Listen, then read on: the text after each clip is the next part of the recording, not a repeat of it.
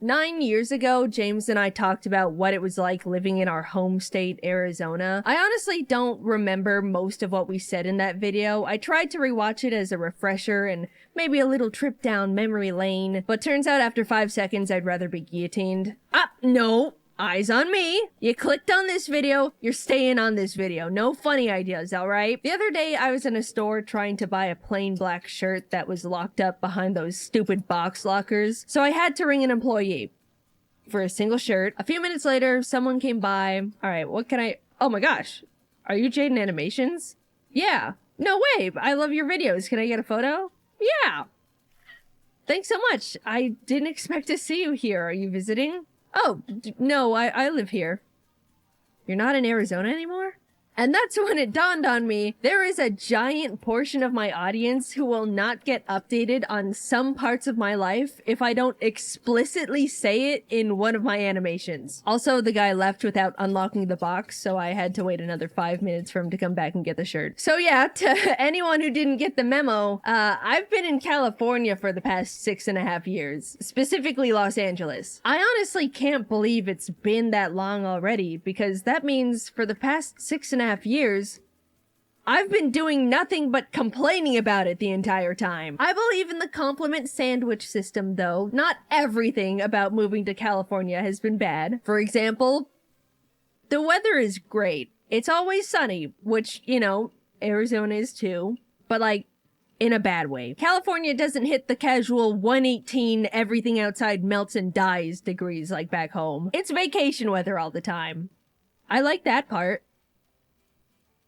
The drivers here are assholes. Arizona isn't all sunshine and rainbows in the driving department either. When I was learning to drive as a teenager, my mom told me to never honk at people no matter what because there's a chance they'll just shoot me. But because of the sheer volume of people on California roads all the time, it is a completely different beast. And every single one of them is driving to go kick babies because they hate their fellow man. Compassion does not exist on the California freeway. And by that, I mean blinkers. You know, the very helpful and necessary communication tool that tells people you'd kindly like to move into the lane. It's a sign of weakness here. If you even think about turning your blinker on, every single car in your vicinity will speed up and refuse to let you merge because they cannot handle the idea of a different car being in front of them. How can they get to their destination faster if a car that was in front of them in a different lane suddenly shifts to the side 12 feet? People will go out of their way to merge into the lane just to speed past you and spit on your windshield. When I turn my blinker on, which I still do because I refuse to let this barbaric driving culture corrupt me, a car will speed up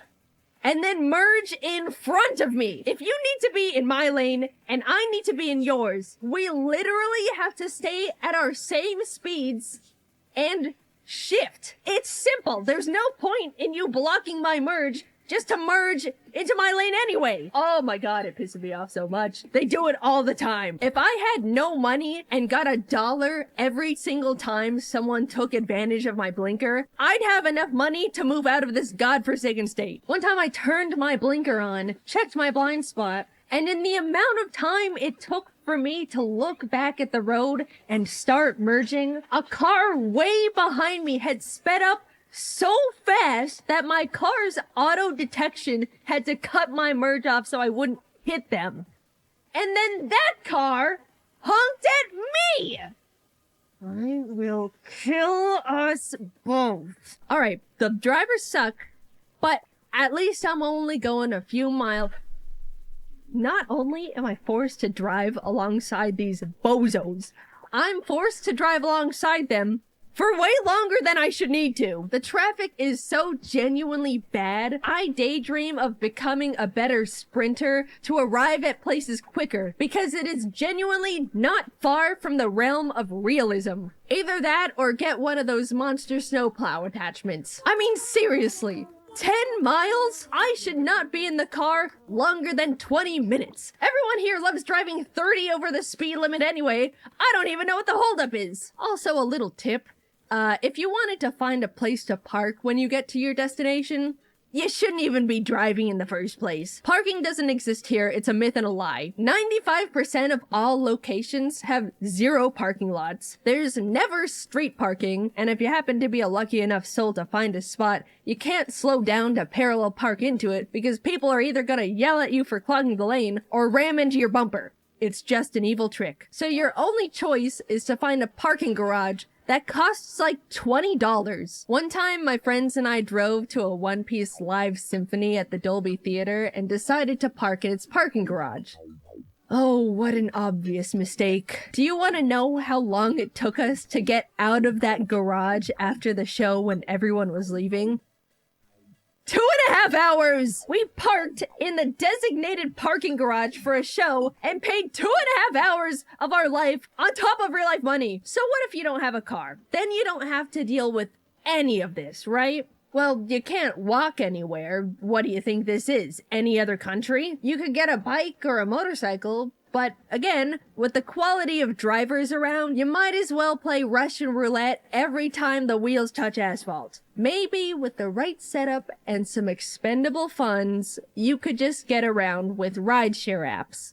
But man, getting an Uber is so expensive out here. It might as well be considered a luxury in itself. If you're taking an Uber either to or from the LAX airport, I guarantee it'll cost at least $100. And the drivers don't get like any of that, by the way. Once I had a driver complain to me about the ride rates the whole trip, which was not asked for to begin with. He said he had a client once trying to go to LAX and they were being charged $100, like I said, but the driver was only gonna get $30 from the trip. So he offered to charge $80 cash for them to do it outside the app as a win-win. Don't ever take this type of offer, kids. That was incredibly dangerous. But that's just where the landscape of Uber is here. Also, fun little tip. Never tell any drivers the place you're going to or from is your actual home. This is for everywhere, not just California. Sure, if they ask, it's normally small talk, but when it's not, you're in danger! Yikes! Now that guy won't leave your driveway. And the police say they can't do anything because he hasn't actually committed a crime yet. Just lie and say it's a friend's place or something. It's not worth the gamble, and lying to strangers is fun. That was a free survival hint from your friendly neighborhood YouTuber. Put that one in the back of your pockets. Speaking of LAX, because I brought it up earlier, that place is actual hell on earth. If someone gets sent there after death, I would consider it a viable punishment for being a bad person. But innocent people are forced to be subjected to it every single day, and it's inhumane. You have every single asshole with a plane ticket in the entire city and beyond enter through the same stupid entrance, forced to drive through the same loop bumper to bumper until they get to their specific gate. No branching paths, no attempts to categorize the types of arrivals, just a single slaughterhouse line like cattle. But in normal slaughterhouse lines, the cattle don't hate each other. I was talking about bad merging before. It is legitimately survival of the fittest in the LAX horseshoe. Absolutely no one will let you merge lanes ever unless you threaten to fist fight them right there on the concrete. One time I sat with my blinker on in traffic that was not moving for 15 minutes straight, and a dude still refused to let me start merging once cars started inching forward. I had to sit there making direct eye contact with him until he was uncomfortable enough to let me get in front of him. It is personal. I am not the same person when I'm in the LAX horseshoe. None of us are. Some dudes in the 1960s decided they wanted everyone that ever planned to visit LA to suffer instantly when they got here. And they simply got away with it. I've spent so much time talking about traffic and the airport. I haven't even talked about living in LA yet. Well, that part sucks too! Everything is so absurdly expensive here, it's almost comedic. Almost. Maybe raise the prices of food like $10 more and I'll start to chuckle. Now a burrito's like $40. I haven't even had food out here that's blown my mind. Sure, it's not bad, but when eating out can get this expensive, I expect something more to write home about. There are some really fancy restaurants around, but I shouldn't have to spend even more money to eat a meal that makes me go, wow, I will remember this. It's become a common pastime for some people to pull up Zillow and look at all the really crazy expensive multi-million-dollar mansions, fantasizing about what they would do if they were to live in the craziest of homes. But the equivalent of that for me and my friends here is to look at normal homes that are just not in California. Oh, look at that one! 3-bed, 2-bath for like $2,500 a month. That's insane. Here, the same thing can go upwards of $7,000. Now, don't get me wrong. I'm very lucky and fortunate enough to not have to worry about finances as much. I can afford to live in a more expensive place here. It's not gonna break my bank. But at the same time, I'd like to still be relatively smart with money. Sure, I tend to splurge on plushies and trinkets. Haha, Jaiden's buying another Miku figure. But outside of that stuff, I'm really not spending money on anything else. I'm not into luxury cars or clothes or any of that type of culture. It's trinkets, plushes, and admittedly a little too much DoorDash. But I have a job that I can perform literally anywhere in the entire world. And I'm sitting here wasting extra costs on living in one of the most expensive cities in America. It feels bad. And I don't know if you picked up on it yet, but I don't even really like it here all that much. So why? Why do I choose to burn extra money just to exist in LA? The single reason is all of my friends are here, and I'd happily shovel extra funds into a giant furnace to be near them because that's what makes a place feel like a true home. But all of my friends are also content creators that can work anywhere too, and if we all just banded together and decided to move somewhere else, that would sure be swell. Unfortunately, it takes a lot of time, coordination, and resources to try and figure out an entirely new place to move a giant friend group of people. So we've essentially soft-locked ourselves here until we can all agree it's time to get out of here. I'll give LA some credit. The main thing that makes it great is the fact that everything is always happening here. There's always some sort of fun event going on. Concerts, tours, random pop-ups. I went to a live screening of the season 2 finale of Severance where the cast got to talk about it afterwards, and that was one of the coolest experiences of my life so far. You name it, it is happening in California. Truly, you will never be bored here if you're always looking for something to do, and I recognize that is incredibly valuable. But at the same time, it means there's always tourists visiting, and Los Angeles is a very disgusting city for tourists to visit. It smells like pee all the time. The tourist trap areas are so trashy. There's constant crowds everywhere you go. When it rains, the pee smells even worse. Every once in a while, I need to go into the city for some reason or another, and those are bad days. Also, if you want to see all these cool things, you don't have to live in California to begin with. In fact, living here only desensitizes me to all the awesome stuff constantly around. Back when I first moved, I was really close to Disneyland, and for the entire 2 years I spent over there, I only went to the alleged happiest place on earth a single time because of a friend's birthday. That's more of a personal experience though. I know plenty of people who have yearly passes to Disney or Universal who go to them all the time. But for me, I always just think, I can go there anytime, so maybe later. And then later is multiple years. I consider it a privilege to be able to live in LA. It's expensive. A lot of people dream of coming here and making it big. And if you can afford it, you can definitely live luxuriously. But I am just really not built for all that. I grew up in a tiny desert town with like no people in it and prefer to be holed up in my house 90% of the time watching YouTube until my brain is mush. However, as much as I want to uproot everything again to live somewhere else less expensive and more compatible with my preferred lifestyle, I do think LA is a good place for me to be right now. Both the YouTube and animation industry are here. I don't need to travel for most of the events I get invited to. And content creators are always visiting for something or another, so I get to meet a lot of fellow creator friends. I can't say anywhere else in the world can offer all these benefits that specifically apply to me right now. And it's also just a lot of fun. I might not exactly like it, but LA is my home for at least the next few years, and I do get to have a lot of fun here with my friends. It's a toxic relationship, I suppose, but I'm sure in a decade when I'm somewhere else and reminiscing on the past, I'll have very fond memories of it all. So I can complain all I want while I'm here, but deep down, I know California has been such a huge part of the most defining years of my life, and I'll hold a very special place for it in my heart for a long time. LAX and the drivers are just excluded from it, though. I'll hate those parts forever.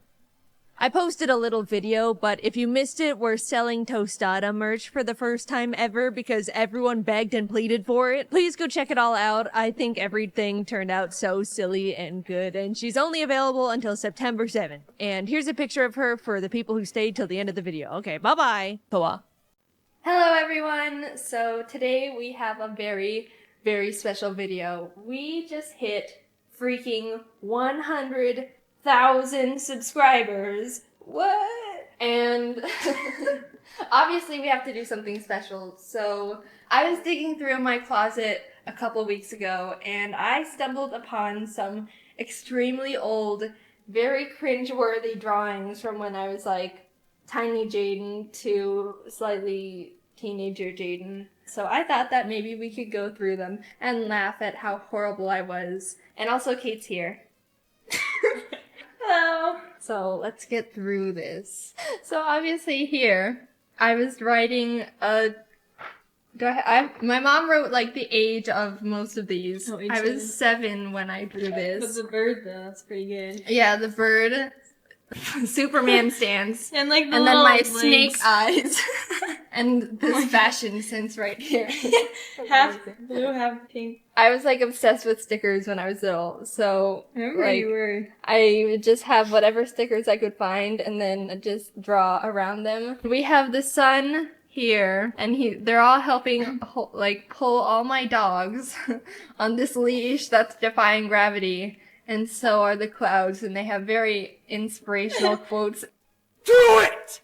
Just do it! I was 7 here too. Oh, I remember you had a stuffed animal. And Yeah, then you I had was- this house. I was stuffed animal. obsessed with stuffed animals. And I drew, like, I was inspired by my animals. So I always drew. I don't know. What's this? I have no idea. Satellite dish. It's a little dangerous. I don't know. There's like a scorpion falling down. And I don't know if he's dying or he's Scorpion Jesus walking across the water. But it's funny because I remember drawing like most of these when I was little. So it's like nostalgia fest everywhere. Oh my god. Is this Squidward? He's like, is he on his hat? What the heck? Oh no, that's not a comfortable place to be sitting. So we have this beautiful masterpiece of SpongeBob and Mr. Krabs over here. And the whole scenery and Squidward's situation. Another SpongeBob. This one's a little bit more action-packed. Oh my god, Sandy looks like a dinosaur. Sandy the dinosaur. Sandy... What? Water Sandy. out for clouds? Sandy, water out for watch Sandy, watch out for clouds. Oh. And then Sandy's With up an E. here. How old? How old? Oh, on Oh. the back it said Happy Halloween. Sorry if it's like not in the camera view. We're just yeah. So I was 7 back here too. Obviously a child artist prodigy. Oh, that cat. That's a This one's from you, Kate. Oh Look. my gosh. She wrote her name so tiny on That's the. really small. Look how beautiful. Our hands and our arms are just greatly placed. Beautiful cat growing from the ground. What in the world is that? It's like a ghost sheepdog. Is this a big mouse? I have no idea. I like the clouds, the expression on the clouds. Oh! Oh! This is I remember when I was really little, I had like an obsession with making books, and Scruffy was my old dog. So this is a Scruffy pop-out book with staples on the side, the best quality. So, so now we have like a accordion, that's what they called it. pop-out book. Can you see that pop-out? That is phenomenal. And again with the title, Scruffy Pop-Out Book, just in case you missed it. Oh, so we have Doghouse, Doghouse, In-house. Dog in the house. with that amazing 3D pop-out. Next page. Oh. Doing a handstand. Leg layer? And then I felt the need to label every single part of his body. Eye? Oh, this is like showing the leg. So ear, ear, Oh. Ear. leg, Eye. eye, leg, tail, and leg. And that is my first book that I've ever published. This is another one from Kate. Oh, look how tall the flowers are compared to us. She was We just look like we're like crazed. And then, thank you for being my friend from Kate to Jaiden. We were actually, you guys probably don't know this, but we've known each other since we were 4. I would always do this type of thing where I drew something and then I'd like feel the need to color it in with multiple colors. And look at this spacing. Jaiden and Kate. I don't know what this one is. I'm like She's climbing going up the stairs. with her basket. That's pretty cool. To Mom, Dad, Scruffy, and Jackson. I like how I put my dog in front of my own brother. Oh, this one's not too bad. I don't know what's going on in this picture here. They're all like angry about these. Very emotional clouds after this cheetah family and their little babies. Oh, he's saying, Chewy did it. And then he's like, Oh, the sun. I did it. What did they He's the do? sharp teeth. I have no idea. This is my old wish list from when I was Oh my little. God. Like whenever we had like Christmas, and we didn't just like we had 3 things to ask for. 3 wishes for the world, 3 wishes for the family, and for myself. So obviously here, I was asking for a gym mat, a SpongeBob game, which is like those really old school plug and play games, and then some drawing books. But also, in the wishes for the world, I said, never fitting. Fighting. Oh, never fighting. Everyone stays healthy. Everyone stays healthy. Everyone stays happy on Earth. Oh, that's very good, Jaiden. I was such a giving child. For family, I put everyone loves each other. Eat each other. Everyone eats each other. Everyone says, oh wow, I was really wanting everyone to stay healthy. Again with You're the Chewy obsessed stuff. with Chewy. This is like some rainbow power here. Also, I remember doing that. I'd also like put my name in the corner and then highlight it with a color. Make sure everyone knows you did it. Yeah. No one steal this original Oh, we're artwork. 8 now. I was so 8. We're getting better. I was improving. I don't think this is mine. This one's my favorite. But here's Otis and Otis. Froggy and Steve and Pecker. And this guy is saying hi. Oh dear. So it says in bold words, to Mommy and Dad from Jaiden. And I have a cat, a pet cat, that I can't have in real life because I'm allergic. And also, I have these wonderful double pants going on. I would like fold my drawings in the most ridiculous, tiny, squarish ways. So like I like deliver it to the person and be like, look here, I drew this thing, and it's like origami, tiny miniature square. Oh, well, this is when we went to church. It is Christmas Eve. We are at church in Mommy and Daddy's room, and Scruffy's at home. All right. So here's Scruffy, and then here's church with loudspeakers or windmills. Those are scary. And I remember like drawing these hands like this is like 3 pointers. This is again at church, but I remember like you'd have to like draw. Oh my gosh, look at this. Oh my god. Okay, so like doing a hand thing, and then my friend like reached over my hand and like dotted her marker on my paper. And I was like, no, don't do that. So I scribbled it out, and then she kept doing it, and then I kept scribbling it out. Oh my god. This is from Kate. That's a scary bunny. Oh my gosh. I actually still have this stuffed animal. Let me go get it. There he is. You can see the attention to detail that I had in here. And then again with the bird who's just flying without having to I fly. think that one's better. Good job. Oh, there he is again. Oh, here he is again, yeah. And then it looks like we're on top of Graves. gravestones Oh my god. with my Yay, very long legs. somebody died. Who's that? Here's Jax. He doesn't get to stand on a grave. He gets to stand on the grass. Here's another one. And I drew the sun underneath the sky. The Another bird. What if this is how I drew myself, like, on this channel? Hello, everyone. That was good. Oh, God. When I was 10 here. Yeah. 2007. Okay, so, excuse me while I cringe a bit. I also like making my own little characters. Oh, I did too. I remember that. Yeah, so this was Saturn the Bat, and he had 2 different colored wings, which made him very special. Oh my gosh, I remember these characters. I remember looking at them and being like, oh my god, that's so good. This is Steve. This was like, I made like 10 tiny books out of him. And this is probably one of the first characters that I ever made. This is a stick man called Iggy, and I would like play around with making expressions with just eyes. And then here are my characters. The 3 that you just saw, and then 2 others. And then here they all are dancing. This is good. I like this one. Okay, so I remember thinking when I was little, I'm gonna draw all the Animal Crossing characters in the whole game and their house. God. And that didn't last very long because I only did 1. Oh, you wanted this bird. I've wanted this bird. I still want a bird, but not this one. Where's his other leg? I know, that's what I was wondering, actually. I was very proud of the branch that he was sitting on. Yeah, it's a good bird. No, it's not. Oh, this one's good. How old were you? I was like on a bird craze. I think I drew this at the same time as the other It's a one. good one. Yeah. This is a cockatiel. It's okay. The legs are kind of wonky. This is how I used to draw birds. It was like my own style of drawing birds.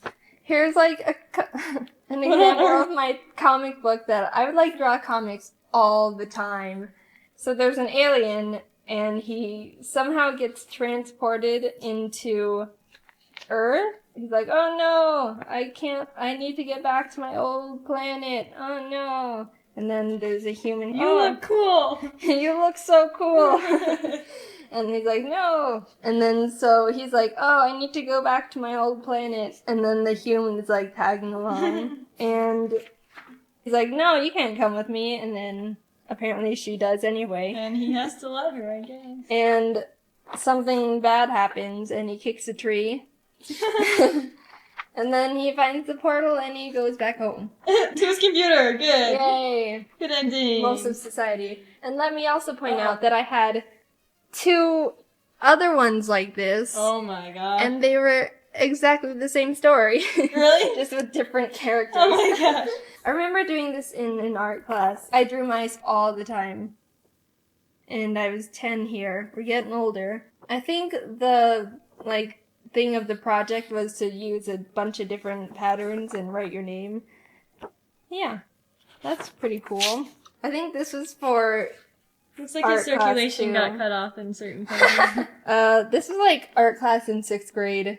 And she's like, okay, draw a castle. And I was like, That's a "Well." good one. And then there's like I always had like something funny going on in the picture. So there's like a little guy who's like, wrong address. Okay, so here we have the power of Switch.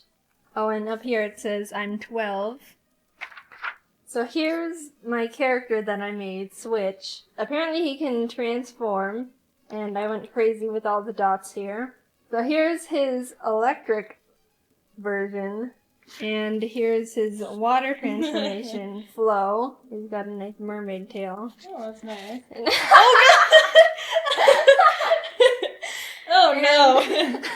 That's Okay, his high so- version. Keep in mind, I was 12. I didn't know what weed meant. I was just thinking, like, oh, I can't have a name be grass. Let's just think of what else is grass. Oh, weed.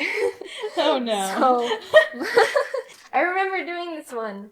I was like, That's like really good. I'm a very patient Detail. person. Yeah, seriously. If you can't tell, I'm very patient. Yeah. Look all at these all of little that. stars are drawn by me. And then there's kind of a random dude sitting on a bench here. He looks like this is what he's seeing. He's He high he again. encountered that weed character. Yeah. Here, I was like getting a little bit more serious. So, I don't know if this will pick it up, but it was like a bird. I remember finishing this, I was like, wow, I'm really proud of this. And it's like, it's okay, the wings don't really make sense, but I was 13 here. And here's another character that I was like that one. obsessed with, a bipedal wolf. And he's like aggressive here, and then he's like sitting down.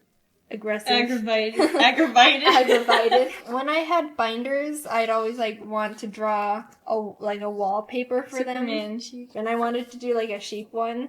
So this was like in my binder. Here's a kangaroo that I never finished.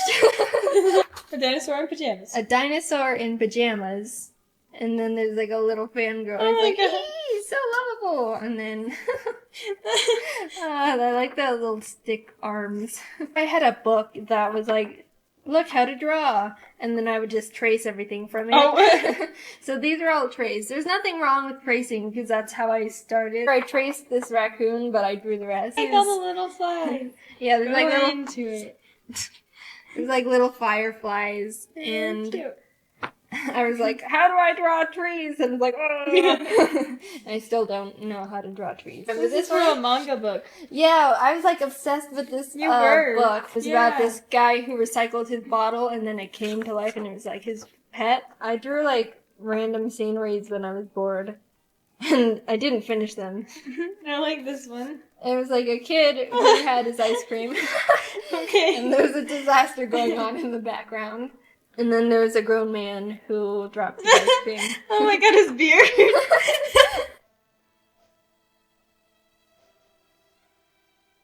I remember like only knowing how to draw dogs. So that's all I would draw. And this is like a bunch of dogs all over this person who's like, puppies! I wanted to give the internet browsers a persona for some reason. So here's like Google Chrome and she's got her Oh little my green. gosh. And then here's Firefox. When was this? I don't know. I think it was like maybe a year or two ago. And then here's Internet Explorer. And she's like, oh no, I'm too slow. Oh, that one's cute. Yeah, here's a cat I drew. And I was like messing around with like the stripes. It kind of turned out cute. I really like that one. Cute. Here's when Jaiden Animations was not even a thing yet. This was when I was just dreaming of starting a YouTube channel. And this was how I was going to draw myself. You can see how much it has improved over the year, but that's like, I don't know. This is like weird because this is before the channel even started. And now looking back at it, when we're at 100,000, that's so weird. This is actually the first way I was going to draw myself. Would you guys still have the same impression of me if I drew myself like this?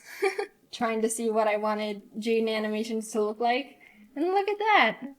There it is, right there. That's what I used. Then I don't know what this one is. It says, go away, I'm drawing. This one's pretty good right there. This is like a funny dance, apparently. I need more paper. I need more paper. I remember I was like, oh, I don't have any regular printer paper, so I had to use lined ones.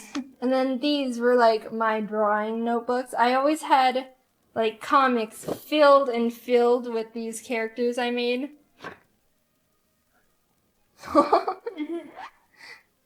On the back here, let me also note that my brother was really into Michael Jackson. Oh my god. So on the back of my sketchbook, he wrote Michael, and it says music, artist, identical, cool, hi, awesome, eats good, and learns well. Wow. And J rocks. Wow, because of all those things right there. So that was going through my old drawings. Thank you guys for watching. I hope you enjoyed. I found it very cringeworthy. Thank you so much for helping us reach this huge milestone. It's really mind-blowing to think that we've come this far. So thank you for watching, and I will see you all next time. Bye!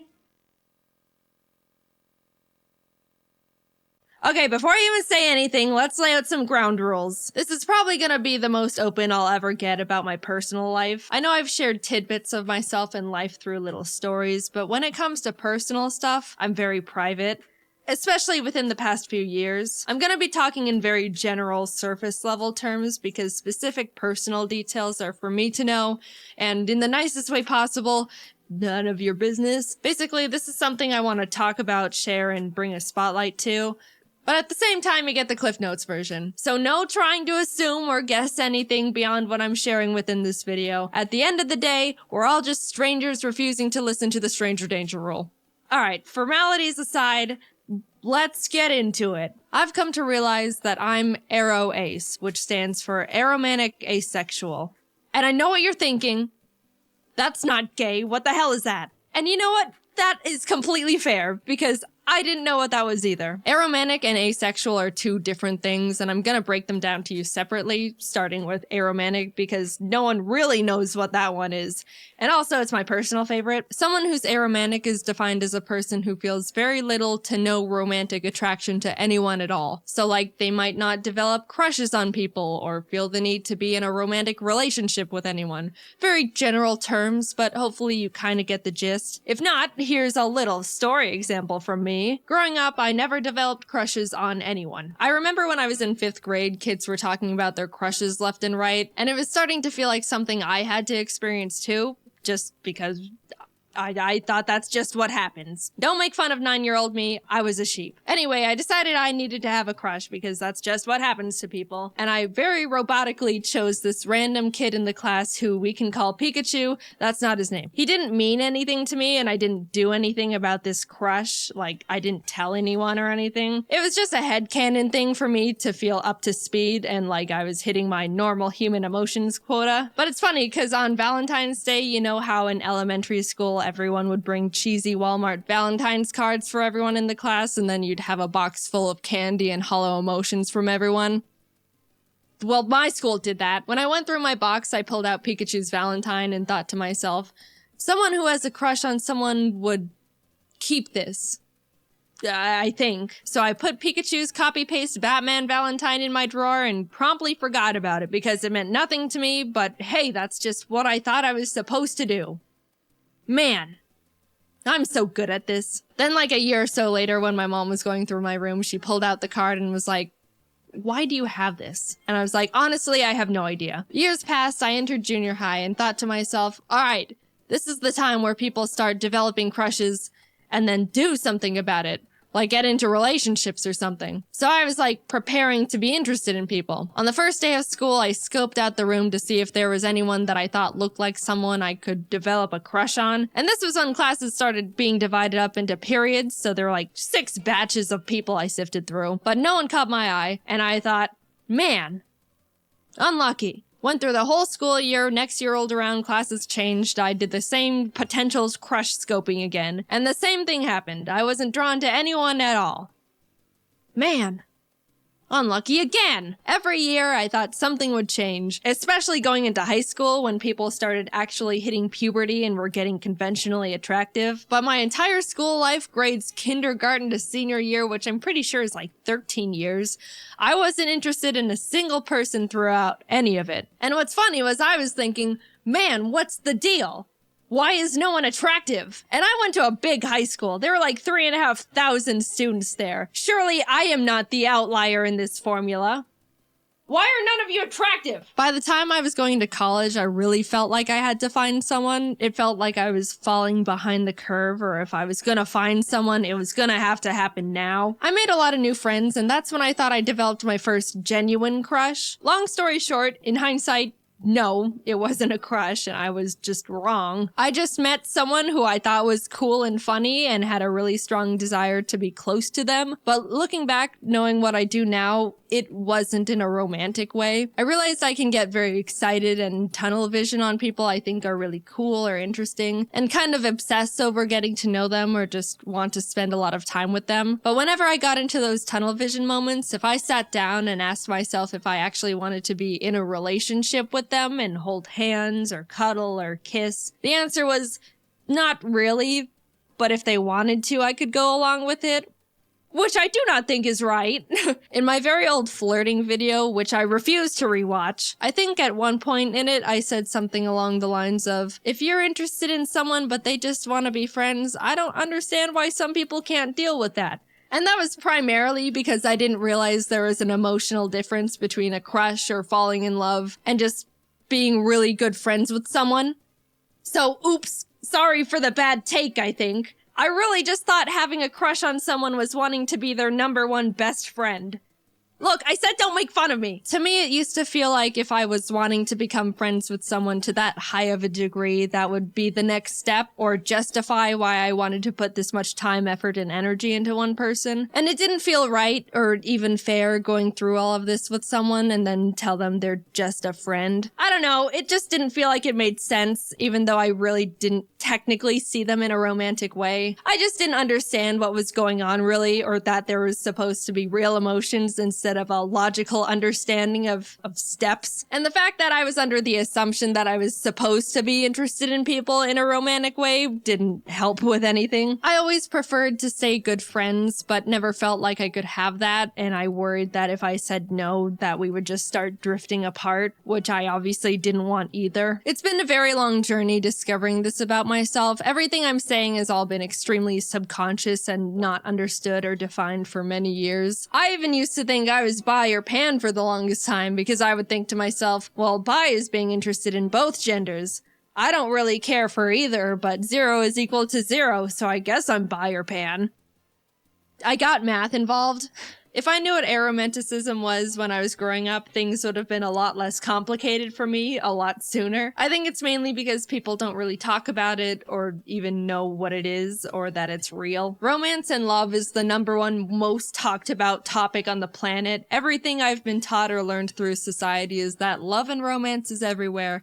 Everyone feels it, and it's gonna happen to you. Just a funny little note, there was a point where I was listening to some generic romance song on the radio. You know, like all of them. And I just suddenly thought to myself, wait, do people actually feel these things towards each other? Like all these mushy lyrics are real emotions? They're not joking? And that's when I started feeling like something was different. I approached romance under the blanket term thought of, sure, why not? And didn't recognize it was actually a feeling, which might sound stupid, but look, I don't know. No one presented me with any other options. I did a lot of rationalizing. If someone ever expressed romantic interest in me, I would mentally make a kind of logical list of their pros and cons and the pros and cons of what a relationship would look like with them based on what I knew about them as a person. I didn't realize there was supposed to be an extra, excited feeling, or the fact that you're not supposed to think about it as if it were a business exchange. I understand compatibility is a huge important variable when it comes to sharing a relationship with someone, but at the end of the day, it's still, apparently, still a very emotionally driven thing. And I literally had to make that discovery and teach it to myself. Now, I'm gonna talk about being asexual very briefly, and I'm gonna preface it with, let's all just be mature about this, alright? We're all pretending to be adults here. I've got my eye on some of you. Behave! Okay, this is definitely treading into uncomfortable personal boundary territory for me, but yeah, I do want to share that I'm asexual too, which is defined as someone who feels little to no intimate attraction to anyone.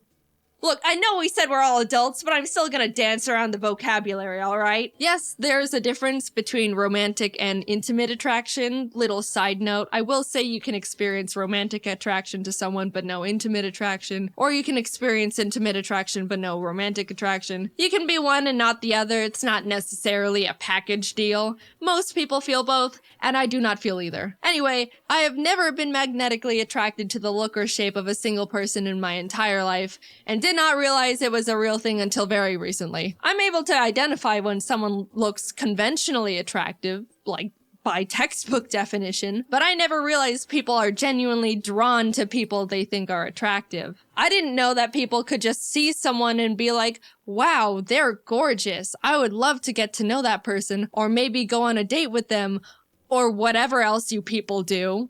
I didn't think it was real. I thought people were exaggerating or something. I don't know. And I also couldn't believe that some people feel that with multiple people. Or like celebrities, which sounds absolutely exhausting. It ties back to when I was in school, like looking around for people to like. It makes sense now that no one caught my eye because that doesn't happen to me. I was just wasting my time for 13 years. I feel like such a fool. Now, there's an easy assumption to make about asexual people and that they all have zero interest in being intimate with anyone at all, which actually isn't true. Some of them are genuinely turned off by it, and some aren't. Some reasons would be that they just don't mind it, or they want to make their partner happy, or enjoy the emotional closeness of it. There's a million different reasons and a million different people. Am I sharing what kind of a people I am? Nope. And you don't know me personally enough in the slightest to be able to try and parasocially analyze where I stand on that spectrum. I'm just here to say I am this. We are moving on. When I stumbled onto the term ace and started realizing I fall into that category, it helped me feel much more confident and sure of myself. I've read a lot about how people say they felt broken or that something was wrong with them. But honestly, I was the complete opposite. Coming from my very biased perspective, I think ace is one of, if not the coolest and most confident orientations out there. Not needing a single gram of romantic or intimate validation from anyone is so cool. All you need is yourself to be happy, maybe friends and family too. And birds. The more I came to terms with the fact I'm ace, the more empowered and capable I felt. But at the same time, I was also starting to feel more alone and isolated. As cool and amazing and unique and awesome as I think it is, it can be really hard for other people to relate to or even understand. Everyone else and their orientations are able to bond and relate to the love and romance aspects, and we're over here like, we don't do that. I don't even know if I'm explaining it very well. It kind of does go against everything everyone's ever been taught about anything. Romance is taught to be a basic assumed emotion, which I do think is a bit misleading. A common argument used against the ace orientation is that romance and intimacy is what makes someone human. But I mean, I don't know, lots of birds mate for life, which is a better ratio than people, and all animals get frisky. You know, that's just how they became not extinct. It's not an exclusive to humans thing. If I were to guess, I would assume the thing that makes someone human is basic empathy. Like, I'm not an emotionalist monster. I can still love people. I love my family and my pets, just platonically. And I would hope that you're the same. I just don't experience romantic love, which, I don't know, I don't think that's harming anyone. Definitely not me. I'm having the time of my life. I don't think you need to be in a relationship to be happy. And if you don't want to be just on your own, I think there's many types of people in relationships that push the boundaries of what a conventional relationship looks like. Telling someone that they need to be in a romantic relationship to be happy and fulfilled is weird. And then when that person says they're not happy, they're told relationships take a lot of work and that's just how it goes. And that's also weird. I don't know. I also think it's weird that once someone reaches a certain age, people inherently start thinking it's sad they're not in a romantic relationship or assume they're lonely and sad. No one thinks a child is sad and lonely just because they're not in a long-term relationship. I don't know. I don't get it. And I also think I'm rambling. At the end of the day, it's all very complicated to talk about these things, especially because I don't know the feelings I'm supposed to be feeling, let alone talk about. I just know for me, the terms aromantic and asexual are able to articulate things I was subconsciously feeling and thinking before I even realized I was feeling and thinking them. I don't plan on talking about this very much, if at all, ever again. I just want to play my silly little video games, maybe tell a story here or there. But I wanted to bring the orientations to the surface and try to get more representation out there because I thought if I could help more people become more aware of this, then that would be awesome. I was confused as hell for a while and could have used something like this. It's a real thing. You don't have to feel any sort of romance or whatever to be considered a real person. Personally, I think it's really cool and badass. And don't be afraid to look more into aromanticism or asexualism if any of what I said in this video resonated with you to any degree. Like I said, this is all very surface level stuff. They're both much larger spectrums than you'd think, and maybe you fall under some umbrella category with them. I don't know. Or not. Either way, this has all been my personal experience with this stuff. Is there more for me to figure out within it? Yeah, I'm pretty sure there is. It can get pretty complicated and confusing. Haha, awesome. Will I be sharing any of that with you? Nope, no way. This is all you get. Hope you can understand even just a little of what I talked about. And if not, that's totally fine. I just hope you can be nice. Thanks for listening. I never really intended on making this video because I haven't really felt a strong urge to, like, I don't like using this phrase for myself, but come out. But I did end up wanting to make the video to make people more aware of this stuff because I think it's important and someone has to. There's not really that many people doing it right now. Anyway, yeah, just moving forward, I guess. See you later. Dungeons & Dragons is like a board game without the board, and you play using your imagination. If you think of something, it can just happen in game. D&D is very popular. Almost everyone I've ever met absolutely loves it, and I have never played it before, even though I always thought I would really like it. People would tell me stories of their games, like, so this one time me and my party were entering a cave, and there was a big ogre guarding some treasure, but I used my charisma stat to seduce him, and we ended up eloping together. Dude, if you don't think that sounds crazy fun, then I don't think we would get along, and you should probably unsubscribe. But if you do think that sounds fun, then hey. Sorry, I've never done that before. It felt weird. I decided to reach out to Charlie, aka Slimesicle, aka Charlie Slimesicle, because he's super into D&D, and we ended up forming a little group of me, Alpharad, Ronbu as the players, and Charlie as the dungeon master, which is like the game organizer slash manager slash god. We all created our characters, and into the world we were teleported. The clouds part over a vast, lush forest. In it, a giant ancient oak tree can be found looming over all the other trees. The inside has been hollowed out, and a sign hangs on the side reading Old Oak Inn. Inside, many creatures of various origins are relaxing, drinking, socializing, but one stands out. A cat, equipped with various instruments, sits at a table, leaning over their cup of milk and scanning the room. They spot a dragonborn drinking at the bar, alone, seemingly pondering life. From the other end of the bar, a man in a suit approaches the dragon and starts a casual conversation. Do you know Mark? No, I don't. Who are you? I'm Paul. I'm an assistant manager at Ye Old Mart of Wall. 43 years old. My wife passed away during childbirth. My parents died. And my only child, Paul Jr., ran away at age 6. I'm living a deadbeat life, not even able to go up in the corporate ladder because my manager, Mark, prevents me from doing so. So here I am, drinking away my woes. I'm Zoot. Hi, excuse me. Are you two new around here?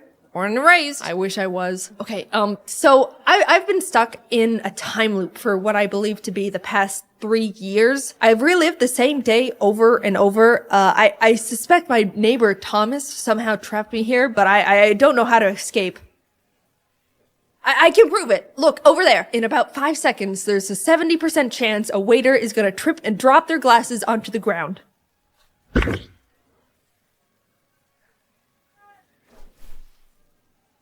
Well, alright, it's a bit impressive, but, like, it's gonna take a bit more convincing because that wasn't all that. Suddenly, a sheep crashes through the tavern windows and starts rampaging around the inn. It's going straight up crazy, knocking over tables, knocking over people. Paul mentions it's got something in its mouth, and the sheep immediately stops and runs straight up to him. As Paul takes what seems to be a scroll out of the sheep's mouth, Zoot whips out their mace in an attempt to pepper spray the sheep, but slips on a puddle of rum and accidentally sprays Paul, who just is disappointed at this point. The three open the scroll, and Zoot, recognizing it's a speak with animals spell, translates it, casting a huge shockwave and blasting everything in its radius.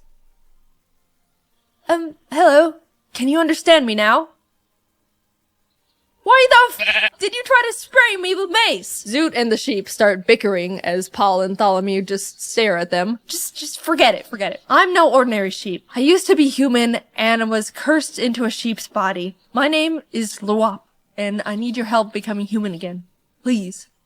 Alright, Lop. Well, it's Luop. Come on, guys, let's go. And for some reason, they all went along with it, still not understanding what the hell is going on. Maybe, they both thought, they could find their arch enemies, Mark and Thompson, along the way. The group is walking through the woods. Tholomew is very on edge, feeling like something isn't quite right. The tree line is shifting in unnatural ways. Oak trees are turning into birch. The bushes are rustling. Zoot spots various random animals along the path and picks up a turtle, which they add to their inventory. Paul tries to pocket a turtle of his own, but it turns out to be a rock, and is then mauled by a cougar. He ends up unharmed, though his adventure suit he changed into is now ruined. Zoot feels bad about Paul not getting a turtle, so they offer to let Paul name theirs, to which he chooses Paul Jr. They eventually reach a clearing with a large stone outcrop covered in engraved shifting runes. Carved into a stone is a large bronze door with a face on it.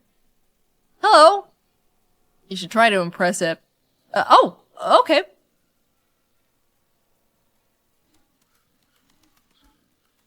Answer me these riddles 3, and then you can come in.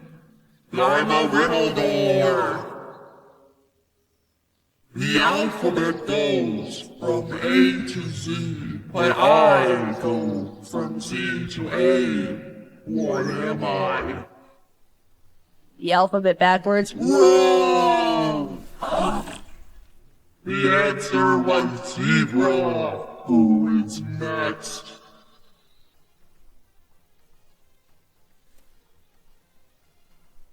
I move without wings, between silken strings. I leave, as you may find, my substance behind. I'm gonna say a spider? Because I got the butt strings. Correct! You may pass. Wait, but can you turn our friend back? Oh yeah, double or nothing. Answer this next riddle, and your friend will be turned back. I creep and crawl with no eyes, legs, or ears, but I can move the earth with my peers. What am I? Can you use it in a sentence? The answer to the question? Yeah, like spelling bee style. Nice try, but you're not gonna worm your way out of this. I think I picked up on it. I don't know if you noticed, but he said worm on accident.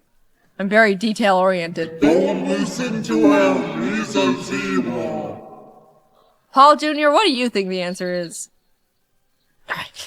Turtle! Turtle, final answer! It's a worm! Correct.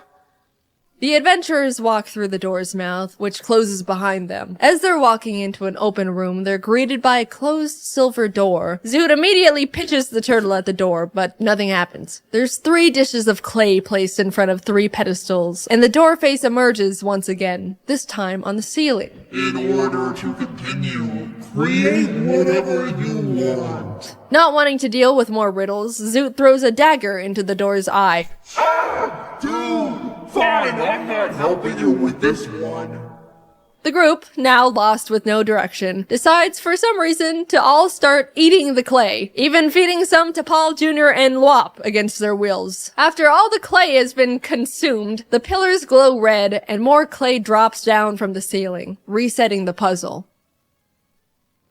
Out of ideas, they decide to do what the door face suggested. Tholomew sculpts a crown, Zoot rolls out a worm, and Paul builds a penguin. They all place their creations on pedestals, which sink in and beam green before the lights turn out and everything goes dark. They flash back on and suddenly all their creations have come to life in weird clay flesh bodies. Paul cleaves at his penguin with a great axe, nearly cutting it clean in half, revealing that the inside is just more clay. The worm monster looks at Zoot and says, "It's wormin' time!"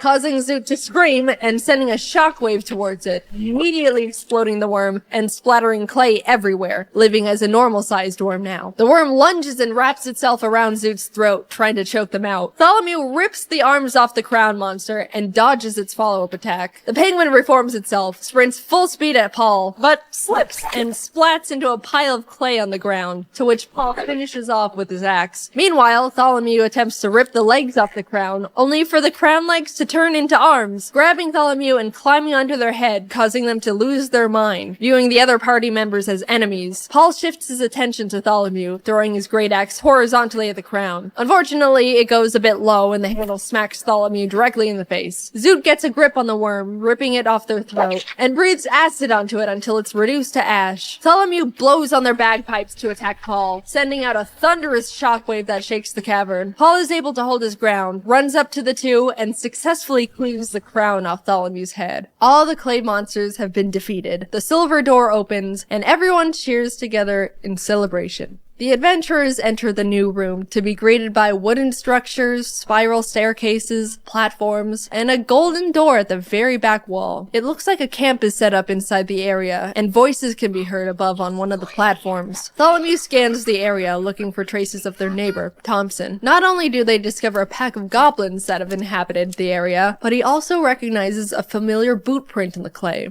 It's the same type Thompson wears.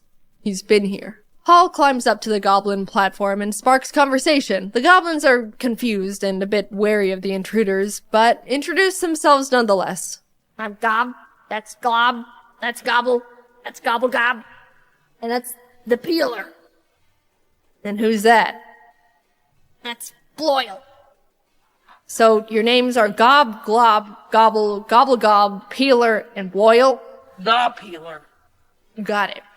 So your name is the Peeler. You don't know anything about Mark or Thompson. I only know about one thing. And that's peeling! Yeah! Ah, great, there you go. Oh, jeez. Okay, all right, we're leaving! Paul starts booking it to the door they came in through, the Peeler right on his tail, stabbing at his ankles. No one else is doing or saying anything, they're just watching. Paul makes it back to the previous room, and the Peeler slinks into the shadows. With Paul in the other room and Tholomew and Zoot unable to speak Goblin, Tholomew is left trying to communicate through improvised sign language, pointing at the door and blowing kisses at the goblins to signal peace. Zoot tries to slip around the goblins in the meantime, as communication is clearly not working and the goblins are only getting more aggressive, but they bump into an invisible force they can't see, alerting the goblins, who are now initiating combat. Zoot decides to keep running to the door as Tholomew bangs on their drums, sending sound shockwaves at the attacking goblins. Gob, Glob, and Gobble are all sent flying off the edge of the platform, falling to their deaths. Gobblegob, in a fit of rage after losing his friends, lunges at Tholomew but misses completely, sending himself off the edge of the platform too. The Peeler emerges from the shadows to lunge at Tholomew, who is taking up Loyal, but Paul jumps in just in time, clashing blades with him. As everyone is distracted, Zoot gets to the door, peeking in to see an entirely golden room with a small golden rod shaped like a tree branch floating at the center. The branch shifts between valuable materials, at one moment being made of gold, then emerald, and ruby. Gobblegob, the goblin that accidentally dove off the side of the platform, sprints back up the stairs and attempts to tackle Tholomew off the platform, but accidentally leaps over him and plummets once again over the edge. This time to his demise. Paul and Tholomew perform a clumsy team attack together and finish off the Peeler, ending the battle, but because of the uncoordinated attack, Paul's axe is now peeled. They all hurry over to Zoot and enter the golden room together, trying to figure out how to get the artifact down. Zoot suggests they all toss Lop into the air to get it down, so Paul Solongi Bowser's the sheep into the air, but in the complete opposite direction. Tholomew quickly runs over and breaks his fall, and before Lop can say anything, they throw him again, this time hitting their target as they both fall to the ground. No one stops Lop's fall this time as he lays motionless on the floor. As Tholomew is healing up Lop, Zoot approaches the wand, only for it to be snatched by an invisible force. An unseen figure then reveals itself. Well, hey there, neighbor. Oh, and Paul. It's me, your good friend, Mark Thompson. Tholomew, you ruined my life, spreading false rumors about me. You said I cursed you, and now no one wants to talk to me. My wife and kids left me, everyone avoids me, so I spent years becoming a dark wizard, and I'm gonna have my revenge. What about me? And you, Paul? Anyway, yeah! You all are gonna be spending the rest of your lives here in this shifted sanctum. I'll be going now.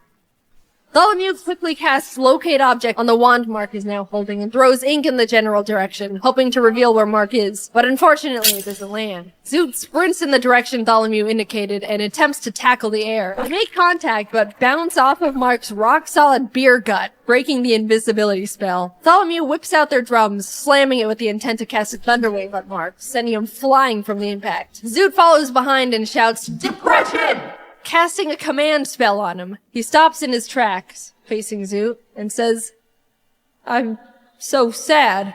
Having never dealt with depression before, he pulls out a picture of his ex-wife and kids and just stares at it longingly. Paul and Bartholomew see their chance to attack him and once again try to use an ultimate team attack. They grip Paul's peeled axe together and throw it in tandem at Mark. But once again, they mess up and Bartholomew is accidentally sent flying with the axe as it pierces Mark's chest. Mark is unfazed, still wallowing in his depression, but Zoot sees this as an opportunity, casting Disguise Self and visually turning themselves into Mark's ex-wife. "Ella, is that you?" "It is! Mark." Mark drops the photo and wand, sobbing, and slowly walks towards Zoot, who has their arms out, ready for his embrace. He grabs Zoot and pulls them close, tears streaming down his face. "It's been so hard. It's okay. I'm here now."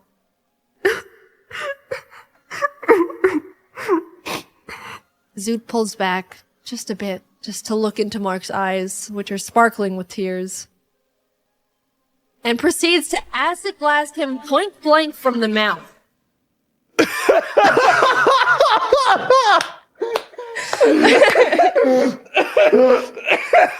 Mark is heavily damaged but alive, snapping back to reality and throwing Paul's axe to the ground. "If I can't have the wand, no one can!" Paul picks up one part of his peeled axe. Looks like the manager position just opened up. He throws the axe and hits Mark, but doesn't kill him. He then picks up the other peeled axe part to throw as well, but it boomerangs around and hits him in the back of the head. Bartholomew grabs the wand from the ground and points it at Mark. "This is for everything. The low tax return, the restraining order, for moving in next to me. You're my personal hell!" Ah! Mark turns to Paul while being zapped by the wand. "Would you still let me be your manager, even if I was a..."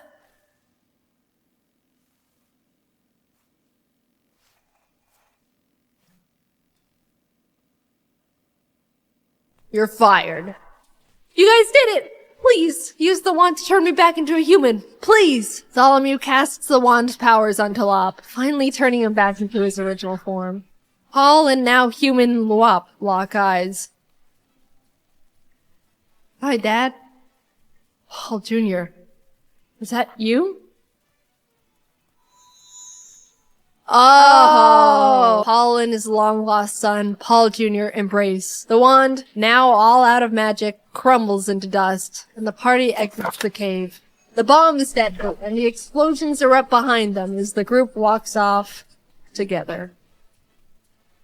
Thanks for watching. This was a different type of video, but I hope you enjoyed it. Especially big thanks to Charlie, Ronbu, and Jacob for the great D&D session. It was super fun, and I really want to play more. I'd like to upload highlights of the actual D&D session to my second channel eventually, but it's not ready yet because I'm bad at planning. So maybe that'll happen one day. Anyway, this was a big project. Thank you to the team as always, and to Sir Meow for the sound effects. Links to everyone are in the description. Okay, I will see you later. Bye-bye.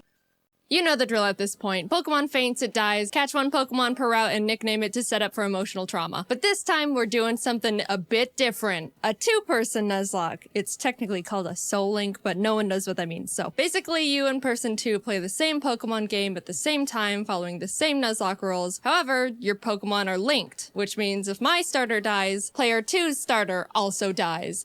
And they can't do anything about it. Plus, we can only have one primary typing for both of our teams combined. So if I catch a water type and add it to my team, person 2 can't have a water type at all on theirs. And cherry on top, all Pokemon are randomized. I can walk into the grass at any point and accidentally find God.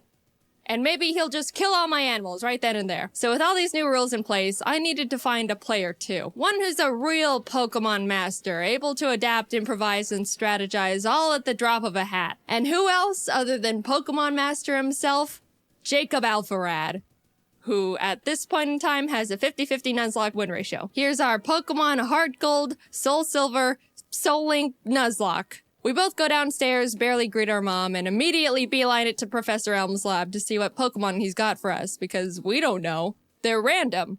In case you forgot what I just said, we stroll up to him and he pats Jacob on the head and goes, "Here, choose from these 3. I picked them specially for you. Torterra, Tentacruel, or Ludicolo." Alright, what do I get? Why not Mankey Ariatus? Awesome. Jacob takes Torterra and I take Mankey, and we name them Franklin. On our way to talk to Mr. Pokemon, Jacob runs into a Regirock in a random patch of grass, which just flat out explodes on him. No one died, luckily, but also, oh my god. We get an egg, and immediately Professor Elm calls and tells us he's been robbed and bullied. You really couldn't handle being alone for 10 minutes, could you? On our way back to help a grown adult, we stumble onto a shady figure who scoffs, challenges us to a battle with Pokemon he stole from Elm, which we immediately win, scoffs again, then drops his wallet, passport, credit card, driver's license, social security, Target gift card on the ground in front of us, for the world to see. Dude, get your craps together. You can't be doing that when you're a wanted fugitive. Back in the lab, Elm is crying on the floor as the police and our neighbor are trying to comfort him, and the police asks us if we saw anyone suspicious. Yes, we saw his info. Now here we get to name our rival. Jacob and I try to think of someone that we both shared some sort of rivalry with. When we remembered a certain professional Pokemon Nuzlocker has been consistently reacting and critiquing our Nuzlockes so far, some of his comments were more critical than others, and directed at one of us more than the other. Mr. Policeman, his name is Jan. Hi, Jan. Let's see if you can destroy us from the inside out. Anyway, our neighbor takes us out to some grass to show us how to catch a Pokemon, runs into Articuno, catches it in a Pokeball in the green, and turns to us and goes, "See? Just like that." They give us some Pokeballs and we can finally start our journey. We both run around in the grass and our first encounters are Barboach and Houndoom. This would have been awesome for Jacob if he could catch the dang thing. Since we only had Pokeballs, Houndoom was not getting in the ball no matter what, and we ended up not getting that pair. But you know, it's alright. There's plenty more encounters like Hoppip Farfetch that Jacob accidentally kills, or Geodude Gyarados that Jacob accidentally kills, or Tyrogue Charizard that Jacob accidentally kills. Hey, why do I get this? And Jacob gets all this? And why do you keep killing him, Jacob? But finally, in the Ruins of Elf, we managed to catch a new pair. Sandslash, Camerupt. Not bad at all. We tried to name them Michael, but both misspell it, so welcome to the team, Michels. Then on Route 32, we catch Totodile Beedrill, which is also pretty good, mainly for just me. We started combining the two Pokemon to create their names, so we ended up somehow with Bedrodo. We ran into a trainer who had a frickin' Palkia on his team. Fun fact, did you know if you Google Palkia type weakness, Google will tell you that he's weak to Fairy and Salamence? No other dragons, just Salamence. So Jacob and I started joking around every time we saw a Palkia. Oh no, if only I had a Salamence. Uh-oh, don't have a Salamence over here. It was kind of strange how many Palkias we ran into, but that didn't stop us from bullying every single one. So we take on Faulkner, the first gym leader, who has Kyogre Bronzor and Metagross Dragonair. Oh my god. After a lot of difficulty, we both managed to beat him with no casualties. I don't know how that happened, but hey, everyone's alright. Oh, he's gonna take himself out. Oh my god! How about some encounters to lighten the mood? Oh, hello, Shuckle Suicune. That Jacob accidentally kills. In Azalea Town, we challenge Bugsy, who luckily wasn't as stacked as Faulkner. And as we step outside, Jan, who is surprised we haven't been demolished yet, yeah, I'm surprised too, challenges us to a battle, which we also win. Hehehe. We run into Mawile Deoxys in the forest, who someone accidentally kills, and make our way to Goldenrod, where there's a security guard that'll give us both a Pokemon. He hands me a Porygon 2, which I'm ecstatic about, turns to Jacob, and gives him Regigigas, which we can't use because they're both normal types. Of all the legends you had to get, of course you get the only normal type besides actual God. We beat Whitney and in the national park find Piplup Flaffy, which we name Plap. I pitched to Jacob that I'm willing to trade the Bedrodos to make room for this new pair, so he essentially switches Beedrill with Flaffy, which we shake on. Welcome to the team, Plaps. And then my Plap immediately almost gets killed. Jaiden. I'll fix it. Sorry, my bad. We find Dragonair Shuppet, which is an actually insane pair we could use right away. But, yeah, I ended up killing that one. Look, I'm sorry, Jacob. It is harder than it looks to catch these things. We pour water on the strange trees on Route 36 that actually turn out to be Cradily Silcoon. We kinda named them Dillydoo and could have added them to the team as death fodder, but we ended up forgetting to. Which is, yeah, a pretty silly mistake, but what's the worst that could happen? Who needs death fodder in a Nuzlocke? Jacob and I make it to Ekritik and walk into the burnt tower. As we are about to go down there, Jan runs up and is like, "You're only trying to catch Suicune to make yourselves look stronger than you actually are." And we're like, "No, we killed him a while ago." But he still wanted to battle, probably to show off the Mew he somehow found. We beat him yet again, go downstairs, scare off the dogs, and go challenge Morty. Jacob didn't have any trouble for the team Morty had for him. But for me, I was having a bit of a harder time because he had a Lugia, which neither me nor my team could even handle. All I could do was bubble beam it with Plap and pray I don't get crit one-shot as Jacob just sits there watching. But it ended up working out. We arrive in Olivine and climb the giant lighthouse, almost falling to our literal death along the way. Reach Jasmine at the top, who's like, "Climb back down and go get medicine for Amphi and Cianwood." And we were like, we almost died getting here. Surfing to Cianwood, we encountered Abomasnow Pupitar. And I know what you're thinking. Yeah, we did catch them. Abomatar joined the team immediately, and suddenly we've got a pretty powerful lineup going on. Also, a random guy in town gifted us a Mewtwo and Weepinbell. Finally! I'm the one with the legend now! But we had to box him because we couldn't have 2 grass types. All of this sudden shared luck combined with our 0-death win streak got us feeling pretty confident, which naturally means it's time to get kicked in the throat. Specifically by a black belt martial artist. Gym leader Chuck was indescribably tough in the most bullcrap way possible. For me, Jacob had no trouble at all because he's Jacob. He had a Kingdra, which I brought Abomatar out for. Nothing else on my team could really do anything against it. The main drawback of this is Abomatar's Snow Warning ability, which creates hail, damaging every Pokemon, including my own, that's not an ice type, which is pretty inconvenient in a Nuzlocke. I even made a teeny tiny comment about it when I first got him. I'm gonna call it. Snow's gonna kill one of my Pokemon. Kingdra goes down, and Chuck's only other Pokemon, he's only got 2, is Frostlass, who, if you don't know, has Snowcloak. Snowcloak makes the Pokemon 20% harder to hit if there's hail. You want to know how many Pokemon in Gen 4 have this ability? 5. 3 of which being Mamoswine. You want to know how many Pokemon there are in Heart Gold, Soul Silver? 493. Now, I know these odds sound pretty awful already, but you know what this Frostlass does? She uses Ominous Wind. Ominous Wind has a 10% chance to boost every single stat of the user. She gets the stat boost twice in a row. After a lot of strategizing, we both decided the best option for us would be to send in Michel as death fodder to heal up Plap, because he's the only one that can really do anything at this point. And what happens? Please don't get another stat boost. He's good. He's so good. No. Oh my! Frostlass crit one-shots Michel as soon as he comes out. Our first deaths. Poor Camerupt. He was so proud for making it out of Chuck's gym and then just falls over dead for no reason. I got Plap healed up and basically started heal stalling, which, sure, isn't a noble strategy. But, come on. After literally struggling against my own bad luck for what felt like hours, finally, Frostlass goes down. Finally. Holy shit. Jacob practically drags me out of the gym and we head to the BC. We decided to add a pair we caught back on Route 35, which was Charmeleon Donphan named Darfel. A fantastic duo. I was admittedly, and I think justifiably, still really salty about what we just went through, but Jacob convinced me that we should just move on. We got our Darfels leveled up and returned to Olivine to feed Amphi the medicine that we picked up so Jasmine would finally do her job. And check this out. Already done. You're right. Oh my god. Look at our 2 screens real quick. Nah, it's alright.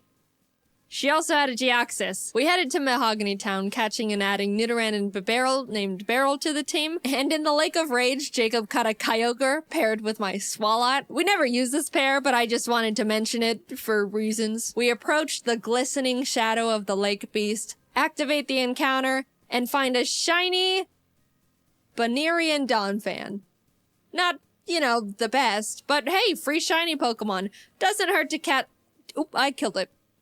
That's, again, my bad. Sorry. Lance walks up to us and goes, "Hi, I'm Lance." Grabs us by the wrist, kicks down the door to the Mahogany Town 7-Eleven, kills one of the guys in there, and runs into the rocket hideout where he continues to wipe out any living organism he finds down there. Classic Lance. We decided to copy him and beat up all the executives and their power generator. Right before we fly to Goldenrod, we pick up the 7th badge and then continue curb stomping Team Rocket. We were getting a bit too comfy though, and as Jacob wasn't paying attention, mainly because he just got a chicken sandwich, Obamatar was killed by a golem's earthquake.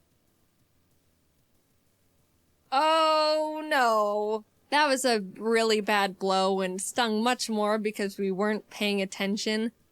But we did have to move on, especially since we were literally in the middle of a gang fight. We shoved our way to Rocket Executive and Big Boss Archer and give him a bit of a throat chop so he would calm down and stop doing whatever it is he was doing. And everyone is saved. On our way to Blackthorn, we catch Frostlass Corefish, which put me into a vengeful trauma spiral. You. And then Jacob caught himself both a Suicune and an Azelf. We arrived and took on Claire, who led with a Mewtwo against me, which at this point I shouldn't even be surprised. But all the rest of our team was pretty much a pushover for both of us. Claire's a bad sport and refused to think we were good trainers, so we talked to the old man behind the gym and he's like, "So do you beat your Pokemon?" And we're like, "No." And he's like, "Awesome. Claire, give him the stupid badge." What? So now we can head to the Elite Four. Hey guys, I think you should go fight a horde of Asian women in Ekritique. So we enter the Ekritique Theater and start fighting the women, and the second girl for me sends out Ambipom. As I switched to Franklin, it screeched, which I didn't pay attention to, and Ambipom double hit killed Franklin. Our starters died. Dude, that was really sad. We were about to make it to the Elite Four with them, and bam. Not alive anymore. They were with us through everything. Pretty much the backbone to our teams. Man. Jan's gonna make so much fun of us when he finds out. As we're still mourning, the last kimono girl rest spams with Wailord. "Do you have any dignity, woman? We're lamenting over here." We try to leave and the girls are all, No, go catch the legendary Pokemon." He's already got 3. So I head to Whirl Islands and Jacob scales the bell tower, and what legends do we find?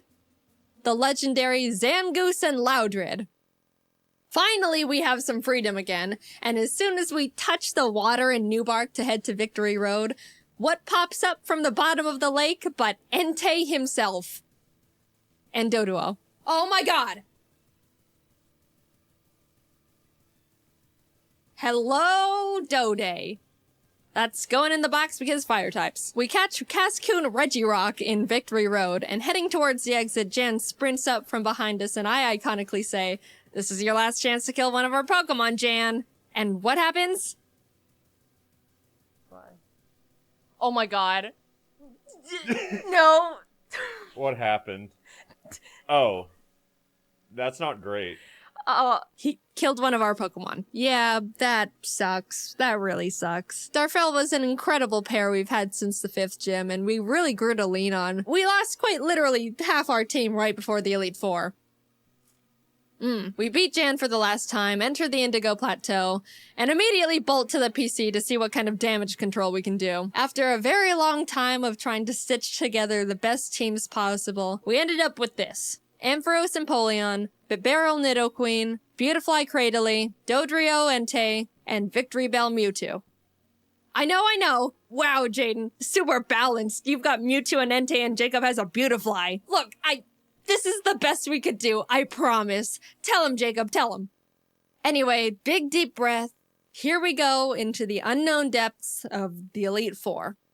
Will, Coda, and Bruno were all no problem at all. We breezed right past them.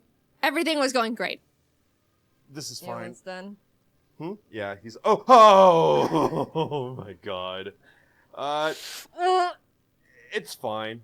I win these. On the other hand, Karen was not as nice. No, I just mean, what if he does any charge move? Oh. Okay, he just did cross chop. He's dead. It's fine. I was safe to fly him. I'm just paranoid. Oh my god. Oh Yeah. my god. Oh my god.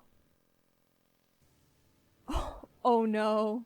Guys, we're so sorry we got you killed in the first, 15 minutes of having you. We ended up getting out of the battle with no more casualties, but facing Lance with a team of 4 each is really not ideal, to say the least. But we walked up to him nonetheless. Whether we win or lose here, this is our last battle. He leads with Fiona and Ledian, which we were both like, ha ha ha, Lance, is this all you've got?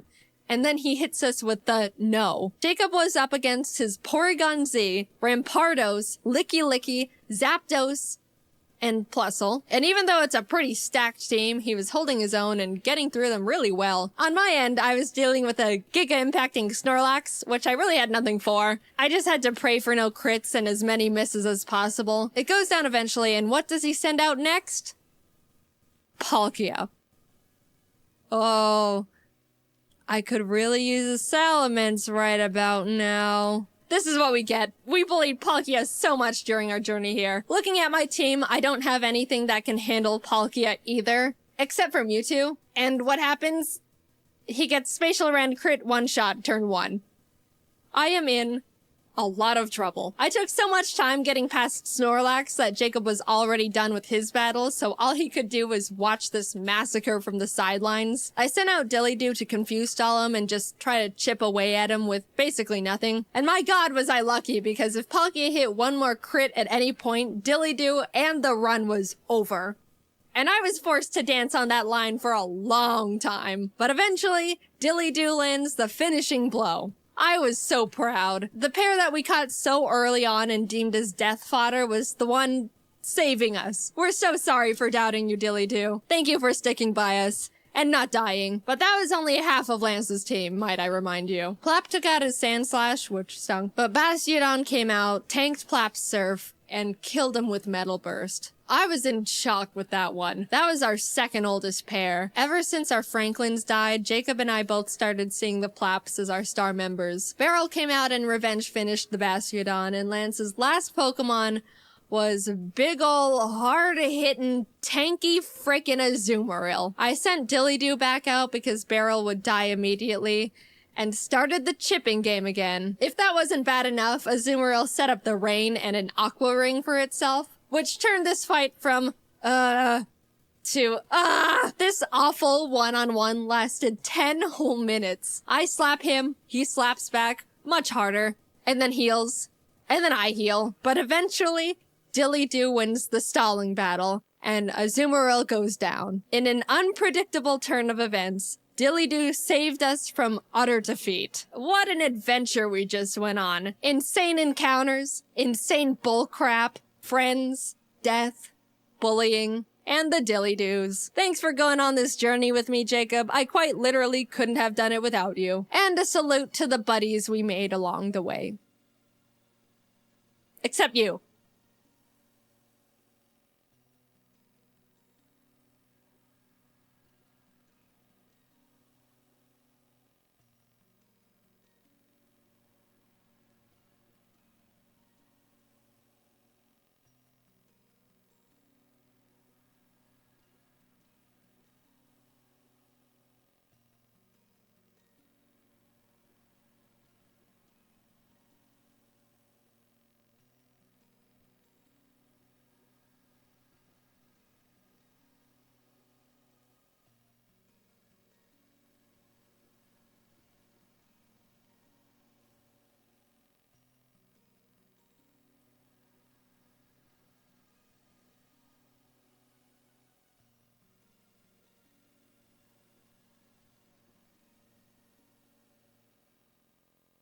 When Carl Jacobs popped up in my DMs asking if I wanted to be in Mr. Beast's upcoming video, I'll be honest, My gut reaction was fear. Mr. Beast has basically become YouTube's own mad scientist. He can snap his fingers and shape reality at this point. Despite part of me thinking I should just stay in the comfort of my own home, I felt really honored to be invited and kinda just wanted to show up, say hi, and then realistically go home within the first round of eliminations. I accepted the ominous invitation, and before I knew it, was flying to North Carolina being handed a custom uniform, all before even knowing what I actually just signed up for. I didn't even know if there was a prize for the winner at this point. Walking into the green room, I was expecting to not know anyone, but to my relief, I saw a lot of familiar faces. I even used this time to ask Matt Pat what it was like to meet Scott Cawthorn, and he told me FNAF secrets. So already this trip was more than worth it. Eventually, we were herded down a long, mysterious hallway until we saw it. The Mr. Beast cube. After everyone was filed inside, we were told the last person to leave the cube would be deemed the winner. And also win $1 million for their subscribers. This is for $1 million? The challenge began. Immediately, people started jumping in the giant pile of real money that was inside, throwing handfuls of bills in the air, laughing, mingling. To pass the time, James and I drew our cartoon characters out of dollar bills on the floor. The staff came in and ended up giving everyone their own personal vlog camera to document their POV of the challenge. And I think I genuinely was the only person who didn't record a single second of footage on that thing. I just thought, I'm not going to use this footage because I'm not going to make a video out of it, and they're going to have plenty of other people's footage to use. In hindsight, maybe it would have been a good idea to record something, just in case. I don't know, maybe the Mr. Beast team would end up actually wanting to use some of my footage. Who's to say? After maybe an hour or two, Jimmy came out for the first bonus challenge. A single free throw. Miss and you're eliminated, but make it, and not only do you get to come back into the cube, you also win a Cybertruck for one of your subscribers. They had 50 people's subscribers just in a room waiting for something to happen. I'll be honest, when Jimmy explained the extra credit challenge, I was like, hell no, I'm not going up to miss a free throw and leave immediately after nothing's happened yet. If my subscriber back there knew what was going on, they 100% would have understood they weren't getting called up for nothing. If I remember correctly, maybe 2 people ended up making their baskets and 3 people were eliminated. I could be wrong. I don't remember because I didn't vlog it. While chatting with friends, Ludwig walked up and asked if I wanted to do a dice bet. With nothing else to do, I agreed. And to no one's surprise, I lost. And an evil expression washed over Ludwig's face. Alright, since you lost, I want you to walk up to Kai Sanat and introduce yourself with, "Hi Kai, I'm Jaiden. So which of my videos have you seen?" Maybe I should have just missed a free throw. "Hey Kai, there's someone I want you to meet." "Hey man, I'm Jaiden. Nice to meet you. So, which of my videos have you seen?" Excuse me? Holy shit, I'm gonna kill myself. "Oh, so which of my videos have you seen?"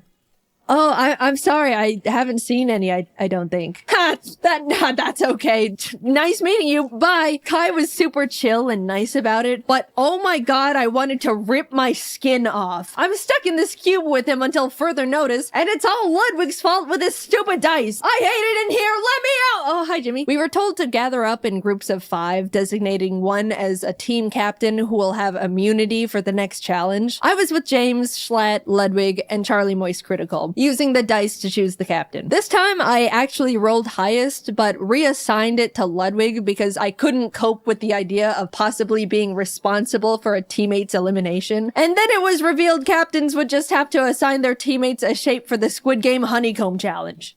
Okay. Well, I definitely overthought that one. I had triangle, James got circle, Charlie was star, and Schlatt unfortunately got umbrella. The 10-minute timer began, and everyone started deploying various different strategies to get their cookie shape out. Charlie used a new technique called huck as much spit as you can into the tin to dissolve it all. It was really gross. He ended up filling the tin almost to the top with spit. By the end, 2 people with stars were eliminated, and not a single umbrella made it through. Bye, Schlatt. It was very funny seeing Mr. Beast lift the lid off Charlie's tin and immediately reel back in disgust, though. A total of 14 out of 50 people have now been eliminated, leaving 36 people. Honestly, that was good enough for me. Losing at any point going forward was already further than I was anticipating. We were fed our little thing of rations and left to wait again. It probably doesn't seem like long in Mr. Beast's video, but it was like 9 p.m. by the time we began the second real challenge. After being directed to choose a partner, James and I shook hands, ready to take on the next game as a team, and froze as it was revealed we had just chosen our own opponent. Another Squid Game tactic. I probably should have seen it coming, I just didn't expect the double up. The Beast staff revealed the next challenge as they rolled in a giant Jenga tower. Winner stays, loser walks. Unfortunately, the very first game of giant Jenga between KSI and AJ ended up taking literally 2 hours. Doing the math in our heads, we all kind of figured we probably didn't have the time to play Jenga for the next 30 hours. But just as AJ won, KSI hoisted him over his shoulders and ran out of the cube. No! Huge drama! Everyone was freaking out. AJ was stunned. No one knew what to do. Was that legal? Can you just carry people out of the cube? Jimmy had everyone take a vote, and pretty much everyone opted to bring AJ back in. Yes, out of the kindness of our hearts, but also out of fear of being manhandled. So since giant Jenga was a bust, production ended up scrambling to try and find like 12 sets of normal Jenga at midnight in North Carolina. A feat that seems impossible, but I feel like Jimmy could just call up the president of Jenga and have it all delivered via helicopter within 30 minutes. It took a bit, but the slightly larger than normal, yet still reasonably sized Jenga towers were all set up. As our game was going on, James and I ended up making a pact that whoever was eliminated would relay to the outside world that the other was okay, because we didn't have our phones, by the way. Our friends only knew we were in the Mr. Beast cube and haven't responded for 14 hours. Our game of Jenga was pretty intense. Eventually it got to the point where as I was watching James pull out a final piece, I realized there wasn't any left for me to safely remove. I'm about to be eliminated. And a flash of bliss washed over me. Sure, I'll be gone, but that's okay. I'll be set free into the outside world again. The cube is harsh, unforgiving. It's taken so many of my friends from me. The glass floor is hurting my butt. I'm ready to go now. And deeper into the trenches I went. James being eliminated meant I was moving on to Cube Day 2. What a miracle. Watching the rest of the Jenga games was like watching an active war zone. People were focusing, cheering, sweating, praying. Towers were falling one after the other at the feet of now eliminated players. It was brutal. And also still taking way too damn long, man. Can I go to bed? The last game left to finish was between Quackity and a popular Brazilian creator, Enaldino. Apparently, when it was revealed the challenge was Jenga, Enaldino turned to Quackity and admitted he was a Jenga pro. Quackity had never played. Not the situation you want to be in. Quackity half-jokingly asked Enaldino if he wanted to play rock, paper, scissors instead, to which he replied, no. Which, you know, fair. But 3 hours into this single game, the two of them were neck and neck. Genuinely the most cracked round of Jenga possibly ever. Everyone in the cube was gathered around watching Quackity slowly pulling out the very last piece in this skeleton of a Jenga tower. Just as he was about to make it, Enaldino asked, rock, paper, scissors? Quackity looked up at him. Muito tarde. It was over. Enaldino tried to hang in there, but in the end, he fell. 18 people were now eliminated. Alright, it's 3 a.m. Let's go to bed. I genuinely thought they would let us go back to our hotel rooms for the night, but... Man, now this is just great. I won myself a ticket to a night in the Mr. Beast cube, sleeping next to a bunch of people I barely know, and I was probably just gonna get eliminated first thing in the morning anyway. As I was getting ready for bed, Kai walked by. Hey, I gotta check out your videos sometime. Oh, I'm sorry, man. I lost a bet to Ludwig and he made me say that. Oh, shit.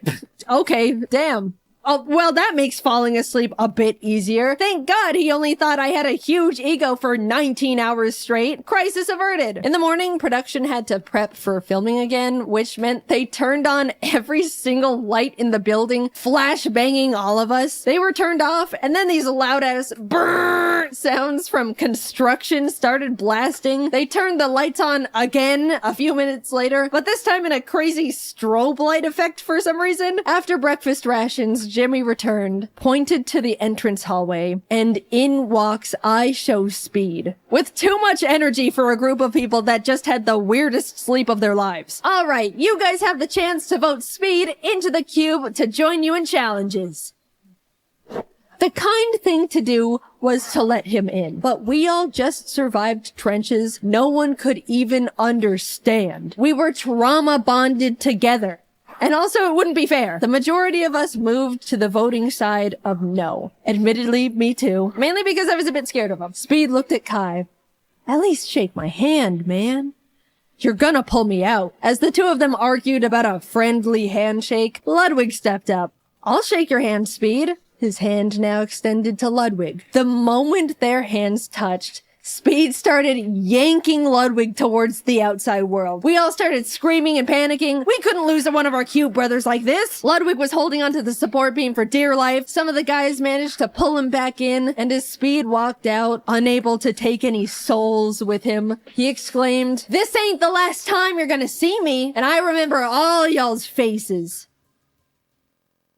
Alright, let's get started. Challenge 3 was steal or no steal. Basically a modified version of deal or no deal. Some cases have the word safe in them, others say eliminated. One person looks inside a selected case, and the other decides whether they want to steal it or no steal it. And also Howie Mandel was there. Hi Howie, big fan. People started getting eliminated one by one, others securing safety. Eventually, Ludwig was up at the podium asking if anyone wanted to volunteer to go up. At this point, the ratio of safe cases was very high, 60% in favor of safe. Figuring the odds would just get messier from there, I volunteered. Ludwig looked inside his chosen case, looked up, and told me it was safe. I knew mathematically I should steal the case, but I've been burned by math before. As I started hesitantly saying I was gonna steal, Mr. B suddenly burst out saying Ludwig's heart rate was spiking. By the way, he was wearing a heart rate monitor, which made me scared it was actually an elimination case, and he was excited at the idea of avoiding going home. So last minute, I decided to let him keep the case. It was the safest play. If it said eliminated, then good, I dodged a bullet. If it was safe, then at least I'm not actually eliminated yet. I just have to play again. Shit. It was now my turn to bring someone up. Even though I didn't want to pick a friend out of fear of getting them eliminated, more than that, I didn't want to be up there with someone I didn't know. I picked Quackity. He came up to the podium. I grabbed case number 2. It says safe. My plan was to tell the truth, but in the most unconfident and nervous way possible. I was deploying every bit of body language knowledge I could think of, making myself look as guilty as possible as he asked me various questions. We went back and forth for a bit until your eyes looked down as you said the case was safe, which indicates guilt. So I think you're lying. I'm not gonna steal it. Without a word, I shifted the case onto its back, unlatched it. Safe. It was worth sleeping in the cube! Oh my god, the relief, you have no idea. After everything finished, a bunch of people walked out, and unfortunately, Quackity ended up being one of them. 10 people left. I know it's a dog-eat-dog world inside the cube, but when you're left to sit with your fellow contestants for hours on end between challenges, waiting for Jimmy Beast to send you all through another round of cube stress, you really start bonding with the survivors. It was pretty sad watching them go. Hours passed until the Jimmy death bell struck again, and we were told to partner up once more. Alex and I had really gotten to chat and hang out together as the only girls left at this point, so we paired up. Everyone was blindfolded and told to sit tight until they were ready, which is ominous. The two of us were strategizing and figuring out each other's strengths and weaknesses for whatever was coming our way, only to be unblindfolded and see the entire cube transformed into a kitchen. It was a cooking battle.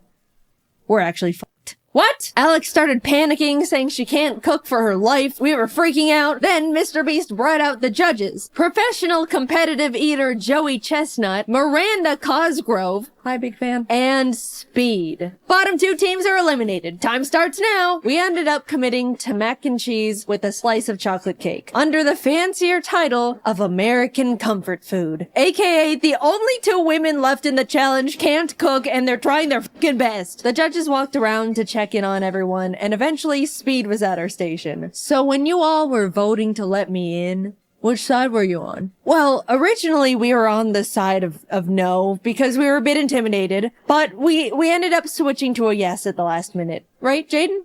Yeah, I switched. Alright, cool. 'Cause you know I don't forget, right? Yep. Later on during the challenge, Mac and Nolan from the Beast team came up to ask what we were making. At the time, I was grating up Feastables to sprinkle onto our cake for decoration, and I thought, oh, it would be funny to have them ask what we're making, and it's just their own brand of chocolate. So I was like, close your eyes and open your mouth, and gave Mac a piece of chocolate, and immediately without chewing, he was like, is this Feastables? And I was like, yeah. And he kind of stood there for a second with his mouth still open, and Nolan was like, oh, he's allergic. And they both had to leave.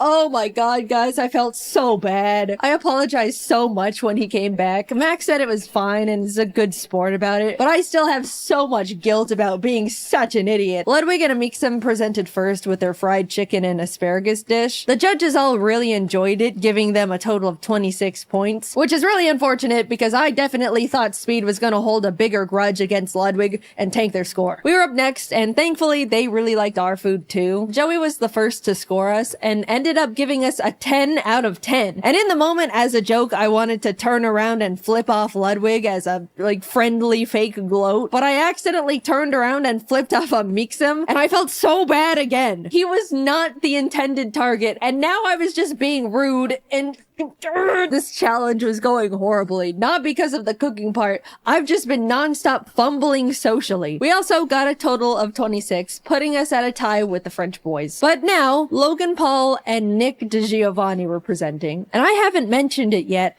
but Nick is actually a goddamn chef. They even gave us all his own cookbooks as a helpful tip for the challenge, which is just a knife twist in my opinion. So yeah, they knocked it out of the park, got a 29. The judges were licking their plates. After them was Kai and AJ, who had a great presentation, but their food, not so much. They got a 16. After eating, Speed got up and started smashing the plates on the ground, and Logan Paul saw this and got really excited because he wanted to smash plates too. Without thinking, he ran out to join Speed, and we all shouted at him in panic. Confused at the sudden change in the air, Logan looked back at us before realizing he left the cube. To this day, none of us are truly sure if he did it for, the content or it was a genuine accident. In his defense, the set was so cosmetically different that it really did feel like we weren't in the cube anymore. Either way, he content created too close to the sun, and even though he had a guaranteed spot in the finals, he was eliminated. The last team of Rubius and Spriter went up with their Spanish tortilla, but turns out Spriter is a huge fan of Speed, so he made a special Thai dessert just for him that the other judges weren't allowed to eat, which is honestly hilarious. We all held our breath as the judges flipped through their scores. 22.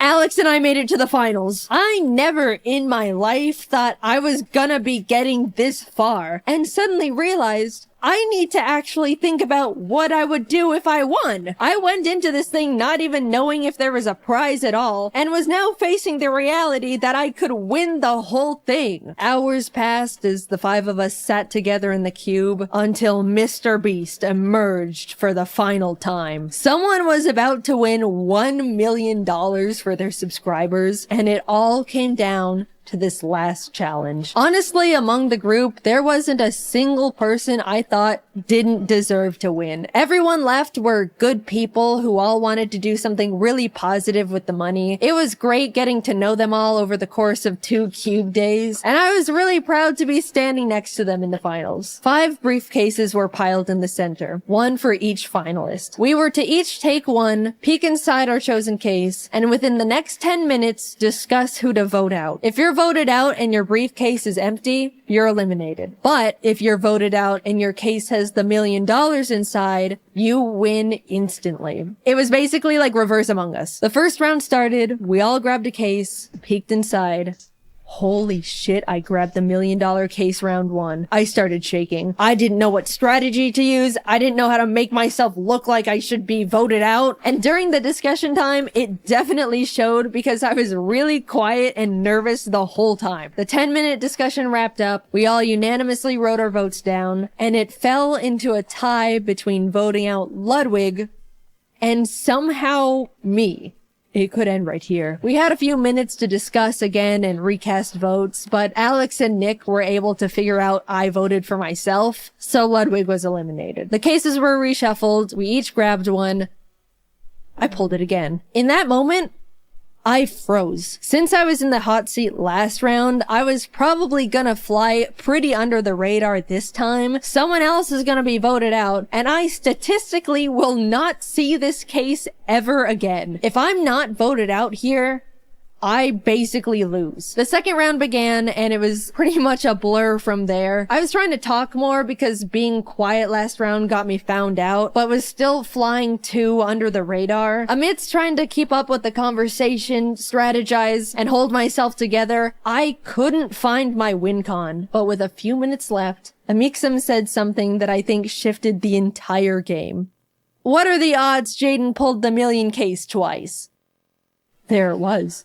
Gambler's fallacy, save me. Save me, gambler's fallacy. I couldn't mess this up. I don't know what to say to that one. Everyone's attention was now on me, and I could tell they were all thinking about what was just thrown into the ring. We all looked down at our papers. I wrote my name as quietly as possible, worrying the sound of the letters were gonna out me. Jimmy read them all out. Jaiden. Alex. Jaiden. Jaiden. They voted me out. I slowly walked to the middle of the podium with my briefcase. In that moment, I was the only one who knew what had just happened. Everyone leaned in as I unlatched the case and revealed the $1 million. I won!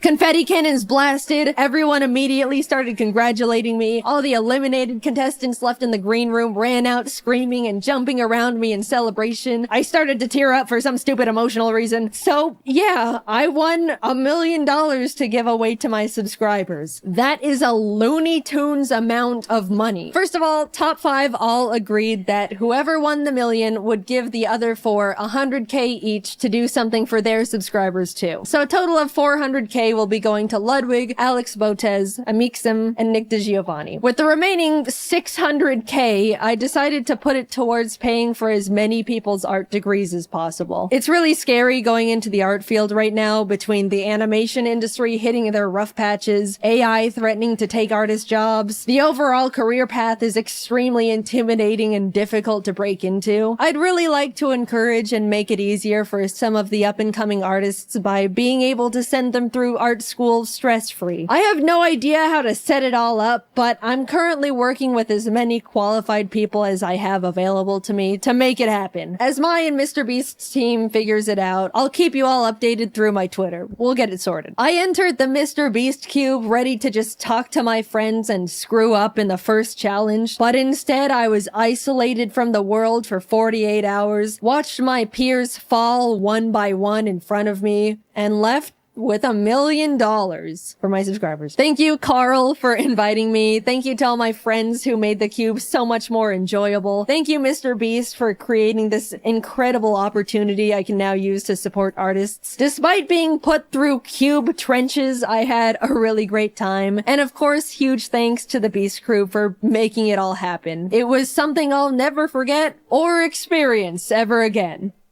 Hopefully.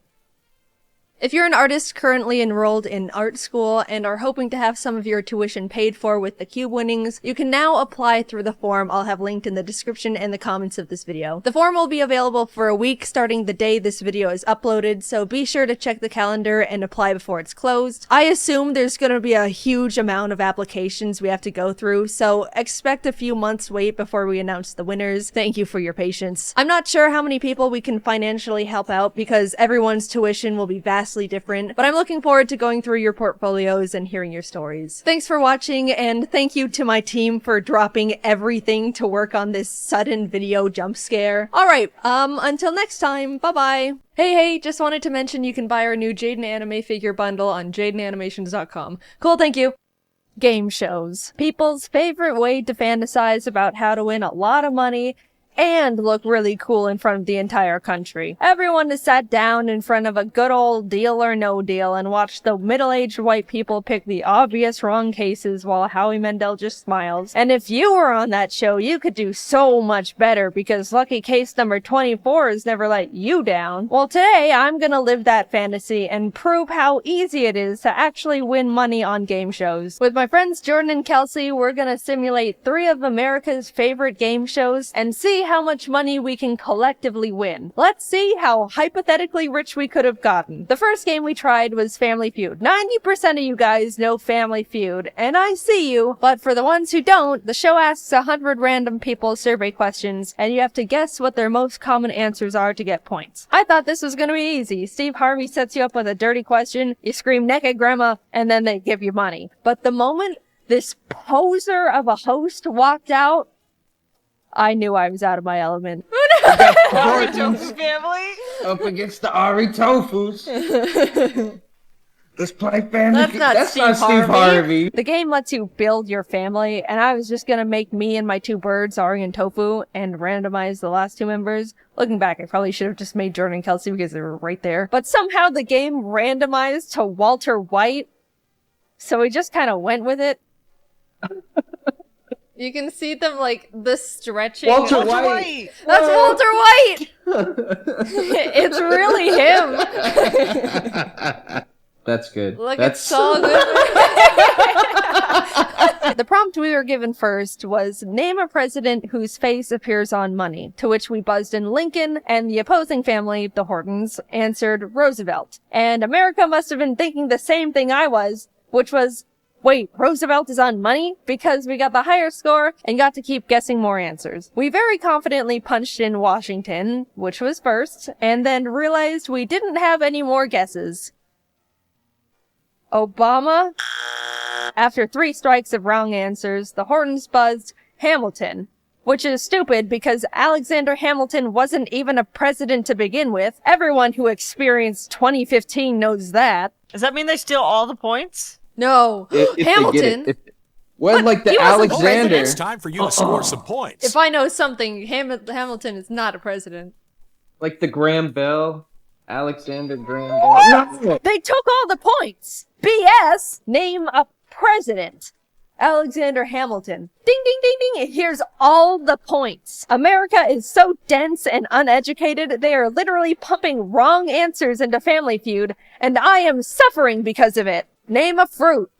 Hot dog.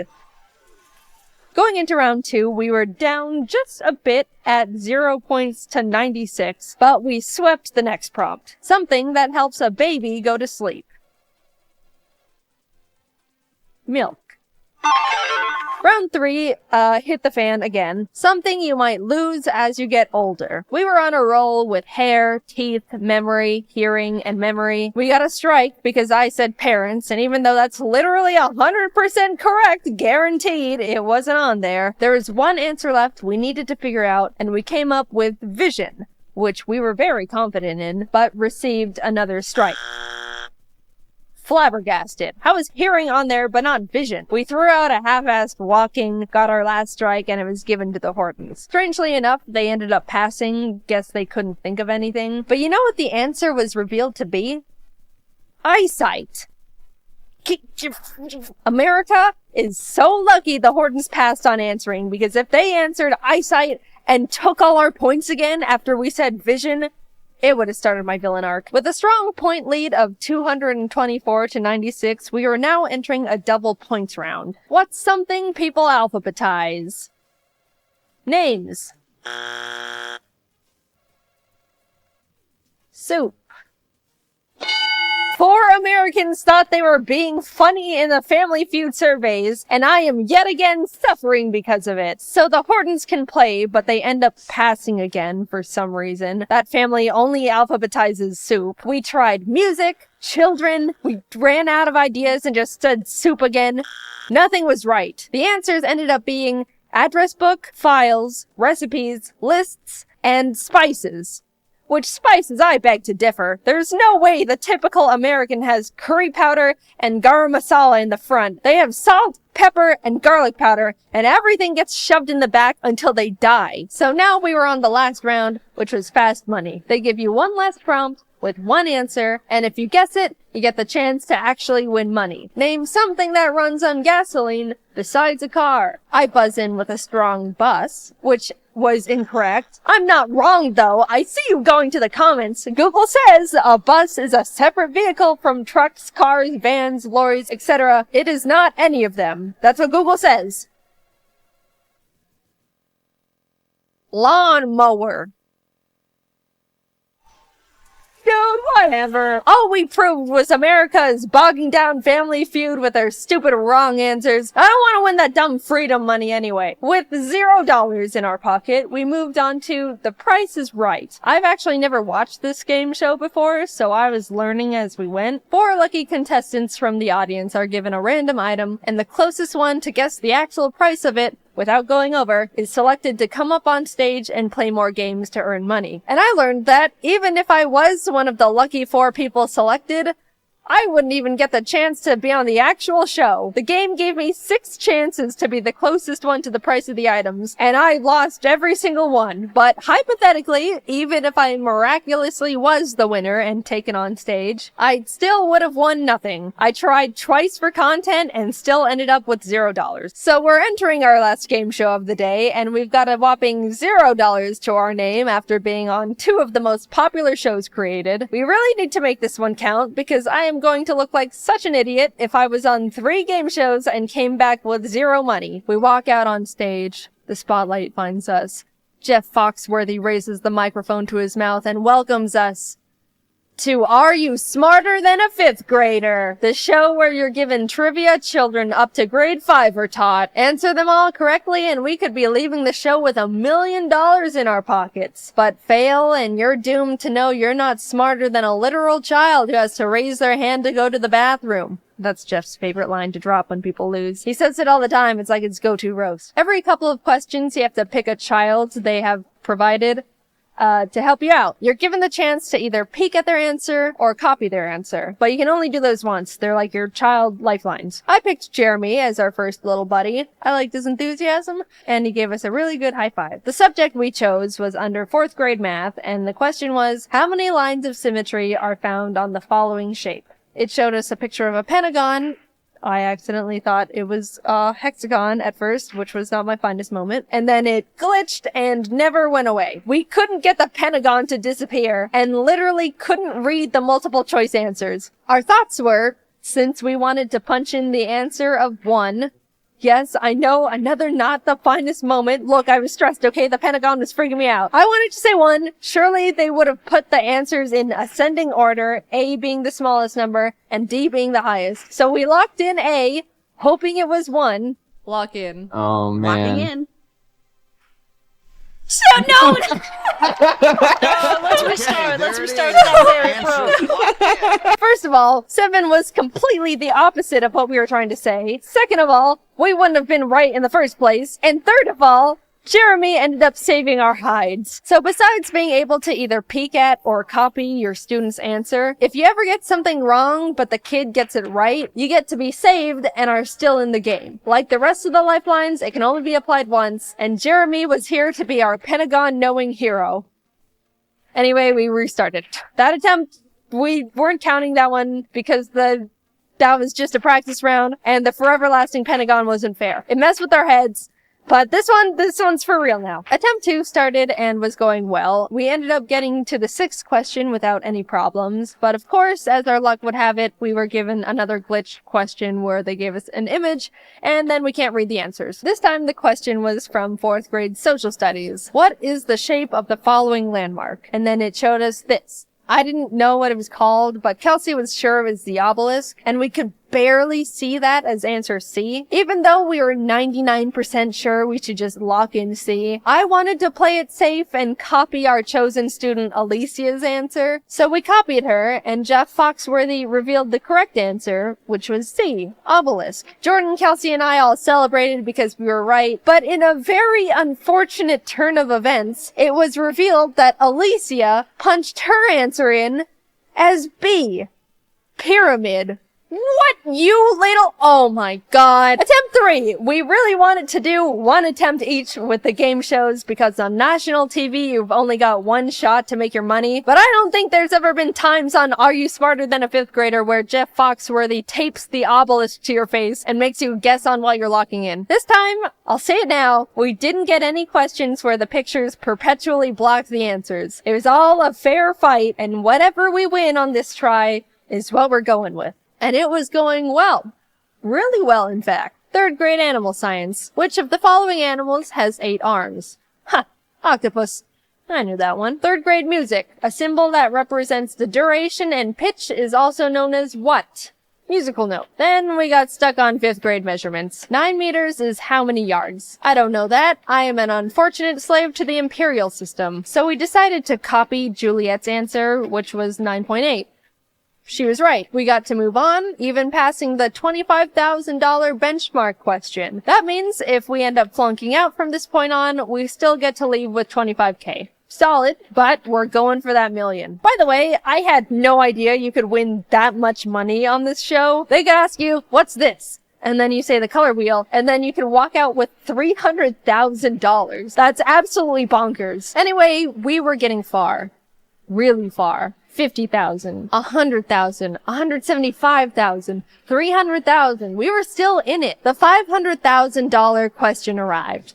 4th grade inventors. Which inventors' improvements to the steam engine were instrumental in starting the Industrial Revolution? We didn't know. None of the choices seemed right, as in, we didn't know who any of them were besides Benjamin Franklin, and I don't think he did that. After a lot of back and forth, we decided to guess on Robert Fulton, which was the wrong answer. We were out. But then we realized we still had hope. We hadn't been saved yet. If the student we chose during this round got it right, we can still keep going. Jordan, Kelsey, and I looked to our side to realize Alicia. The girl who thought this was a pyramid. We're doomed. We had no more child lifelines left. Where was Jeremy when we needed him? She reveals her answer. James Watt.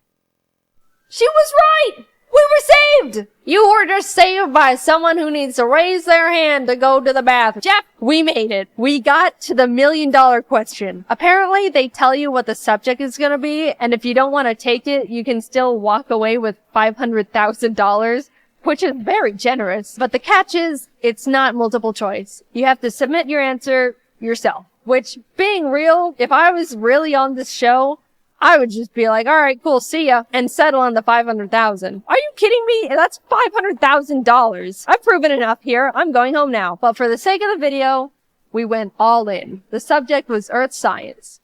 And the question was, what do you call the process of heating water into steam and then cooling it to purify it? To which I was like, I don't know. But miraculously, Jordan knew it. I might know this. Fucking, Oh my god, I don't know this. That's distillation. Is it? Good job, babe. Yeah, right? How do you spell that?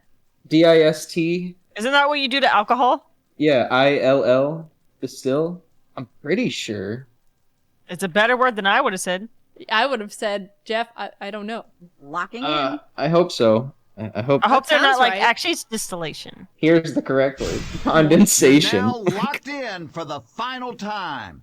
Oh my god, fingers crossed. Is on the line. Everyone First in of the all, audience crossed congratulations their for arms at the getting same to the end of the time. line. They're It's not pissed. easy. You will lose $475,000 and walk out of here with $25,000 is still a $25,000. juicy amount. That's a good amount. Like, I'd still be happy. Like, very happy. Me too. No, I'm sorry. No? What? What is What it? is it? can't believe what a moron I am. You're this not is a my moron. bad. Show us the What? correct answer, please. I swear to God. We were right. We were right. We were right. No. We won that million. I don't care what the game says. We won that $1 million fair and square. It's distillation, not distilling. Shut up, Jeff Foxworthy. Go back to making barbecue sauce. So let's see what we made. Family Feud? Nothing. Price is Right? Wouldn't have even made it on stage. Are You Smarter Than a Fifth Grader? Hypothetically, $1 million. I'm happy with that. Thanks for watching. I wanted to mention again, we're selling a really cool Jaiden anime bundle that includes a new figure, vinyl record with Japanese and English versions of our Rise Above song, Ari cards, stickers. Go to JaidenAnimations.com and follow our shop Twitter at JaidenShop for updates and sneak peeks on what we're working on. Alright, thanks for letting me shill. Bye bye. Do you ever think to yourself, man, why is it so hard for me to just do the things I need to do and focus and remember things and manage my time and be organized and remember things and not get sidetracked? Ha! Yeah, me neither. When I was a kid, I was pretty much the picture-perfect depiction of a good student. I was well-organized, always turned in my work on time, got good grades. I even did my homework on Fridays instead of procrastinating until Sunday night. Sure, I didn't like studying and found it hard to focus during it, but who didn't? Saying all those qualities put together, that doesn't sound like the brain of someone with any kind of attention deficit hyperactivity disorder, does it? I was well-behaved, didn't feel like I struggled much in school, and didn't cause any trouble. That is, up until I moved out of my parents' house for the first time to go to college. Gradually, I started slipping. I began skipping classes a bit when I just didn't feel like going, would wait until the last moment to start classwork, and lost a lot of motivation because I wasn't interested in any of my schoolwork. But overall, even though it was pretty out of character for me, I chalked it all up to the fact I was simply over going to school. At the same time, my YouTube was really kicking off, and all I wanted to do was that. Of course I wasn't gonna be as good of a student when the silly YouTube videos were doing numbers. I finished a single year of college and convinced my parents to let me take a gap year to see where this YouTube thing can take me. Spoiler alert, the gap year turned into me never going back. I'm a college dropout. So great, I've eliminated the boring school part of my life that weighs me down. Now I can go back to being organized with my new exciting passion job, which entails being my own boss and having to manage and assign myself all of my own responsibilities 24/7. Why are the voices not getting quieter? It's almost like everything was going backwards. I was having a much harder time staying organized and focused. If I didn't want to do a certain type of work, I would have to shackle myself down in basically an isolation chamber to be able to get it done. If I found a new interest, it was all I could think about. And why is it so easy to suddenly be on your roof watching a YouTube video on how to know when you need new shingles? I really didn't get it. Child me had it held together more than current me. What went wrong? I could look back and recognize how everything used to be so perfect and easy. Look at tiny Jaiden and all her ducks in that row. I used to color code every single binder I owned, and now I don't even know where I placed the $20 I literally just had in my hand 3 minutes ago. I haven't even left the room. Genuinely, where could it can go? Despite feeling like I was downward spiraling for multiple years, I never suspected it could be something related to a genetic neurodevelopmental disorder. I just thought I wasn't trying hard enough and being lazy, or applying myself like I used to. Oh, the woes of turning into an adult, I suppose. Maybe the best years of your life truly are in high school. How upsetting. I didn't even enjoy those either. But then one day I got a text from my brother. I got diagnosed with ADHD. It was a pretty big surprise for me because growing up, he never really seemed to show any of the typical symptoms you associate with ADHD. You know, people would always describe ADHD to me as super hyper kids who would run around the room and scream and generally be a lot. That wasn't my brother. He was quiet and well behaved like I was. But when he started explaining his symptoms, the gears started turning. Yeah, I've always struggled a lot with focusing in school and having things hold my attention when it's boring. But like, I could hyperfixate hyperfixate on things I'm interested in and get really passionate about that stuff. Hearing him talk about his personal symptoms of ADHD made a lot of sense, and I felt very freshly educated on the topic. And you'd think that I would immediately start looking into getting a diagnosis for myself, because if you were paying attention, my brother's experiences all sounded very similar to the same struggles I've been having in my own life, but related to work instead of school, because I dropped out. But nope, I was just like, good for you, bro. Happy for you. Or, I'm sorry, I don't know. Anyway, back to struggling to simply open up my drawing program as if 2 blocks of iron were welded to my wrists. Imbalance of brain chemicals? Nah, this just happens from time to time. It's normal. Just the laziness kicking in. I hate Mondays, am I right? Even though I didn't instantly think there was a possibility of me also having ADHD, the mental seed was planted. It's genetic, so I knew subconsciously it ran in the bloodline. It took a few years after my brother was diagnosed for me to really sit down with myself and consider that I, too, could have ADHD. Shocking revelation, I know. Foreshadowing, where did you come from? Things in the focus and productivity department were just getting worse and worse. I had the attention span of a cartoon dog, would completely forget things as soon as they entered my head, would hyperfixate on random stuff like an addict, and there was constant civil war happening inside my head to get one thing done, even though I knew it would only take like 15 minutes. You don't understand.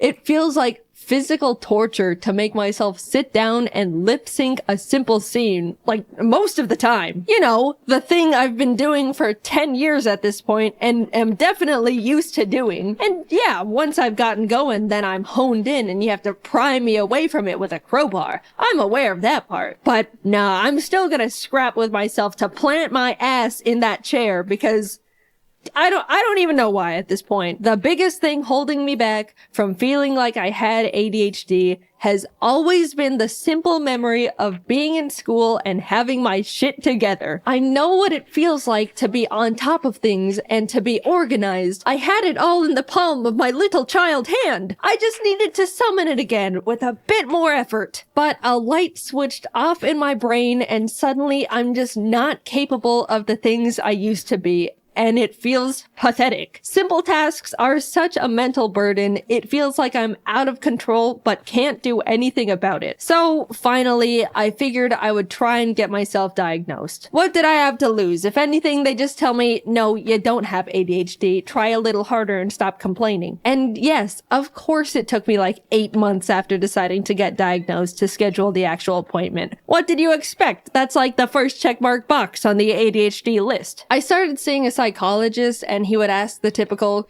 do you have a hard time focusing? And I'd go, yeah, like this one time yesterday, and then he writes something down as I continue rambling on this hyper-specific example way too long for a neurotypical person. I met with him for a few weeks and then it came down to diagnosis day. The nerves, man. I was so ready for him to say I'm a normal person who needs to suck it up. But instead, he was like, okay, so yeah, you definitely exhibit symptoms of someone with the inattentive type of ADHD. And autism. Yippee! My struggles are justified. I'm not crazy. Wait, what was that last part? He explained all the different ways ADHD affects me and the different areas I struggle with compared to others. He even gave me a 37-page document of his conclusions and information on how my brain works, with graphs and pictures. I've read through it all a bunch of times now, and it's already really helped me understand how I tick. I call them the autism docs, but I'm not gonna get into that side of the diagnosis. Let's just brush that one away for now. There's a couple types of ADHD you can have: hyperactive, inattentive, and combined, which is both hyperactive and inattentive. Hyperactive is the type people typically go to when they think of a loud kid who can't sit still. People with this kind normally need to fidget, have low patience, tend to talk a lot, and have trouble staying seated, especially when they're expected to, like in a meeting or school. Inattentive is the one where someone experiences difficulty in focus, memory, organization, has a low attention span. That's the one I have. It's self-explanatory, but if you have the combined type of ADHD,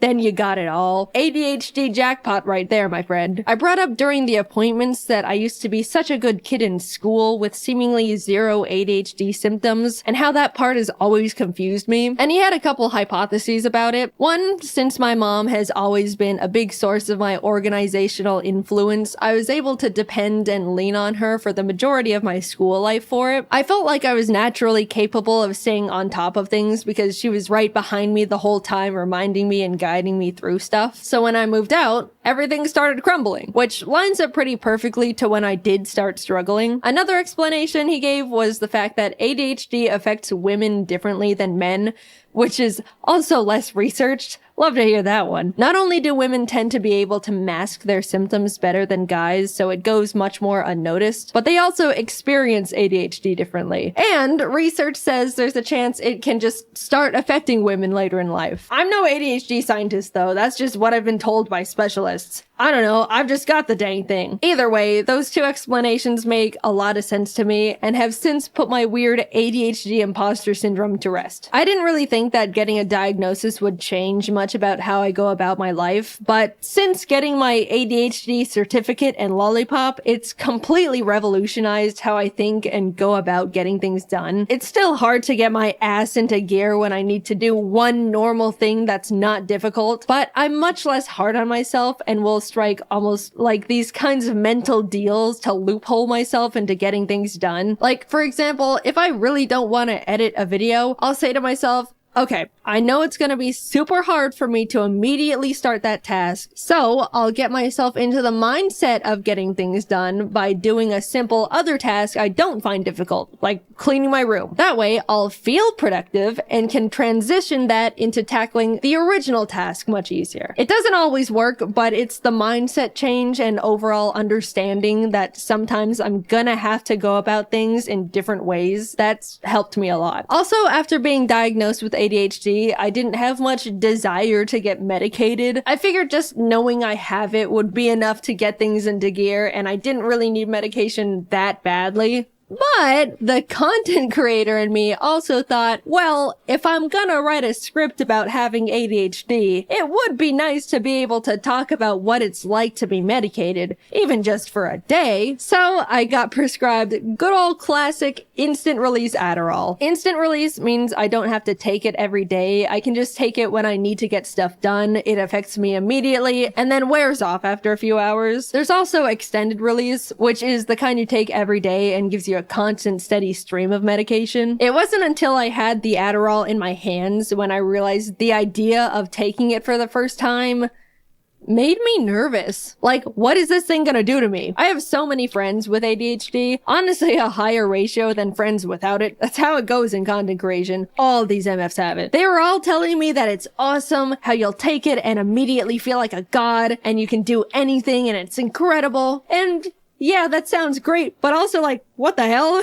What do you mean I take this little pill and suddenly all of my problems seemingly disappear and I gain superpowers? That's scary. That sounds like the thing every adult in a 20-mile radius warned us about when we were kids. Am I gonna feel like a completely different person? I don't know if I'm ready to experience immortality. I put off taking Adderall for so long because I was irrationally scared of the tiny blue pill, but coincidentally, I really needed to get a script done. If I take too long to write a video script, then the team runs out of work to do, and then I have a bunch of people sitting around and waiting for me to give them more work so they can pay their bills and survive and stuff. But for the freaking life of me, I just could not get myself to sit down and write that script. My body and soul found it mentally easier to backflip off a bridge than write words on the computer. After literally 2 months of my brain going, ooh, you better write that script. I won't let you enjoy a single moment of your life if you aren't writing that script.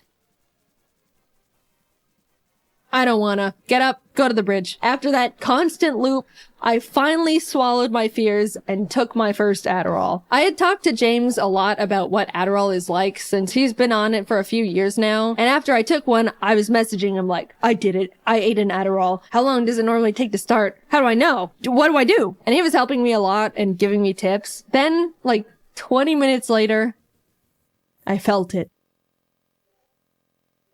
All the non-stop thoughts going on in my brain went silent. I could think clearly, and in like a line. My mind wasn't racing a mile a minute. I was able to sit behind my laptop and write. It was incredible. I was messaging all my friends about it the entire time. I can write my script and not get distracted. I don't have to take a mental break every 10 minutes. I can remember things. Kelsey sent me a message and I thought, I'll check that in a bit. And I remembered to check in a bit. And respond! When I opened a new tab to look something up, I didn't go down a random unrelated rabbit hole. I picked up my phone to check something and didn't impulsively scroll Twitter for an hour. I can write words so easily. How am I doing this? What do you mean I can feel like this whenever I want if I just eat the tiny blue pill? I refuse to believe regular people can function like this on a day-to-day basis. No way. It wouldn't be fair. You guys don't have loud, non-stop voices in your heads preventing you from doing normal things? Come on, just admit it. You can't pick something up and immediately keep remembering what you were supposed to be doing with it. You always forget and feel crazy. Come on.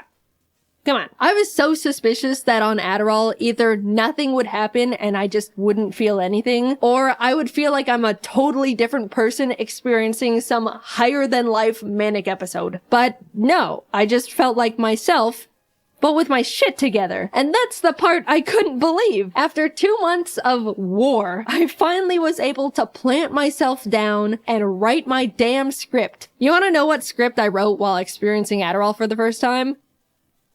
This one. I was struggling to write a script about ADHD, and the thing that finally pulled it out of me was Adderall.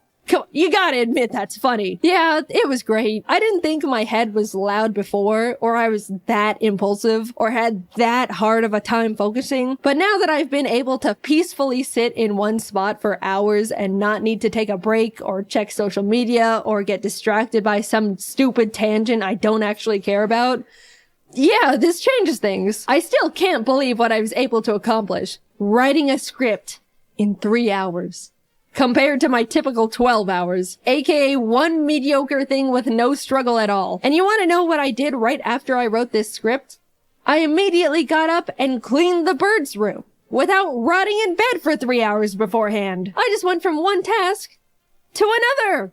Without thinking about it. All you neurotypical people must be thinking I'm literally pathetic and useless. But I know my ADHD brethren are out of their chairs right now hearing that. I'm not standing before you all to give you scientific data and information on ADHD, or diagnose you, or even promote prescribed drugs. I'm just here to talk about a big and recent experience in my life, how much of an impact and effect it's had on me, and how awesome feeling normal is. Seriously, being able to take a deep breath in mental silence is incredible. Cherish that feeling if you don't have a neurodevelopmental disorder. It took me 26 years to realize my woes were not actually woes, but symptoms of brain chemical deficiency. I'm writing this video, all things considered, pretty recently after being diagnosed, and I'm still trying to learn how to rebuild my life in a way that lets me optimize my productivity and get things done at a normal level. But so far, I've come so much further than I thought I could simply by knowing what's going on up there in the old noodle.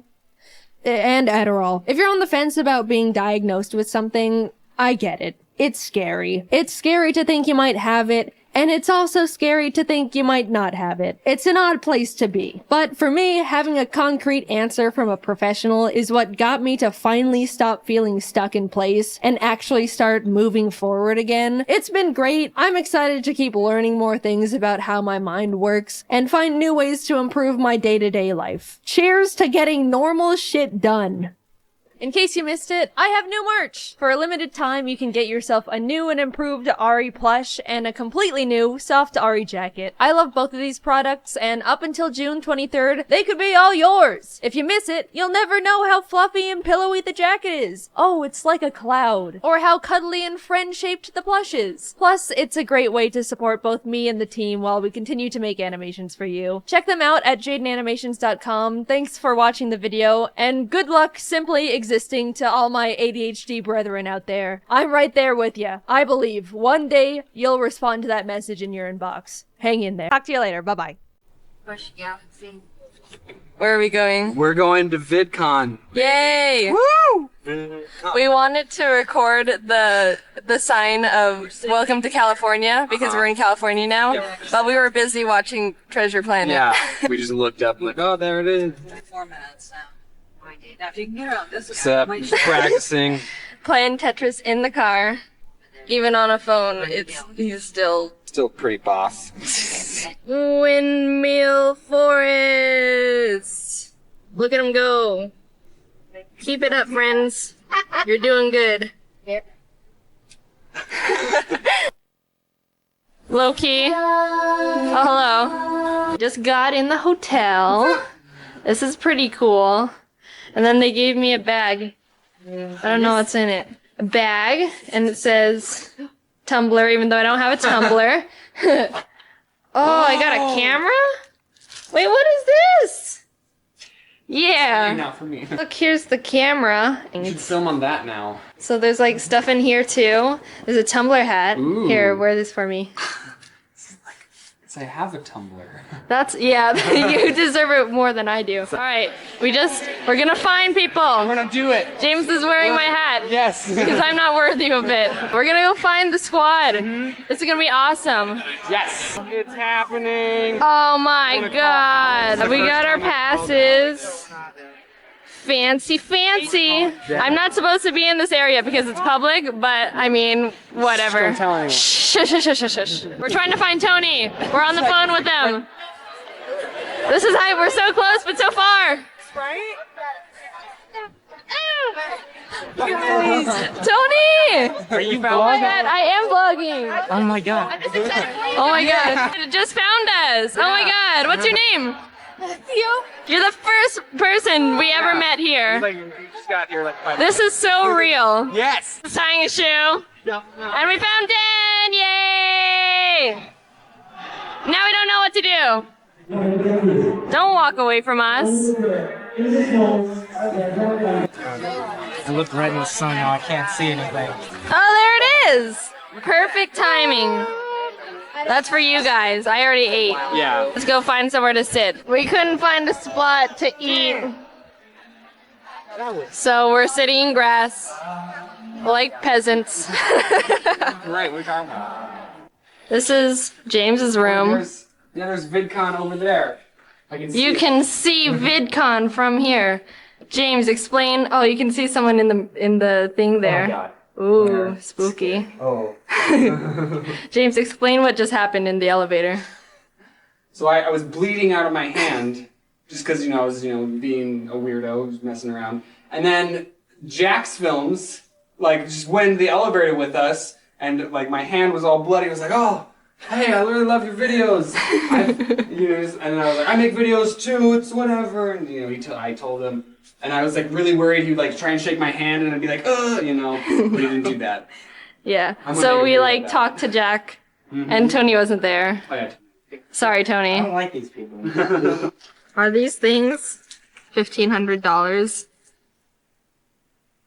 The world may never know. The world may never know. Look who's here! Oh, it's not as big as... Yay! We're in James' room. And we got the bags. The bags.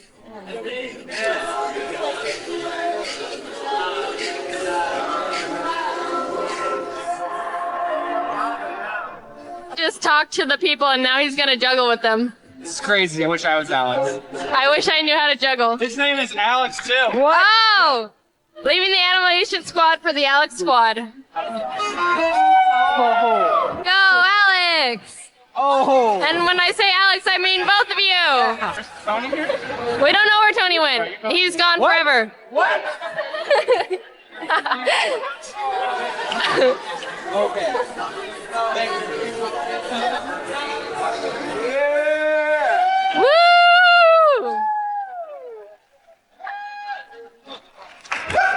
Explain your emotions. It was a very weird view. Confess your love for your favorite YouTube star. Captain Sparkles. Captain. I love you, Captain.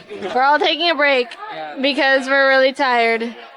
We actually just saw a follower. You should have it when followers are actually there. That'd be kind of weird. I feel like that's really awkward. Like, oh, hi, nice to meet you. Shoves camera in face. I'm gonna film you, and then I'm gonna film Mark and Jack. But we're getting food. We're getting food. It's at the cool kid lunch table. Yeah, we're in the backstage because we were able to get in No one's allowed back here, but people. So only some people. I don't want to like go to Jackson's. You're not bleeding this time. Not bleeding this time. Oh my god! Look at this freaking line! What are we doing? This is crazy. Oh my god, I don't know what I'm doing here. Down. Oh my god. Who's that? Dashing Asians. Oh my god. Oh my god. Oh my god. Oh my god. Dom, what do you have to say? That's me. Hi, I'm Jaiden. Face reveal, face reveal. Jaiden face reveal. Oh shoot. We're taking a break from VidCon. That was crazy. We signed for like 2 hours almost. Yeah. Ah! Oh, it's slippery. This is all ice.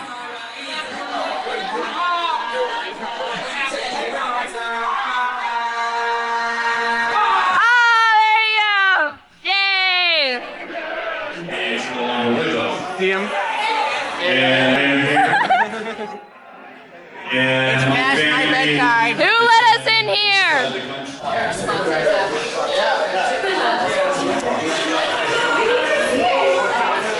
I play a bean game, but no one knows how to play except Alex. Yeah. He's trying to Now you gotta explain, trade. but no one understands. Tony's been boozled. Bean boozled. Double bean boozled. Yeah. Yeah, Tony's got the fizzy drink bean and the blue bean that he traded.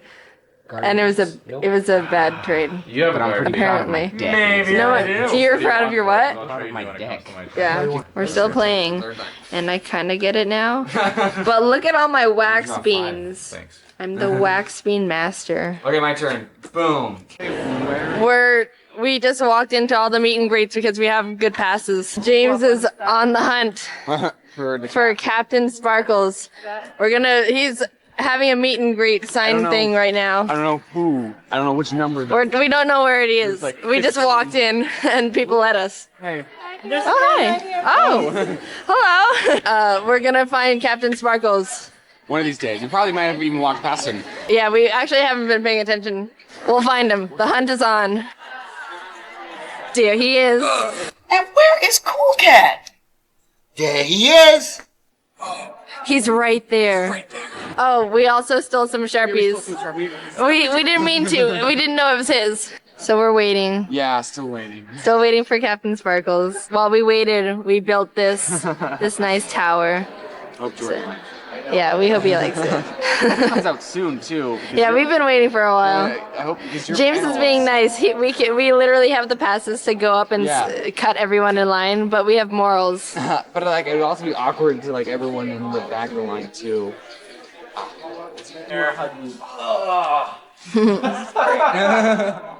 Nice makeshift. I know. I saw that in the video. And there was a delay. Delayed getting his shirt. You. He works for Maker. It wasn't me. This one, we don't even have this one. This is sunglasses. Oh, it finally happened, the moment. So we're like backstage right now with the panel, and I'm really nervous, but these guys aren't. And then we're talking about how some places believe in not giving out ranch dressing. They just don't know. They don't believe in the sauce. Yeah, it's strange. This is the conversation we use to prepare for this. Oh my god, I'm nervous. There he goes. Some say he's still going today. The whole squad's here. Oh my god, this is so awesome. Okay, we got some crazy stunts happening. Oh god. Oh no. Oh my god! I like drove into the car. I almost died. I asked him if he was gonna jump over this, and then he said yes. Oh my god. No, oh no. Oh! Yeah, dumb. I will now jump over the arrow. Oh, that was close. Oh! I concede. Oh, the champion remains. Sack the M&Ms. Oh, fail. I want to kick it. Ah! Twice. Oh, shoot. Look what's happening here. This guy with 2 million. What do you have to say? student becomes the teacher. Oh my gosh. The lowest point of Dom's life. Is it good? It's great. That is the best shoe tie Rate I've the ever shoe felt. tie 10 out of 10. I actually want him to redo the other one. Look who we just ran into. Oh my gosh. It's so good to finally, I never even like met them before. And then like, oh my gosh. It's like, oh my gosh. It's so awesome. Almost 2 years working with you guys. We finally got to meet at VidCon. I know. Oh my gosh. Awesome. Yay. We're about to go to Disney. Yay. We're eating food. Oh, I thought you were going to give me a... Yeah. James is on his, what, 4th orange juice? I paid $6 for this OJ. He's getting his money's worth out of orange juice.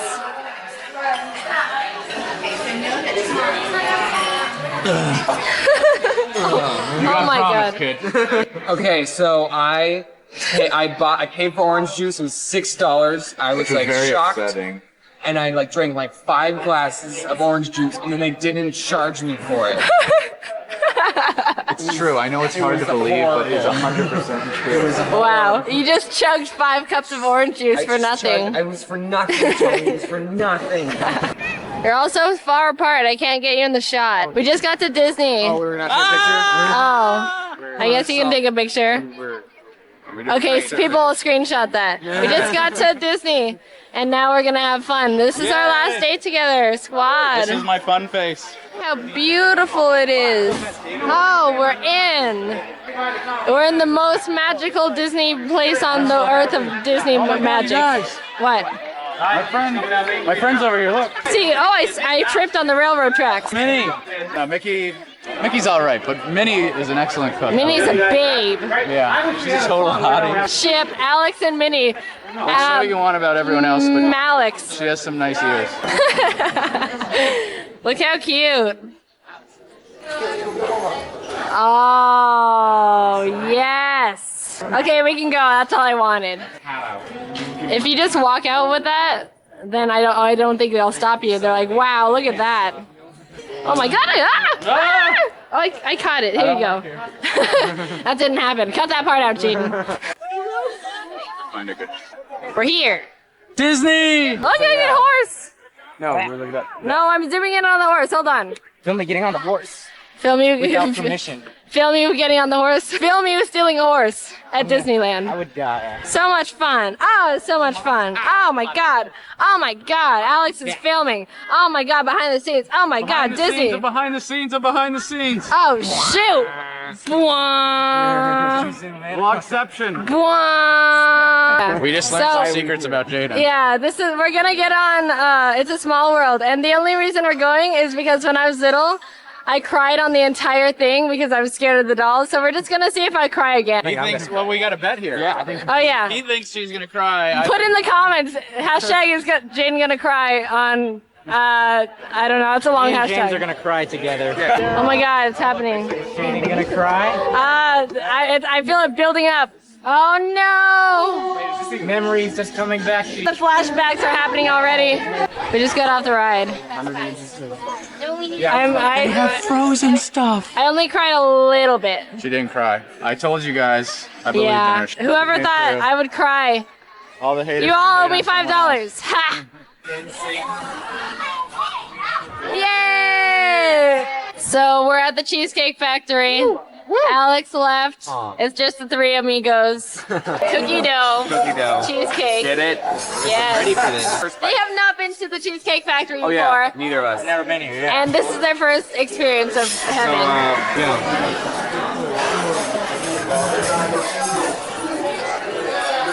Do you like it? Out of 10. 25.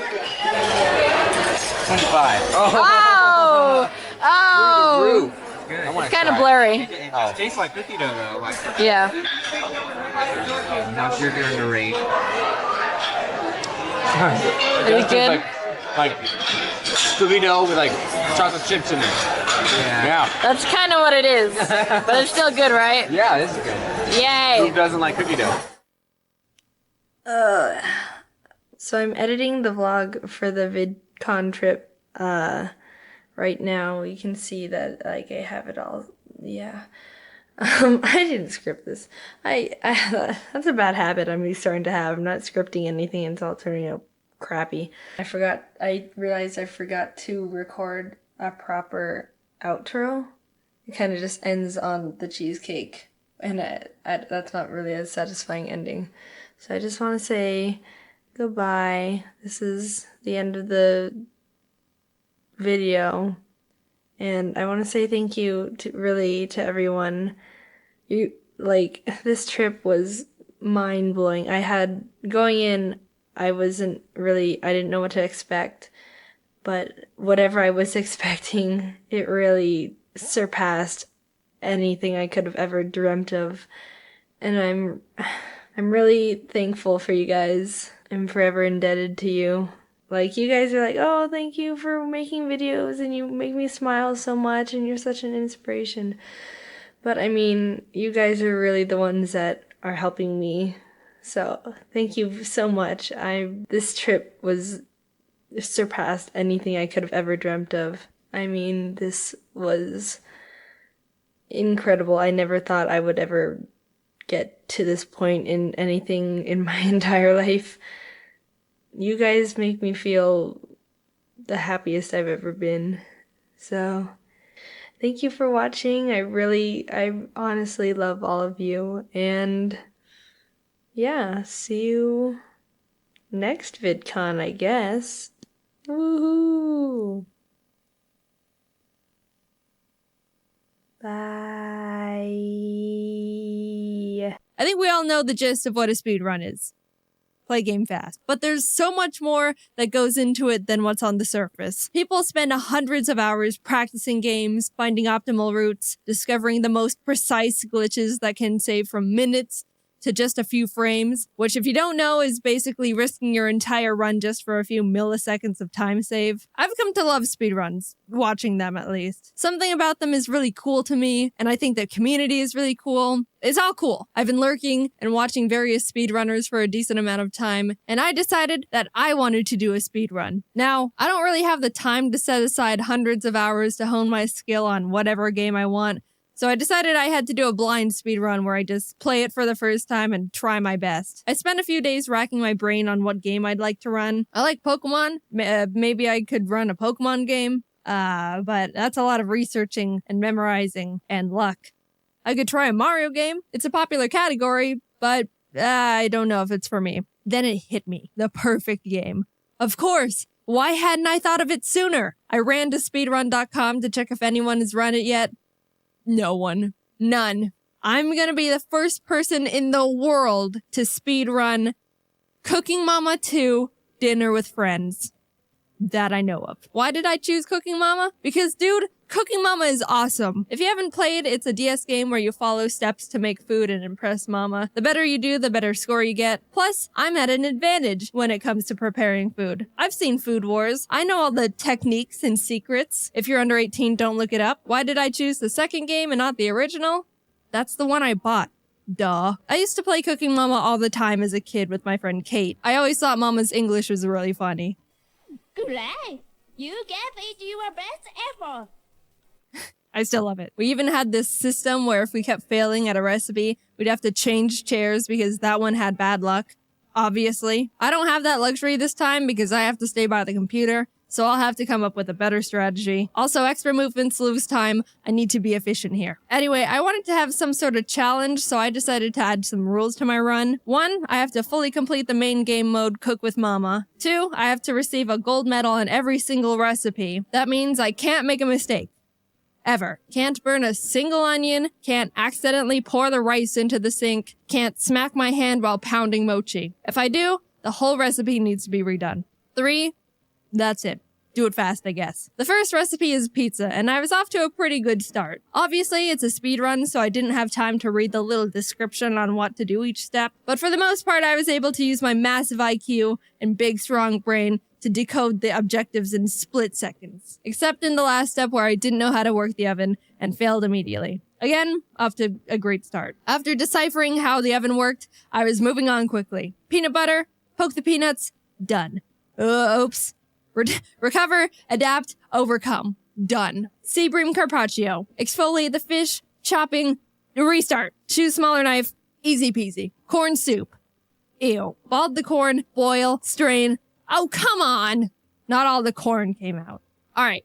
Admittedly, I was making a lot of mistakes at the beginning. I was nervous because it was my first speedrun and I didn't know what I had to do most of the time and was generally panicking. But then I remembered that no Cooking Mama 2 speedruns exist yet, so that means I'm on world record pace, and that made me feel better. One mechanic I had to learn the hard way was when it comes to the oven, choose the low heat. The first attempt, I decided to go with the medium heat to go a little bit faster. And look at this! Oh no! What was that? That was a speedrun in itself. Burn the apple pie as quick as possible. You know how there's separate categories in speedruns? Mario Odyssey has the one where you take Mario's shirt off as fast as possible called nipple percent. I want one for Cooking Mama 2 called burnt apple pie percent, where you just burn the apple pie as quickly as possible. Anyway, I redid the pie and was moving on. Bonk. Ill rice bowl. We're about an hour in at this point. I had my friends in a Discord call so they can help me take notes so I didn't have to rewatch all the footage again for the script. And they decided to look up how many recipes there actually were in the game. I didn't know because I wanted to go in completely blind. And you know what they discovered? There are a total of 80 recipes in this game. An hour in, I was on recipe 8. Which would be impressive in real life, but not here. So either we were gonna pull a Cooking Mama all-nighter, or I had to start picking up the pace. Sorry, Shrimp. This is gonna get violent. It wasn't perfect, and I was still making some mistakes, but I started getting into the zone. It helped that I was starting to get familiar with the mechanics, and actually know what the game wanted me to do for most of the steps now. Waffles, chili dog, meatloaf, lobster. I was one-shotting all of them. I even put 2 mama flags on the lobster, which was a bit risky, but you know me, I live for the danger. I almost forgot to put the lobster on. Let me pause and tell you a story of my childhood. I already mentioned my love for Cooking Mama as a kid. Even 12 years ago, I set myself the goal of getting gold in all the recipes. But one haunting memory I have of this game was my struggle against the Mama Rice Cracker. All the steps are relatively simple, but at the end you have to stamp all 18 crackers with a Mama stamp. That's what makes the Mama Rice Cracker the Mama Rice Cracker. But as a kid, my DS was old and I dropped it a few times, which messed up the calibration on my screen in a way I couldn't fix. So that meant at the very end of the recipe, it was extremely hard for me to stamp the stamp in the exact spot that Mama wanted. I spent weeks, I'm not joking, trying to get the gold on the Mama Rice Cracker. It was the last one I needed, and I couldn't do it. I just couldn't. I'm pretty sure I was eventually able to pass, but let's just say I didn't for the sake of drama. Either way, I was having PTSD. I was going through all these steps, washing the rice, putting the rice in the little hole, mochi pounding the rice scoop, and then it appeared. The screen that caused the most pain a video game could to a 10-year-old. I was slowly making my way down the line. Everything was going well. And then all of a sudden, on the 10th cracker... No! I accidentally tapped the screen when I was lining up my pen, causing me to not brand the cracker enough. I'm not one to believe in spiritualism, or star signs, or Destiny's Child, whatever that stuff is. But that moment in particular made me question if it was all real, and my only fate is to eternally fail the last step of the Mama Rice Cracker recipe until I inevitably die an unaccomplished old man that makes ugly rice crackers. I did it right the next time, but that would have been unfortunate, right? With the Mama Rice Cracker conquered, now nothing was in my way, and I was making my way through the rest of the recipes. At the 2-hour, 37-minute mark, 27 recipes in, Ari got out of his cage and was running around the room, so I had to spend precious time getting him back under control. That was a loss of 2 minutes right there. Then I missliced the raviolis, so I'm blaming all of that misfortune on Ari. I actually struggled a lot on the ravioli recipe. The pasta is really hard to cut because you have to time the slice with the line, but since I was so focused on when to cut, a lot of the time I would deviate from the actual line to cut from and mess up. Then when I was able to get past that stage, for some reason the mic had trouble hearing me blow, so even though I was doing what I was supposed to, I'd fail anyway. No, do you hear it? Overall, I had to redo the ravioli recipe 6 times, and I spent 11 minutes on it. Not great. Thanks, Ari. But after that, I was able to one-shot both the cake and the spring rolls. And can we talk about how the ice cream recipe literally just makes you scoop out store-bought ice cream and put sprinkles on it? That's been my favorite recipe so far. Skipping forward a bit, let's talk about the mango pudding. This was ravioli part 2. The first step I had trouble with was memorizing the order of the ingredients. It was a 6-part Simon Says memory game, and my big smooth brain can only handle one number at a time before the concept of object permanence leaves my body. I inevitably got a lucky pattern that was easy to remember, and after a few more steps, in the end, I had to draw a line at a specific speed that would remove the pudding cleanly. Too slow and it wouldn't come out. Too fast and it just...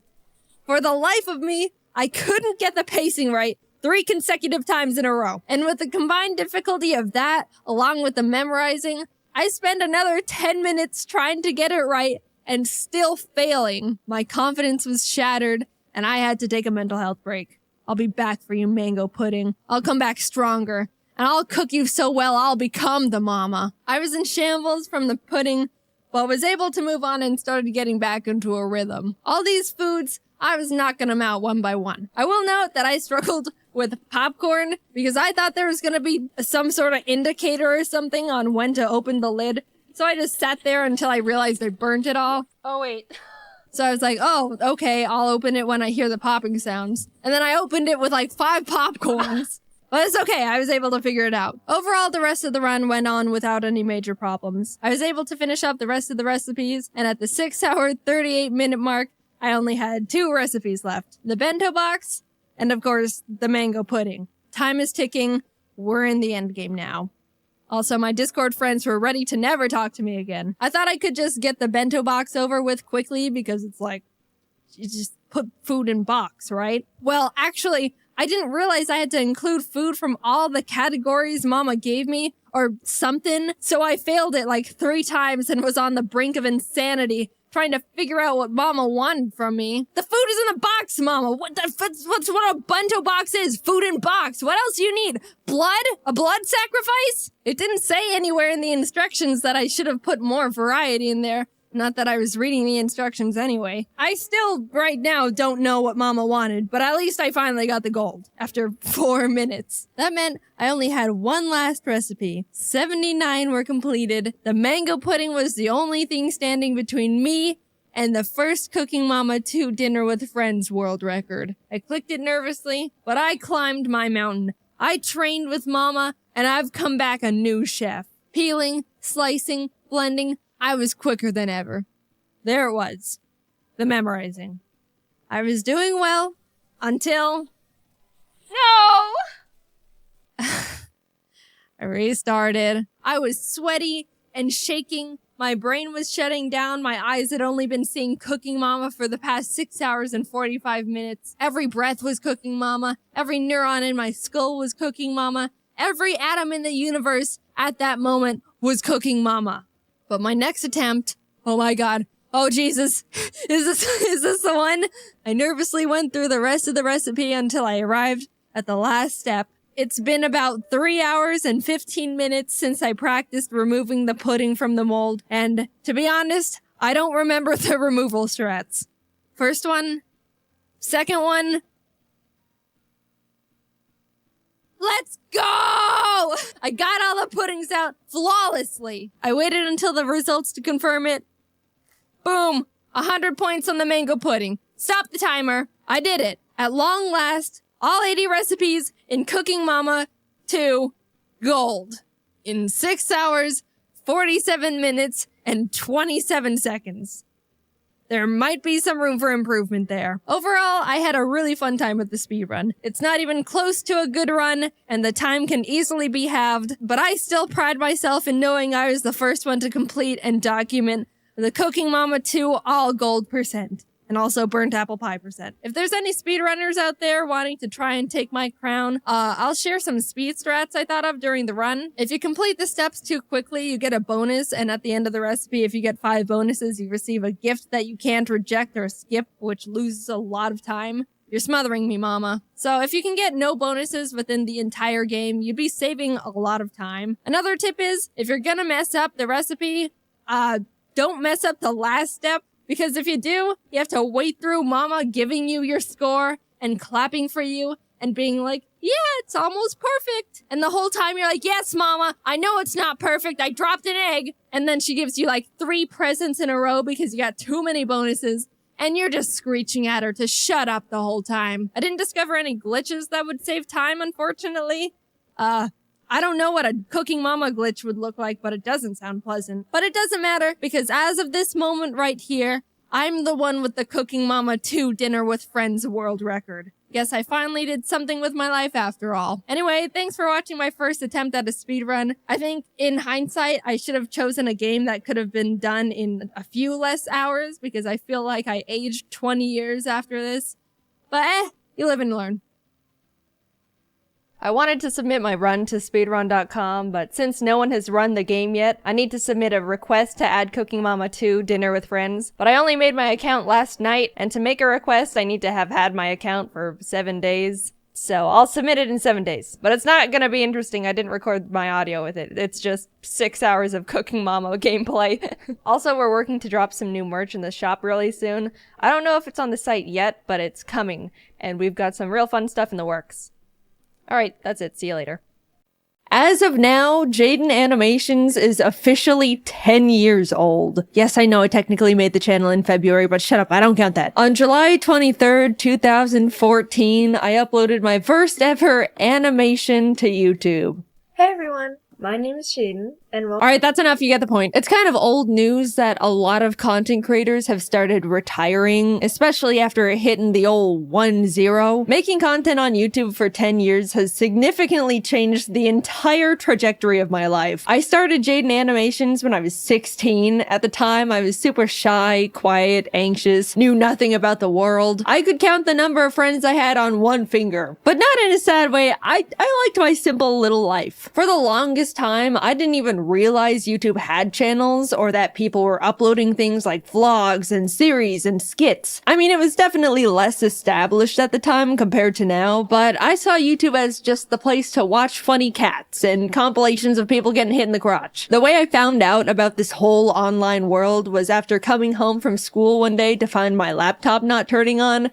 Meaning, I couldn't play Minecraft anymore. We've all been there, it's tragic. To satisfy my desperate Minecraft hyperfixation, I typed Minecraft into the YouTube search bar to see if anyone just so happened to upload any Minecraft-related videos. And oh, were there people uploading Minecraft-related videos. My world expanded exponentially at that very moment. YouTube channels, subscribers, people uploading content for an audience that looks forward to their videos. The first channel I ever subscribed to was a Minecraft YouTuber who... I don't even, I'm blanking on the name, but I was now aware of YouTube as an actual community beyond funny fail compilations. Watching videos became a huge part of my day-to-day life. I'd put stuff on when I wanted to relax, laugh, needed background noise. If I was having a tough day, I would lock myself in my bathroom, lay on the floor, and watch videos on my phone, and I'd feel better. Even before making content myself, YouTube was an essential part of my life. I branched out from Minecraft to general gaming videos, even the occasional vlog series, until I stumbled upon a very special video in my suggested feed. An animated story time from a YouTuber called Domix. It was his emails video, I remember it so clearly. After watching it, I immediately binged his whole channel. I loved his animated stories, they made me laugh so much. For the first time ever, I thought to myself, I want to do stuff like that. I want to animate. And around the same time, I was really into Aya's Cupquake's Minecraft Oasis series and had even sent in a few fan arts I drew for her. She posted a couple at the end of her videos, which genuinely made me so extremely happy. I was totally freaking out. Anyway, in one of the episodes, she mentioned that she wanted to find an animator to animate some of her funny Minecraft moments. And suddenly, I saw the stars align in front of me. I sent her a little message attached to another fan art, basically saying, "Hi Cupquake, I'd love to animate for you if you're interested." And she ended up reaching out and was like, "Hey, we love your style and would love to work with you. Do you have an animation portfolio we can look at?" To which I responded with, so I've never actually animated before, But I'm learning, and honestly, they shouldn't have hired me. I wouldn't have hired me. But somehow I had secured my first animation job. And for my favorite YouTuber, this was by far the biggest thing to ever happen to me at the time. I wanted to make the best animation they could ever ask for. Now, I just had to learn how to animate. No joke, I literally typed how to animate and Adobe Flash tutorial into the YouTube search bar. That's how I learned. No class or school or nothing. I vividly remember opening Adobe Flash for the first time and wishing I could just skip forward in time to when I already knew how to even use the program because I was so confused. Humble beginnings, what can I say? And honestly, that's all it takes. People ask me all the time how I learned to animate, how I do this and that, what program to use. But you already have the biggest source of free online information at your fingertips. Just type whatever you want to learn into the search bar and people will literally teach it to you, no strings attached. While working on the animation for Cupquake and her husband Red, I talked to them about how I also wanted to make YouTube videos, that I wanted to animate little stories but was too nervous. They were both really supportive and encouraging, saying they'll put a link to my channel in the description of the animation to help me and stuff. I'll be completely honest, if Cupquake and Red didn't hire me and offer to help give me that initial push to start a YouTube channel, I wouldn't have made Jaiden Animations. Like I mentioned, I was quiet and soft-spoken. I didn't even get picked on because nobody knew anything about me to bully me with. They had nothing. In what world would a tiny little 16-year-old dust mite of a girl feel confident enough to start an animation YouTube channel where she talks about her life? Especially for what would be a single-digit amount of people for who knows how long. I'll tell ya, she does it in a world where she feels encouraged and inspired by the people she looked up to. There's so many timelines where none of this ever happened. So much had to come together just for me to start.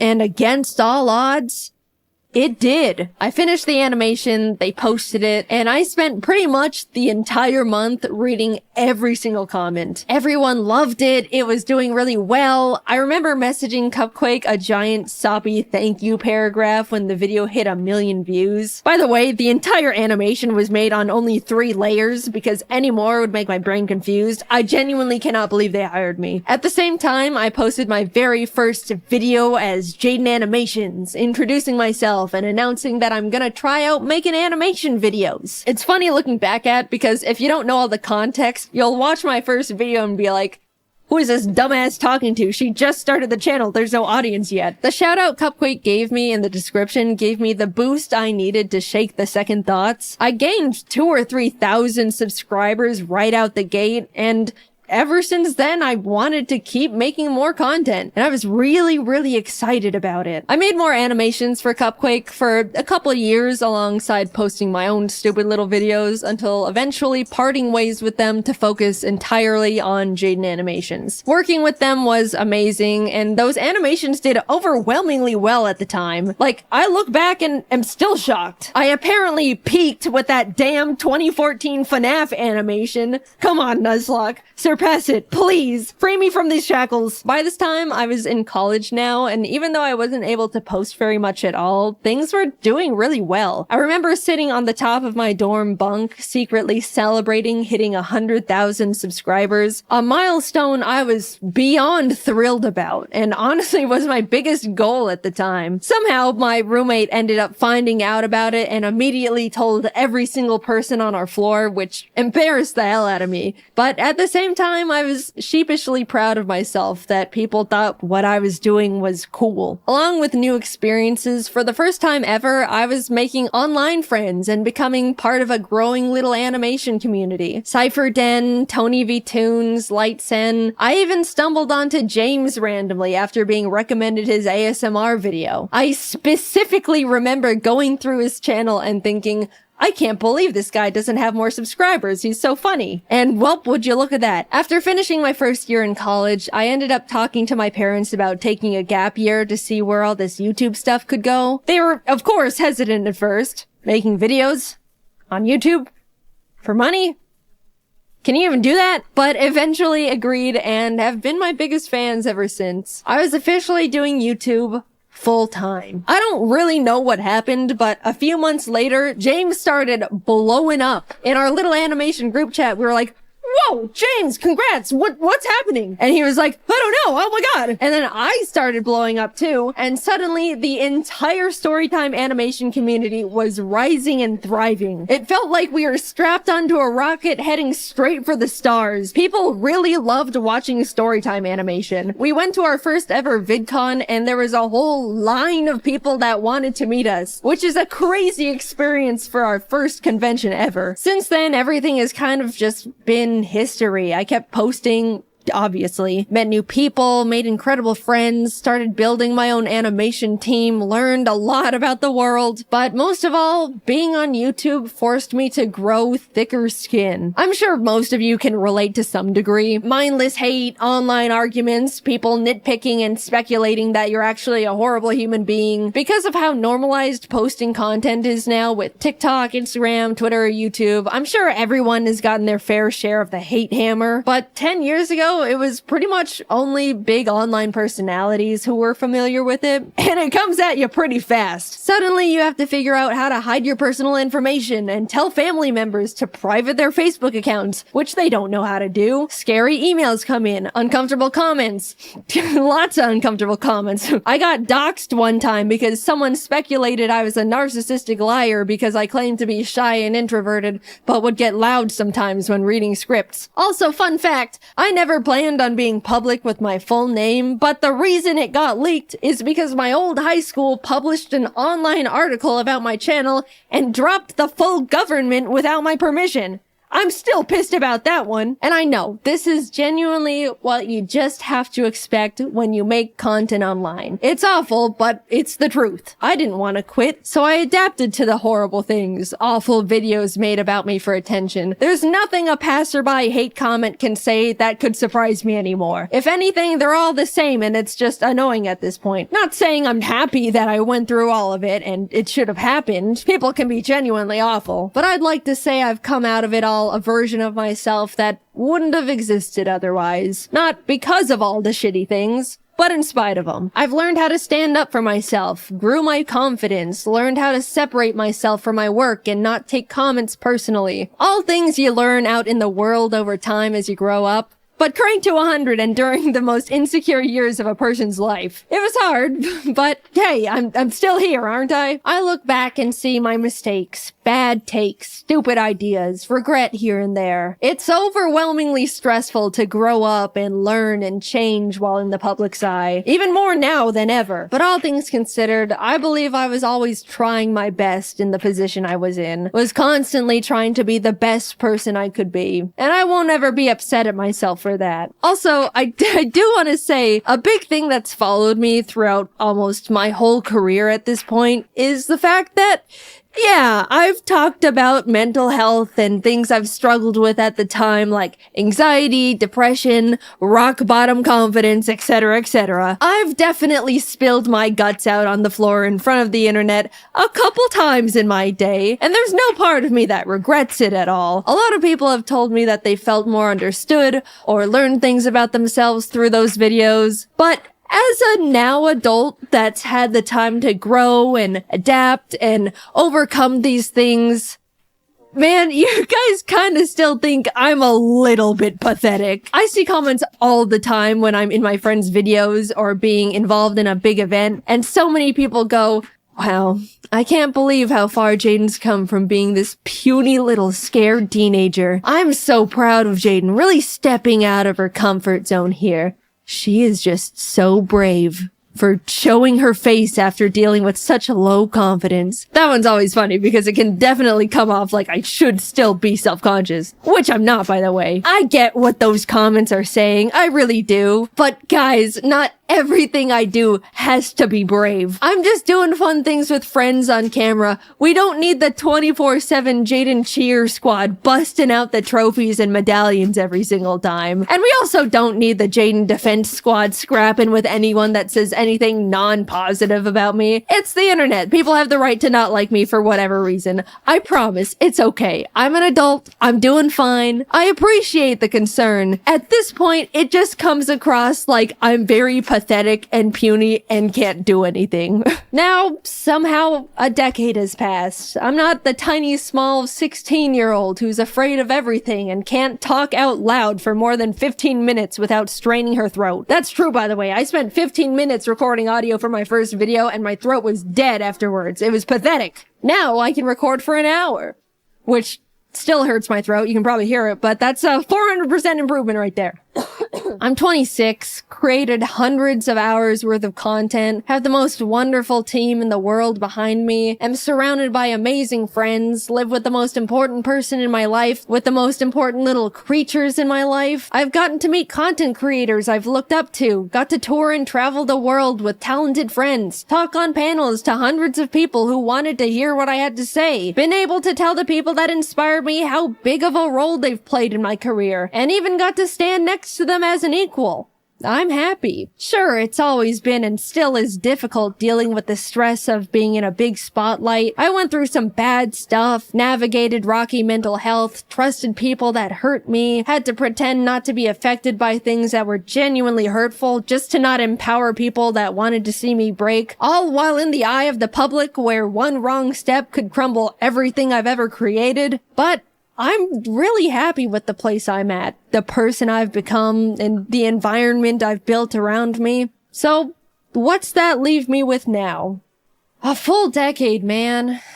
Damn. 10 years of the most difficult, enjoyable, terrifying, exciting, stressful, grateful, soul-crushing, unforgettably special moments of my life. How lucky and grateful I am to have the privilege to say I've gotten to experience so many impossible things, to have so many dreams created and come true, to see myself persist through such a difficult position to be in. After taking a lot of time reminiscing and thinking about what could come next, the direction I want to take to follow what could keep making me happy, I've come to accept that YouTube isn't gonna be part of it. I'm happy with what I've accomplished. I had my rise and grind years. I experienced real and true passion. That's all I could really ask for here. There's not much else I want to do beyond it at this point. But before you freak out, I'm not quitting right this moment. I still absolutely love making content and still have the desire to keep making videos. But my YouTube years are numbered now. I fantasize about logging off as Jaiden Animations and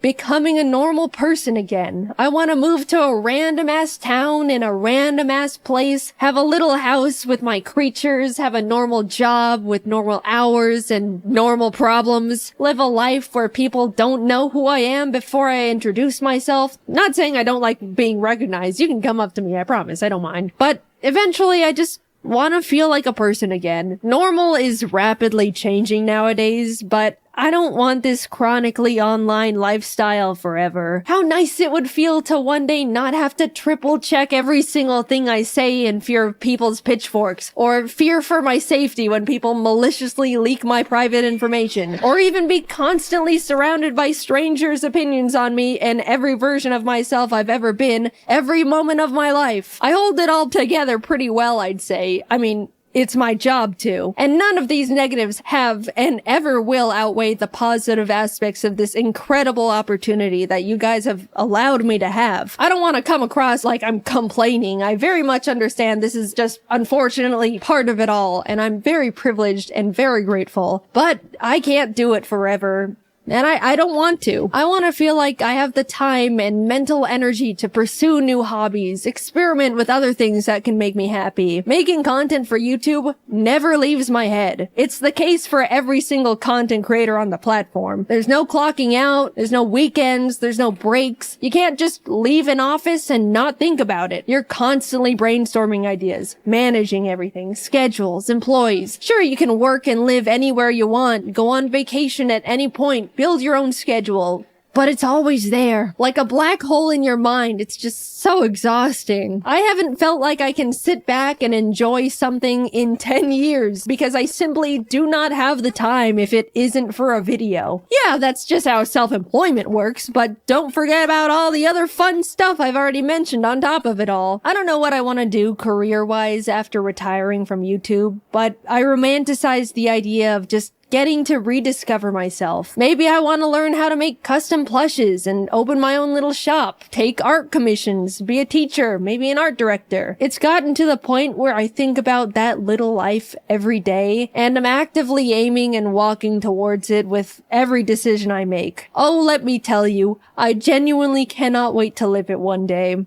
But there's this other side of me that's so terrified. I've spent my entire young adult life in front of an audience doing pretty much one thing. I don't know what it's like to live without a platform, surrounded by a huge audience anymore. It scares me. Like a lot. I don't want to need this, but I'm scared that I do in some way. When the time comes, I'll definitely work on that fear in therapy or something, but I do think about it a lot. I'm not done with YouTube just yet. I still want to make animations and tell stories, animate little gaming videos. I still just love it so much, and I'm not going away just yet. Sorry to disappoint some of you. I just wanted to let you guys know how grateful I am that you've helped me be right here. I've gotten to meet hundreds of people who told me how much they liked my videos, felt inspired, discovered something about themselves, even did something as small as laugh at one of my stupid ass jokes. I can't wrap my head around the idea that a lot of you grew up watching my videos and are like functioning people in society now. That one always feels like, I know you're not calling me old, but you're calling me old. I'm grateful for all the art people have drawn for me. Even now, it's still so surreal. From the cute little doodles from kids to jaw-dropping, fully rendered pieces from artists of all ages. Like, you guys are better artists than me at this point. What do you mean I inspired you? Why does my art look like that then? The whole reason I show fan art at the end of my videos is because I look back at the feeling I got when Cupquake put my art in her videos, and I want to be able to give that back to other artists. People have told me they watch my videos to laugh, listen to while working, to feel better after a crummy day. All the ways I used to consume YouTube back in my day. Even though it's easy for me to tell myself, they're just little stupid videos I make. What's the big deal? It kind of also feels like I get to contribute to a cycle I used to be on the other side of and pay it back. I don't know, it just feels good knowing I've made stuff that's made people feel better in a way that other content creators used to make me feel better. I've rambled quite a bit, but thank you for letting me make these silly videos for 10 years. I never would have thought any of this could have happened to little old me, and definitely not for this long. I absolutely thought I would have been tossed aside and forgotten by now. I look back at when things were starting to roll, and I was like, I've got like a 3-year shelf life left. I'm forever grateful for you, my friends, my family, my team. I don't know what my life would have looked like if I didn't type Minecraft into the YouTube search bar when I was 14. Who knows how much more time we have with each other, but just know it has been and still is an honor to be here. And until then, I'll be doing my best to keep doing what I've been doing for 10 years and just make these silly little animations. You know, the timing is a little awkward to have just won a giant Mr. Beast YouTuber challenge that put a lot of eyes on my channel, only for the first thing for me to put out since winning is me talking about how I'm really tired and want to retire one day. That was not intentional, I'm sorry. But yes, the next video coming out will be about me winning the Mr. Beast Cube. We're still working on getting the money all set up to be given away, so you can stop emailing me asking for money. It's not gonna work like that. Anyway, thank you to everyone who's been with me at any point of my YouTube career. I've still got a little bit more juice left in the tank. I'm forever lucky to have lived the life I have and to continue living that life. And I appreciate you guys for sticking around. I'm excited to spend a bit more time with you all. So I'll see you in the next video. Bye-bye.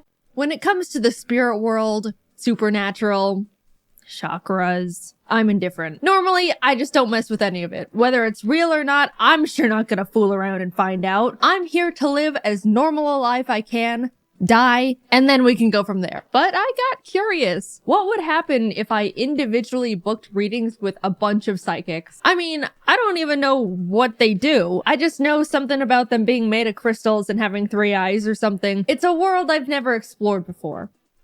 Until today, I didn't even know what to expect. Would they all say the same thing? Different things? Would they say I'm cursed and demand to put a ritual on me? Who knows? I booked a reading with 5 different psychics.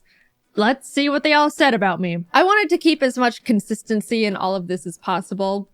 scientific method and all that. So I specifically booked a tarot card reading and palm reading from all 5 of them. That way they're all reading the same things for me and we get to be good little scientists in the supernatural community. Anyway, Psychic 1. I walked into the shop and saw a table with a bunch of candles and crystals on it, the typical psychic stuff. Now, I've never gone to a psychic at this point. I didn't know what they were gonna do to me. Were they gonna say my name and say they've been expecting me? And for all I know, a real-life wizard could walk through the door and speak in riddles to me the whole time. But Psychic 1 was a 5-foot-tall, middle-aged white lady in a black spaghetti-strapped tank top and a ponytail. All the psychics had a bit of a different method of doing the tarot card reading, but the overall gist is they had me put my right hand over the stack of cards, say my full name, then I pulled 18 cards that would determine my reading. Psychic 1 pulled the cards herself though. I didn't get to pick them, so I don't know if that was a non-regulation move or all the other psychics let me pick my cards, I'm just saying. She started with what she read about me as a person. I'm my own boss and don't like being told what to do, which is like half true. Well, being my own boss is full true. Hi guys. In normal day-to-day life, I love having someone else tell me what to do. It's just nice to turn my brain off and put someone else behind the wheel. But with YouTube, it's true. I don't like being told what to do. With the Pokemon XD video, I was asking Jacob what I should do with the thumbnail, and he said I shouldn't have Shadow Lugia in it because it's not that eye-catching. And I was like, no, I'm putting Shadow Lugia in the thumbnail because I love Shadow Lugia. And then I did. So the psychic's pretty on point so far. She said I don't like asking people for things. Everything I have, I worked to gain with my own 2 hands. I'm gonna live a long and healthy life beyond my 80s, and I'm gonna have 3 kids. All of those things are pretty fair. I do think you could say that to the majority of people though. Even if it's not genuinely true to their personality, I think most people like to believe that's the type of person they are. And if I don't live to be 80, what am I gonna do? Sue her? But that's the very strong skeptic in me talking. She do know me for real, for real. Then she asked if I had any questions for her, and I told her that I constantly worry that my birds are gonna die in some freak accident or sudden disease, or they get out and fly away never to be seen again. She pulled more cards and said she sees that they're safe, but would recommend placing a spiritual protection over them, which was very interesting to hear. From what she explained, I'd be doing a 3-day, 3-night meditation for them to create a spiritual barrier that can protect them physically, mentally, and medically. Promising medical protection is a big deal. You can't just throw that around lightly, might I just say. And to perform the meditation, I would need to buy the materials from her to do it. She was very big on making sure I knew I wasn't paying for her time, just the materials. Which, how thoughtful. Until she dropped the materials would cost $427. Let's just do a quick rundown on this whole session so we're all up to speed. During this psychic reading, this lady learned I'm my own boss, am successful enough to run my own animation team, care very deeply about my birds, enough to pay a psychic $90 to ask about their safety, and all I have to do to fully protect them from basically anything and everything in this world is set up this spiritual protection for the low price of $427. I didn't know you could repel cancer for under $500. Someone distract the government. I think we're onto something here. I just told her I don't have the money for it right now. A lie she most definitely didn't believe at that point, but I had to say something to stop this snowball in its tracks. And immediately she said, "That's fine, but this isn't something you should wait a long time on.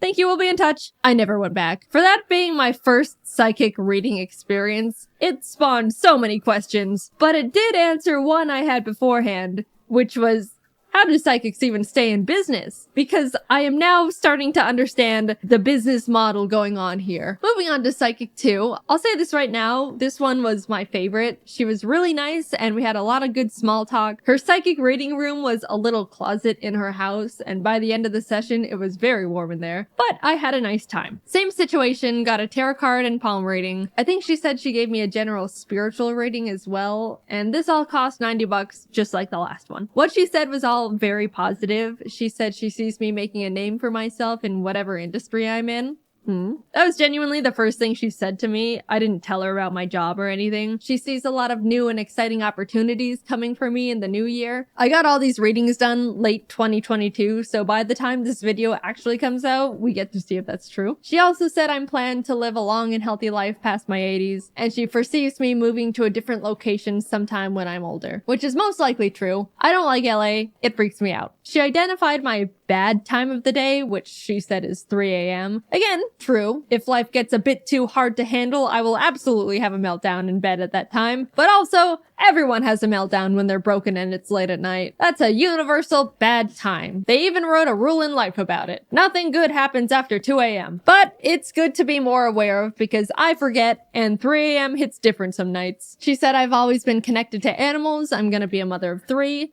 Okay, the other psychic did say that. Mental note. And for some reason said I should get into hiking, which just sounds like a nice hobby recommendation. I didn't know tarot cards and palms could say that. I asked her about my birds. I didn't get the spiritual protection from the other psychic, so they are still in jeopardy. And she said although she's reading that they should be safe, if I'm worried about any medical issues, I should just go to the vet and get general checkups done. Which, you know, I respect a lot. I came in asking about the health and safety of my animals and she told me what she read, but if I'm actually concerned, to just go to a doctor. And didn't charge me $427 for it. Overall, Psychic 2 was very nice. She gave me a good reading, didn't try to sell me anything, and reminded me that doctors exist. Psychic 3 was kind of back in the same vein as Psychic 1. She almost immediately said I'm gonna live past my 80s and have 3 kids.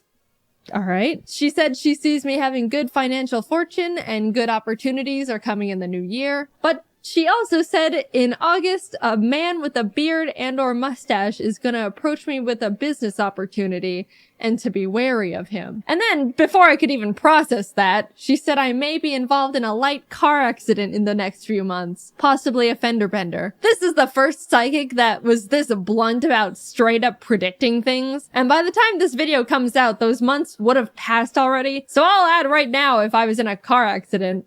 She also said someone near me is gonna have a baby and that I'm gonna become very attached to it. And that's gotta be the most incorrect sounding prediction of all the psychics so far because I am not a fan of babies. I don't like them. I think they are weird and unpredictable. I do not care who in my group of family or friends has a baby. I'm staying the hell away from it. She went back to reading me as a person, said I'm very trusting and to be aware of jealous people that are around me. In this industry, that's pretty fair. Then she said it seemed like I had a big purchase on my mind, to which I admitted there was something expensive I saw that I've had my mind on for a while. She asked what it was because she foresaw it being good for me, and I told her about the new giant Altaria plush that Pokemon announced. I don't think that's what she expected though, because she seemed to lose a little focus after that one. But I did end up buying it. I asked about my birds, just like I have been for all of them, and she said they seem safe. However, after reading me for so long, she sensed my chakras were imbalanced, which was a shame because I could have sworn they were properly aligned. Anyway, she would like to help with them. I said, sure, and she hit me with the meditation prayer bit and how I'm only paying for the materials and not her time, and they're gonna cost $375. Much cheaper than Psychic 1, but man, that's like the same setup and kicker, and no medical protection to boot. I politely declined and left. I gotta say though, this psychic was the first one to straight up tell me, you're gonna be in a car accident. A bearded man is gonna approach you in August. Like just real life things. Whether or not they come true, you gotta respect that gamble. Definitely an all or nothing type of psychic. She was also the most expensive one yet. The other psychics were both $90, but this one charged me $162 for the readings. Now, Psychic 4 was a doozy, might I tell you. I walked up to her shop door, entered the room, and no one was there. I immediately walked back out because it's weird to be just there alone, and texted her I was here, to which she responded, give me 15 minutes. Kinda strange a psychic is running late, but I'm not here to get into that irony, so I just sat on a little chair and waited outside. 15 minutes passed, then 20, 30. This lady was 40 minutes late to a psychic reading. I brushed it aside because whatever, and we started. She let me pick my tarot cards, laid them out in the formation, and told me she's very surprised I picked a lot of queen cards. Apparently, in the standard tarot card deck of 78 cards, there's 4 queens, and I randomly picked 3 of them. She explained that's no accident, so you heard it here first, people. Certified and indisputable queen over here. The stars said so. She led with how she sees I have a good, strong energy. I work for everything I have. I've got good financial stability. I'm gonna run my own company and be a good leader. But she sees a lot of jealous people around me and to be careful about them. I tried to explain YouTube to her because I felt like that would explain all the things she just said, since all things considered, it's pretty accurate. But after like 5 minutes of trying to explain what a YouTube channel is, she just gave up and was like, sorry, I just don't understand technology. Fair enough. Also, sure, all of what she said was surprisingly accurate, but I'm always wary of what can be used as a blanket statement, especially when it comes to the financial stuff, because I don't know, I think going to psychics is a bit of a luxury expense. Not everyone can afford to pay upwards of $100 just to be told they've got positive vibes and are gonna be in a car accident. But then Psychic 4 said, I don't know how you do it, but you're making at least X per month, and gave me a very specific range of what I actually do make per month. That's what definitely perked my ears up. You know, I don't have a normal job, and even after not understanding how I make money, she was able to drop a number that was pretty close, all things considered. Then she said she sees me living a long and healthy life, and that I'm gonna be a mother of 3. I haven't directly talked about it yet, but I would like to say it's hauntingly strange how literally all 4 psychics have told me I'm gonna be a mother of 3. None of them even asked me if I like kids in the first place. They just straight up told me point blank. I don't know what about me is giving off I'm gonna have 3 kids vibes,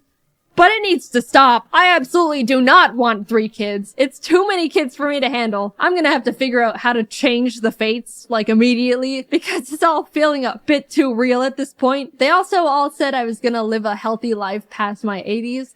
So if I die at 50, I want all of my money back. Anyway, Psychic 4 kept talking, saying it seemed my birds are safe, because I asked, but there seems to be a negative energy trying to attack them, to which she'll start meditating to protect them. Also, my chakras seem unaligned and my 3rd eye isn't very developed despite how old my soul is. Which sure is a sentence. So she recommended a chakra meditation thing. She had me lay on her table under a lamp of RGB crystals and turned on relaxing spa music. Then she told me to close my eyes because when your eyes are closed, your 3rd eye opens. And that's why you dream when you sleep. It's your 3rd eye.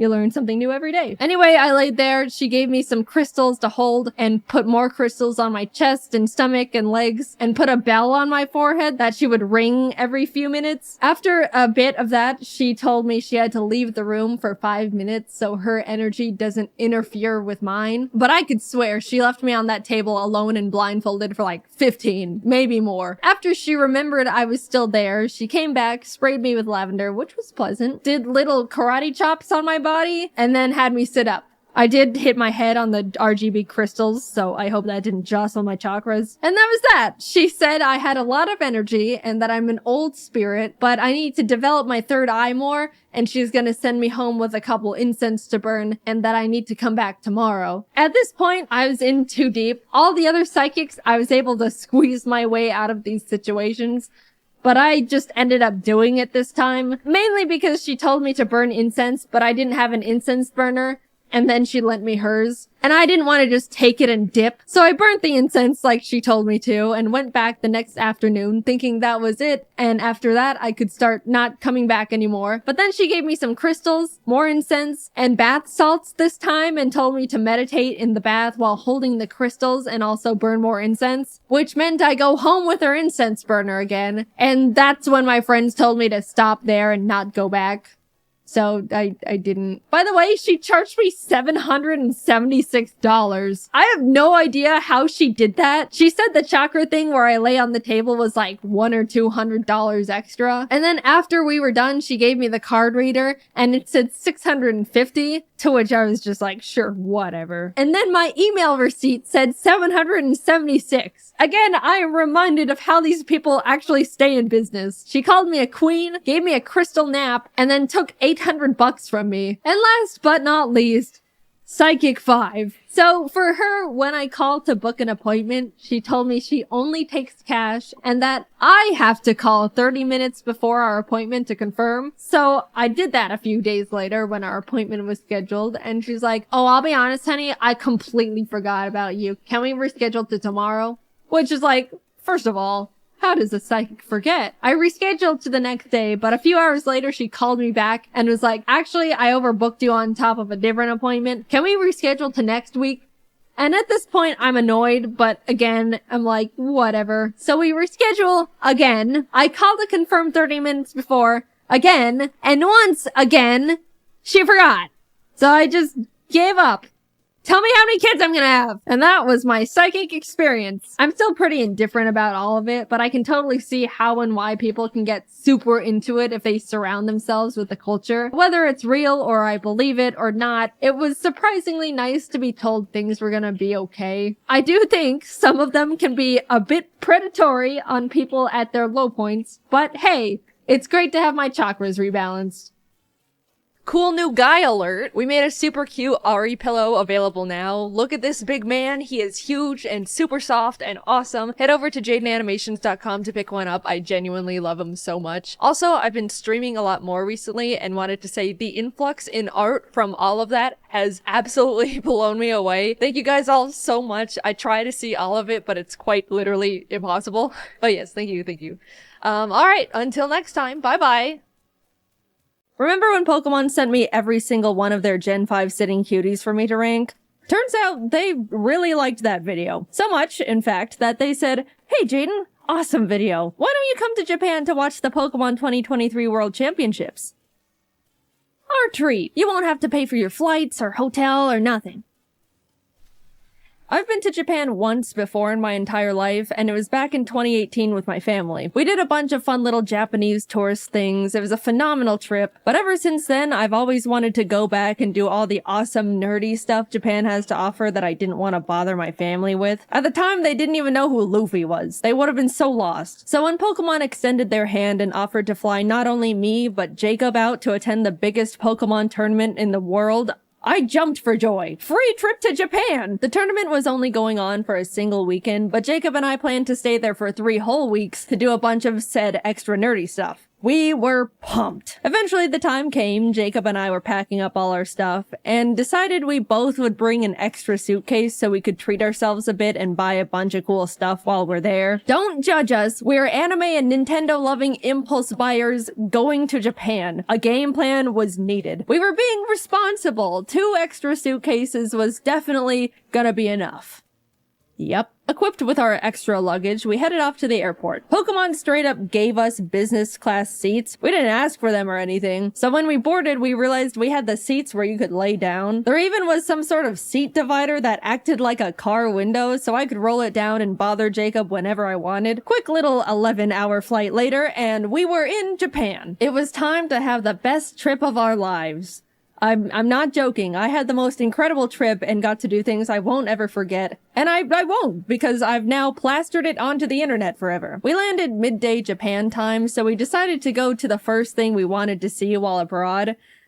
Japanese McDonald's. I couldn't order anything except fries, but Jacob and I both dropped our jaws when we saw something called the Double Big Mac on the menu. I thought Americans already went big with the Big Mac, but Japan did the impossible, just to send a message. What a magical place. Let's begin with the next morning. Pokemon planned a bunch of cool stuff for the creators and partners they flew out, beginning with a group field trip to the Mega Tokyo Pokemon Center. Jacob and I woke up early for it and missed the bus they had for us. And it totally wasn't completely my fault entirely because I hypothetically didn't read the schedule correctly and was taking my sweet time getting ready. Why would you think that? So we had to take the trains on our own to get there. Anyone that remembers my first Japan trip knows the trains were me and my family's mortal enemy #1. We kept getting it wrong and it was failure after failure the entire trip. You'd think that with all that prior experience and struggle, I would have grown as a Japanese train understander, right? Nope, we got on the wrong train. But at least we were having a good time. After a lot of freaking out and mental strain and regrets, we finally arrived at our destination, and although by the time we got there they had already finished looking at the Pokemon Center, we were able to grab a quick snack with the group at the Pokemon Sweets Cafe. I meant to take a picture of the Pikachu waffle before I ate half its cranium, but I forgot, so this is what you get. Now that we were with the group, we were able to travel with them for the rest of the day, so we packed into the bus and headed off to a traditional tea ceremony where we were taught all about how the tea masters would make tea and tea etiquette and all these things about the significance of tea in Japanese culture, all while getting to taste the tea master made. Again, I meant to take this picture before I took a chunk out of the little sweet they gave us, but here we are yet again. I'm just not that great at this. They also served us a really special lunch of super fancy bento boxes, like so fancy that the host was like, dude, I've never even had these bento boxes before. I was super excited, but I don't mean to be ungrateful or wasteful, but the box was full of super fancy, complicated fish and seafood. I knew going to Japan I'd have to be flexible with food because it's really hard to be vegan or even vegetarian there, so I really tried to eat as much as possible and look thankful. But yeah, I struggled a lot. But I still had a great time and it was an honor. We were dropped off at the Yokohama Chinatown and left to explore a bit until dinner in a few hours. Everyone separated into groups, and Jacob, Stefan, the guy that sent me all the sitting cuties, you guys remember him, the guy named Steve, and I went and pursued the street food a bit before stumbling into a little arcade with a bunch of crane machines. I got this silly little bear minifigure. His name is Chico, so I decided to innocently carry him around in my pocket for the entirety of the trip. You know, because he was silly. This single action severely changed the course of my mental stability going forward. You'll see soon enough. But look at these cute photos I got with them. We had a great dinner, headed back to the hotel, got to hang out with our good old Pokemon rival Jan a bit, and called it a night. The next day we all got to do some private shopping at the Pokemon World's pop-up shop. I'll just say we bought way too much stuff that we also don't regret in the slightest. I even got this video of Jacob grabbing more and more sitting cuties as the workers kept reorganizing them to keep the display looking perfect. We walked out of there with 3 giant bags of stuff. But it's okay, because remember, we anticipated this with our extra suitcases, which I am starting to wonder if they are going to be enough, but surely we will come down. We were then all taken to the creatures' offices. You know, just the place where they make Pokemon cards. It was gorgeous in there. They had these awesome sculptures of giant Pokemon cards with crystals, and all the walls were lined with 3D card art. It felt like I was in a building with a lot of significance. Because I was. We got a tour around the building, met the TCG card testers, and were able to ask them questions about their process. Even got to have a little Q&A session with Atsushi Nagashima, the game director of the Pokemon TCG. It was funny, one of the people in our group asked how they chose which Pokemon to make cards for. A good question. And then followed it up with, I really like Mantike, but there's only 2 Mantike cards that exist. And the assistant pulled up a list of all the Pokemon Mantike cards that have ever been created, and sure enough, there were only 2. The director chuckled and was essentially like, yeah, sometimes Pokemon get lost in the cracks. We kinda just make cards of Pokemon I like. For example, my favorite Pokemon is Gengar. And you know what? That actually makes a lot of sense. Also, we were able to have a Q&A session with the Pokemon card art director and 3 artists who actually draw art for the cards. That was super interesting, and I was so incredibly inspired by that discussion. But you know those Pokemon cards with the super cute clay art? That artist's name is Yuka Mori, and she was in that panel. I was so starstruck. Those are some of my favorite Pokemon cards. And not only that, but she hosted a little workshop for us where she gave us clay and taught us how to make little clay Magnemites like in this card here. Speaking of this card, she brought the actual original Magnemite for us to see. That was by far the coolest thing that I've ever gotten to be a part of. We got to meet a piece of genuine history. I felt like I was meeting the president. Also, here's me and Jacob's Magnemites that we made. Day 3 of our little Pokemon field trip, and we were taken to another Pokemon Center. This time in Shibuya, which was also right across from a Nintendo store. It was like a bullet was shot through our credit cards. In the shopping center, I saw a little gacha machine with little miniature Chiikawa plushes. I was only interested in getting Chiikawa, but I decided to test my luck anyway. And I got him first try! Now I had 2 of them. Yes, the original was still in my pocket. You can safely assume he is in my pocket for the entirety of this video. I've got pictures to prove it. Jacob snapped this awesome picture of the Chiikawa brain rot taking over. When we were looking around in the Shonen Jump shop, a little Japanese boy pointed at Jacob and went, Sanji-san, before his mother quickly yanked him away, and I still to this day laugh at that interaction. Poor kid saw his first blonde guy in real life and immediately thought it was Sanji. Later that day, we also got to attend the Pokemon Symphony, where a live orchestra played Pokemon songs, and it was absolutely incredible. Video game orchestras are so cool. It always tugs on my heartstrings to see video game music transformed into such a beautiful new art form. Highly recommend attending one if you have any favorite games or franchises. On to the first day of Worlds. It was exciting. People flooded into the venue. We watched the opening ceremony in the crowd. Just wow. This is the whole reason why we're here. We went back to shopping. Look at this cute little Chihuahua book I found in a nearby bookstore. At this point, we were absolutely pushing it in terms of luggage space, and we were day 4 into a 2.5-week trip. Our shopping sprees until this point were very not frugal, so we cut our losses and bought 2 extra giant suitcases to fit everything better. Okay, we knew we were gonna need extra suitcases. Getting a few extra couldn't hurt. Look, the flights were paid for. We were still saving money at this point, I think. That's my rationalization. I'm going with that. Also in the mall were tons of Pokemon monitors straight up playing the World Championships. TCG, Pokemon Go, VGC. Japan treated Worlds like it was the Super Bowl. And it was just so cool to see one of my main interests so culturally celebrated. People of all ages would stop by to watch for a bit before going back to their shopping. I can't explain it, but it just made me very happy. We even got to see Wolfie live on the monitors. How'd he do? He did great. Don't worry about it. Nothing happened. Look, we were just happy to see our friend on the Pokeball screen. Proud of you, Wolfie. You're so cool. The second day of Worlds was hype. So hype that we left Yokohama and flew to Osaka. I haven't mentioned it yet, but we actually got tickets to see the one and only Hatsune Miku live in concert. The real ones know how huge that is for me. I want to talk about how life-changing that was, but I'm gonna make a whole separate video about that experience I'll be posting next. All I'm gonna say is it was the best day of my entire life. By a lot. Subscribe now before you miss it, just saying. I will mention, we did have to take the train to get back later that night and got super lost again. And we never get better at it. Don't expect anything to change in that regard. We did finally get back to Yokohama, crashed for the night, and had a nice slow morning as we got ready for finals later that day. To any One Piece fans who are caught up, we were in Japan for the One Piece anime episode. You know what I'm talking about. 1072. We were able to turn on our hotel TV and watch it live. And that was so cool. I don't talk about how much I love One Piece much, mainly because it doesn't really come up. But One Piece is peak, and it was an honor to be in Japan at such an iconic part of the manga and anime's history.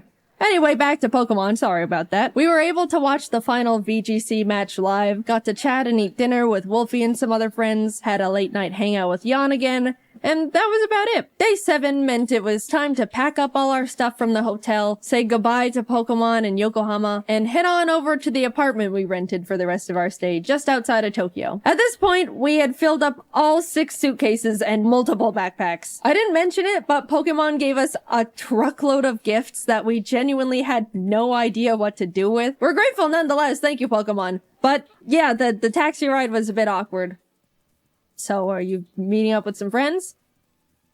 No. After we got situated in the new place, we decided to look around the area and grab some lunch. And I gotta say, the little hole-in-the-wall restaurant Jacob found was some of the best ramen I've ever had ever. They even made it vegetarian for me, which was extremely kind of them. Food modifying is a bit tricky in Japan compared to the States, so I was very, very thankful. And it was delicious! We then proceeded to do absolutely nothing for the rest of the day because we were exhausted from the trip so far. I haven't mentioned absolutely everything we'd been doing on the trip because it would be a lot of, first we did this and it was cool, then we did this and it was cool. Even though it was such a pleasure to be invited, I was so dead. And definitely looked super not approachable or friendly to the rest of the group by the end of it.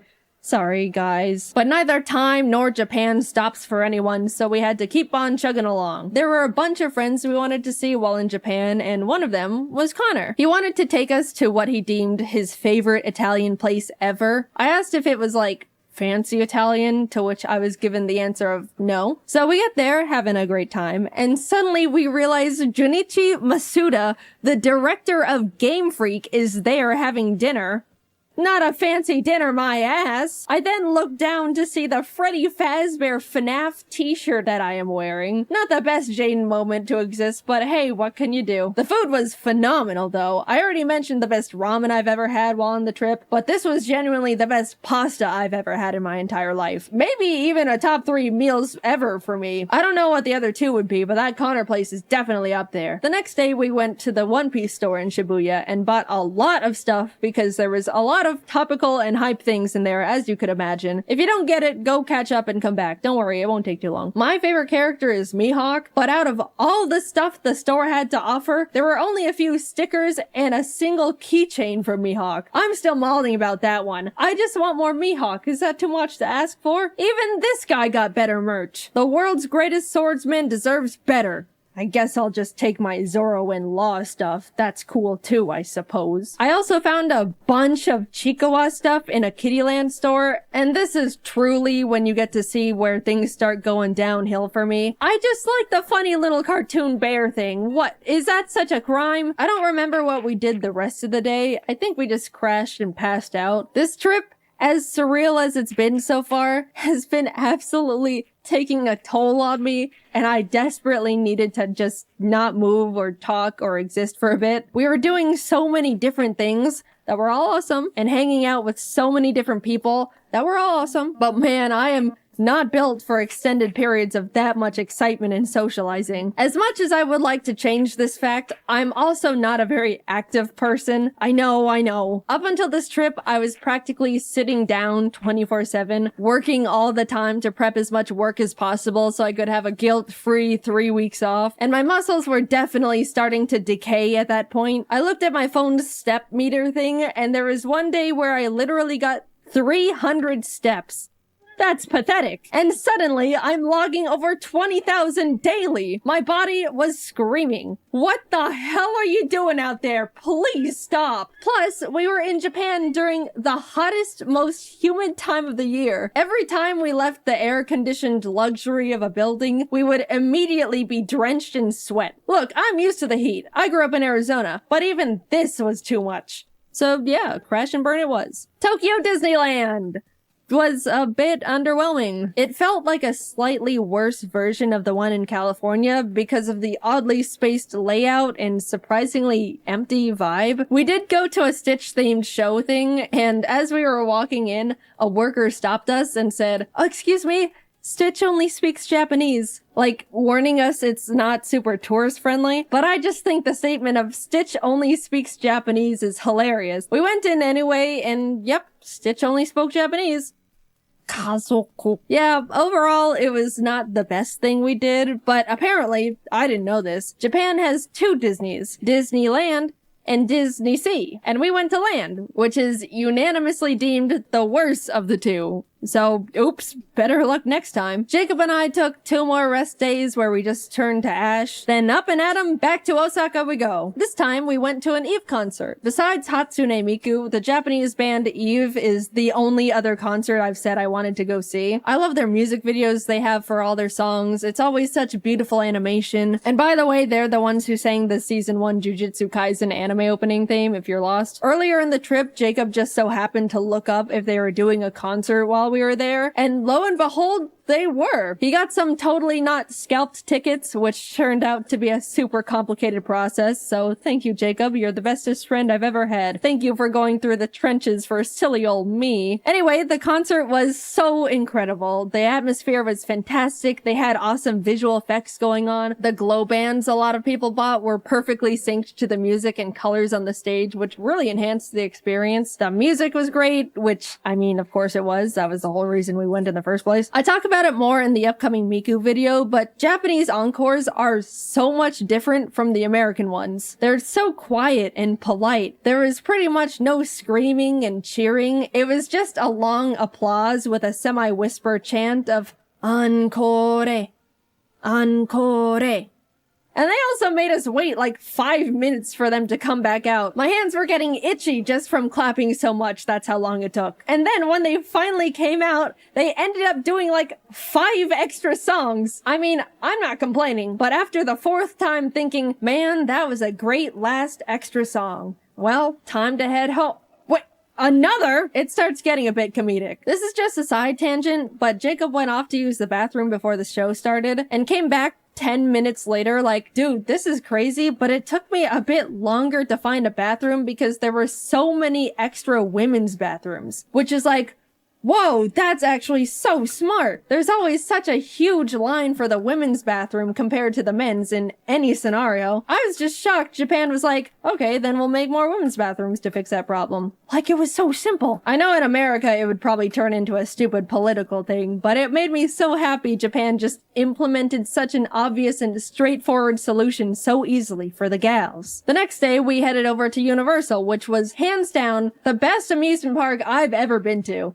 So they can do amusement parks well. First of all, Universal Japan is way more anime and manga focused than the ones in the States, which made it instantly more engaging for me. Jacob and I both agreed we would window shop for the first part of the day, and then buy all the things we wanted as we were leaving so we wouldn't have to lug around a bunch of bags all day. But we immediately saw a little One Piece shop and cracked. We just wanted to wear these One Piece headbands. That's rule-breaking worthy. We also got some towels because surprise, surprise, it was freaking hot. I know I've been complaining about the weather here and there, but my lord, it was miserably scorching. Japan has such a big culture around staying cool while outside, and I totally get it now. People would be walking around with little fans, ice packs, towels. A lot of women had parasols. I'll say, if we didn't get those towels, we probably could have passed out from heat stroke that day. Later on, I even ended up getting another towel. It was a cute Pikachu one, but I got it mainly because it was a cloak design. After soaking that thing in cold water and putting it on, my body temperature instantly lowered like 5 degrees. However, that meant I was walking around the park looking like this. Back to the awesome stuff. We did a bunch of attractions like watch a fun 4D Jujutsu Kaisen show where the seats move around, went on a super cool 3D VR Spider-Man ride. We tried to cool down by going on a Minions thing called Freeze Ray Sliders that claimed to cool riders down with a blast of chilled mist from a giant freeze ray. But we got on and absolutely did not even touch a drop of the mist because it never ended up getting in range of our cart. That felt like an actual tragedy at the time. There were a few big roller coasters we wanted to go on, but I get super motion sick and forgot to bring nausea medicine, so no roller coasters for us, but I shall return one day. The park, of course, had a bunch of cool themed restaurants, one of them being a super cool One Piece restaurant. Did I mention I like One Piece? There also was a special Sanji one, but we didn't know you needed a reservation, so phooey. It was awesome though. I love One Piece. After a few hours of rides and being broiled alive, we decided to fully cool off by going on the Jurassic Park ride. That's just giant splash mountain with dinosaurs. We cooked in line for probably a solid hour, and as soon as we were literally stepping foot inside the ride, it started pouring rain.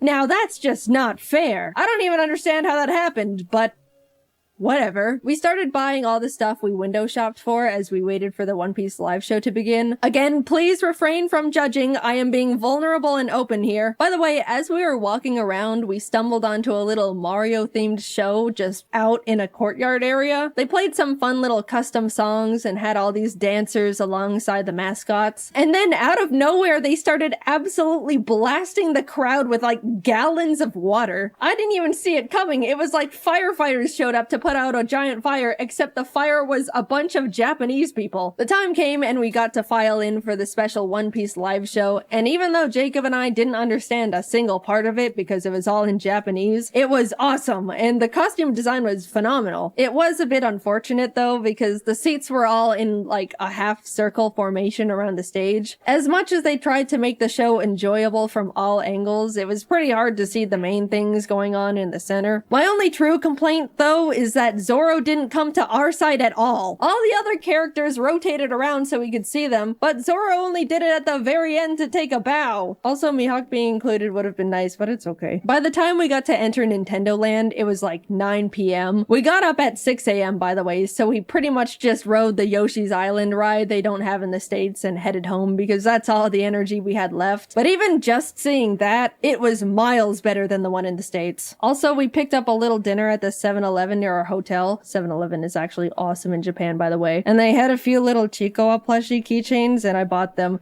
Just being transparent here. We woke up early the next morning to catch our flight back to Tokyo and hurried over to the Kirby Cafe. Emily actually booked the reservation for us. She was meant to also be there, but she was only able to get 2 seats and gave them to us as a gift.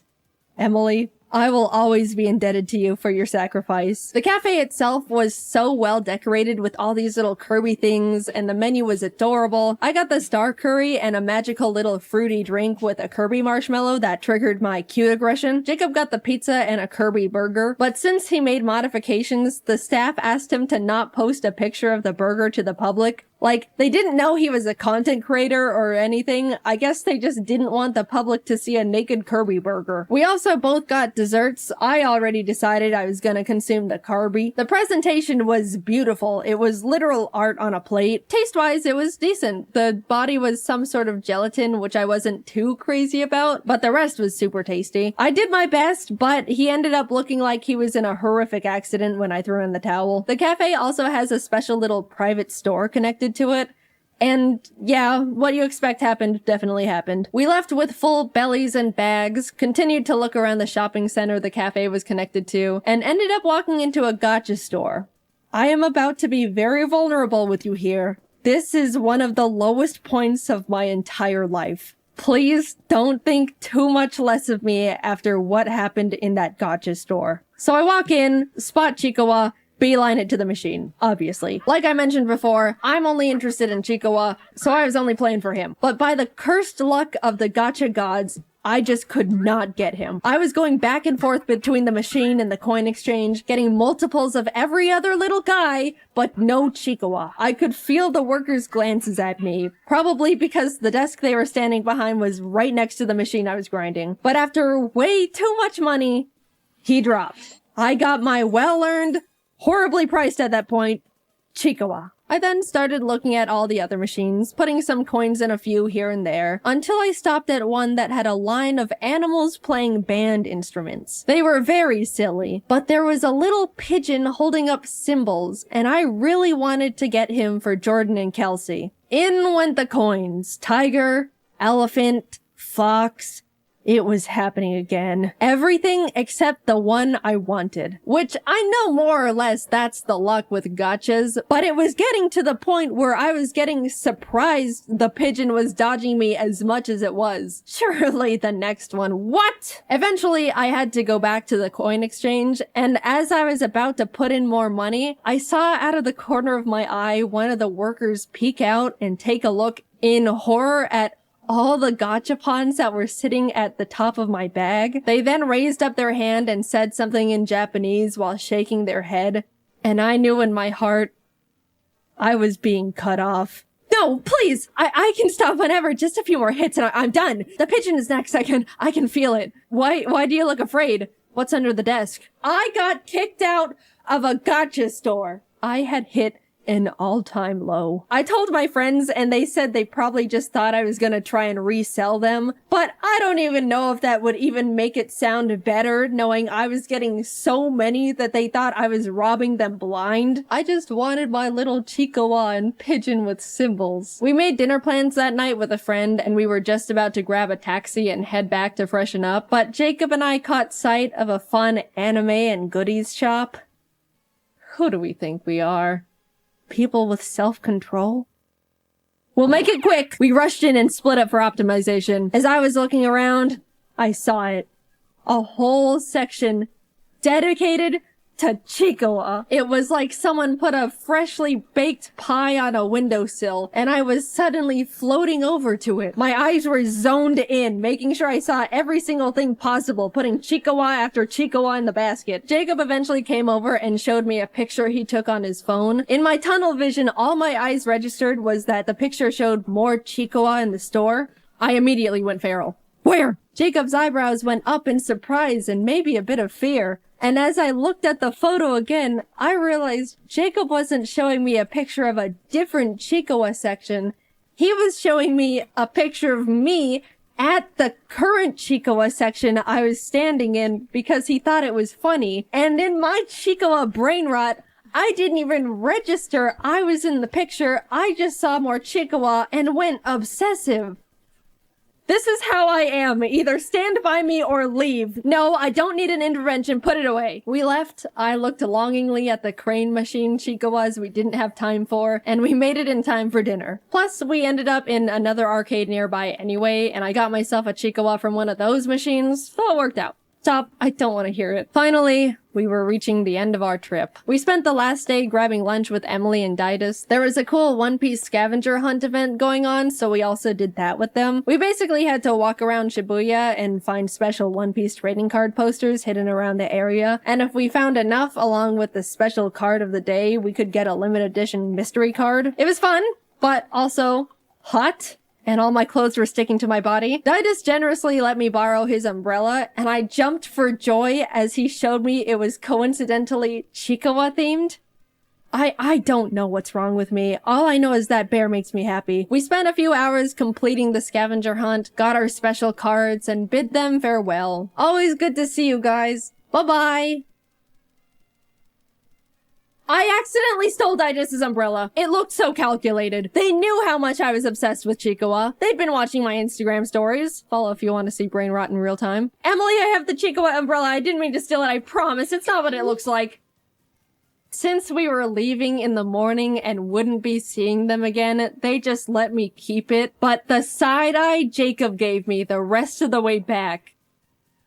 I didn't mean to— stop it! Getting back to the apartment, reality hit us hard. We needed just a few more suitcases.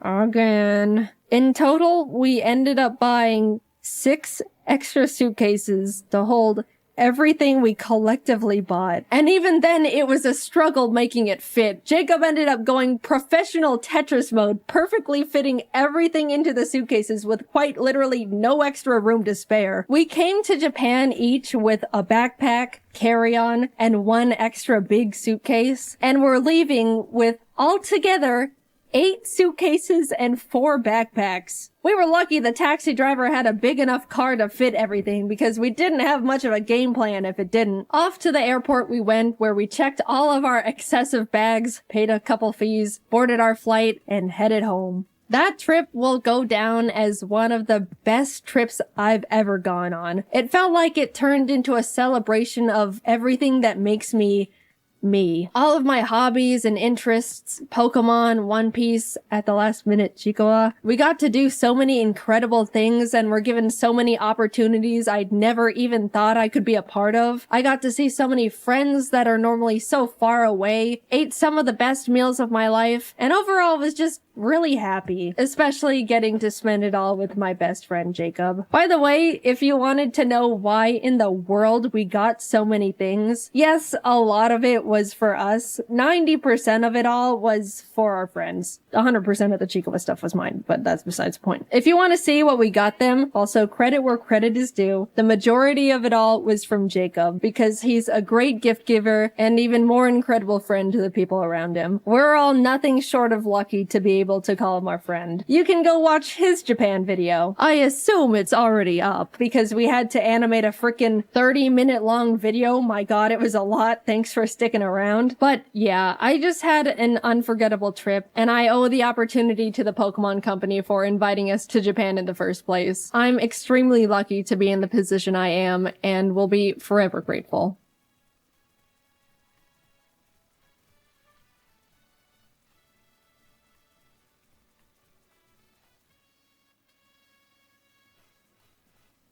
Music is a huge part of our society. It brings people together, lets you express yourself in new and creative ways, can even help you get through tough times. Personally, for me, I don't get it. I'm sorry. I've honestly never been a big music person. I know, throw me into a volcano. I would just rather watch YouTube videos. I don't know. I like the constant flashing colors and pictures, I think. Like, I don't hate music. For the most part, I could honestly listen to anything, but that's kinda it, you know? Nothing stands out to me and I don't go out of my way to listen to it. If anyone out there is like me, you understand the pain of when a conversation starts turning towards the topic of music. You know exactly what's coming, and you're helpless to stop it. There's nothing you can do. It's already in motion. The person you're talking to opens their mouth and you wince as they say it.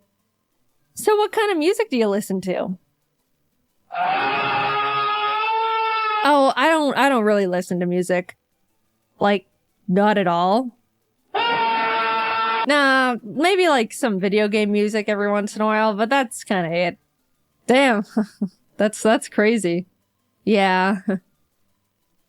And after that conversational stumbling, the person starts talking about the music they like, and you have to stand there and take it. Oh, that sounds cool. I should give it a listen. You're just lying through your teeth, not being convinced in the slightest, and will immediately forget every piece of information they tried to feed you. Even if I wanted to look it up later, my brain goes, get this out of here immediately. We've got to make room for the 4-hour-long video essay about Freddy Fazbear. Basically, I don't connect to music the way the majority of people do, and no one, including me, is happy about it. Look, I've tried to contribute in my own way, but no one else listens to the Mario Kart Cheeseland theme in their free time. It's good. No one believes me. Now, on a completely unrelated note, a while ago I wanted to get into a hobby that was fun and active at the same time because I do not move if not incentivized to. And that's not good. I'd like to still be fully functional at the age of 30. So after a bit of soul searching and digging around in the old ideas jar, I decided to try out DDR. I got a dance pad, downloaded some fun video game songs and anime intros to Dance Dance Revolution 2, and I got really into it. It was the most active I've been since high school. I was doing cardio for hours on end. Who am I? After playing my batch of custom songs for a few months, I decided to download some more stuff. And that's when I casually thought to myself, I wonder if there's any good Vocaloid charts. Now to start a completely new tangent again, Vocaloid is a voice synthesizer program, yada yada yada. Basically, it's robot voices you can control to write songs, and there's different characters based on what voice you use. The most common example, you know her, you love her, is Hatsune Miku. Yep, strap in folks, we're finally talking about Hatsune Miku, my beloved. My history with Hatsune Miku is a bit all over the place. I first got really into her in high school. I don't remember exactly how, but I probably just stumbled onto some of her popular songs while browsing YouTube one day. Either way, I was obsessed, and that was the first instance of me actually listening to music, which, as you know, was groundbreaking. I loved Hatsune Miku so much that in my senior year of English class, the teacher told us to write a PowerPoint presentation about anything we wanted. Most kids talked about, like, ending racism or recycling or something like that, but I decided my presentation was gonna be about our girl, Hatsune Miku. You know, just as morally important as ending racism and preventing global warming. Of course, I disguised it as a presentation about our hologram concert's gonna be the future of live music, but it was really just an excuse to gush about Miku because I desperately needed that outlet. I was a lonely child. Honestly, I'm not even sure how I mustered up the courage to do that presentation in the first place, because as the shy art girl who never talked to or hung out with anyone, it was a bold choice for me to talk about something considered so strange and nerdy at the time. I started my presentation and immediately was like, oh my god, what the hell am I doing talking about a holographic Japanese pop icon in front of my normie-ass classmates? I regret every moment I didn't stop myself from getting right here. After playing Miku's viral World Is Mine performance for the class, one of the, like, popular girls was like, that was cool, can we watch another? And I thought she was making fun of me, so I just sat back down. As much as I loved Miku back then, my anxiety got the better of me, and I slowly drifted away from her because I didn't want to feel like a social outcast. It's a dog-eat-dog world when you're a teenager, and you know it. We were all just trying to survive out there. I'm sorry, Miku. I was weak. Fast forward to current Jaiden. I've grown up a bit, and more sure of myself, learned some life lessons. Am not surrounded by self-conscious teenagers 24/7. I'm now sitting here in front of my computer screen with a choice. Should I choose to yet again repress myself from pursuing a niche and uncommon interest because of self-conscious fears? Or am I gonna choose self-healing and growth and allow myself to fully re-explore the world of a Japanese virtual pop star to play DDR2? Crank up that, Miku. I started downloading songs I listened to years ago, found some new ones. I was exploring and already getting more and more into the music I chose to leave behind out of fear years ago. I was flourishing. And that's how it began. I didn't know it back then, but this was the first step of a hyperfixation like no other I've experienced. Hatsune Miku was showing me the ways of truly enjoying music. I was playing her whenever I was in the car, consistently looking up new songs and artists to add to my playlist, even listening to her while I work or play video games, which I pretty much never did. My world was changing. and it was all hers. This wasn't just the music either, it was straight up about Hatsune Miku. I've never been a figure collector, but I started buying so many Miku figures I had to get a custom shelf in my office just to display them all. Dude, it's such a double-edged sword to be into Miku, because the fan base is constantly being fed. New Miku this, new Miku that. Gorgeous figures are coming out like every month. What am I supposed to do? Not buy them? Every house needs to have at least one Miku. That's a feng shui rule. Also, a huge oversight on my part. When I got my Miku shelf installed, I wanted it above my computer. It turned out great and displays them really well, but when I'm actually sitting at my desk and want to look up and admire my figures, all I see is accidental upskirt shots and I feel so bad. I'm sorry, Miku, I'm not trying to disrespect you, I promise. It was a miscalculation on my part. So whenever I'm at my desk, I just don't look up. As most of you probably know, Pokemon invited Jacob and me to Japan to attend the Pokemon World Championships back in August. That was super fun, and the video of that trip should be up by now if I'd planned things correctly. If not, then oops. But Worlds also just so happened to overlap with Magical Mirai, also known as one of the biggest Hatsune Miku expos and concerts ever. We had to go. Since getting super into Miku, it became one of my biggest dreams to see her live in concert. Who knows if we'd ever get this perfect of an opportunity again? What if she invites me backstage and we became friends? I immediately tried to get tickets, but couldn't figure out how the Japanese ticket system worked, so Emily ended up having to help me out. She was also the one who told me about the concert in the first place, so thank you, Emily, my hero, my savior. We got tickets, but not actually, because if you don't know, the way Japan does most of their online ticket systems is through a gacha. Yeah, random lottery. No matter how much money I was willing to hypothetically spend to get these tickets, at the end of the day, we were all just like those little numbered balls in that bingo spinner thing. Months pass as I eagerly await our fate. Then the email pops up in my inbox. I click it, scanning it way too quickly to understand any of the contents until my eyes catch it. Successfully obtained tickets.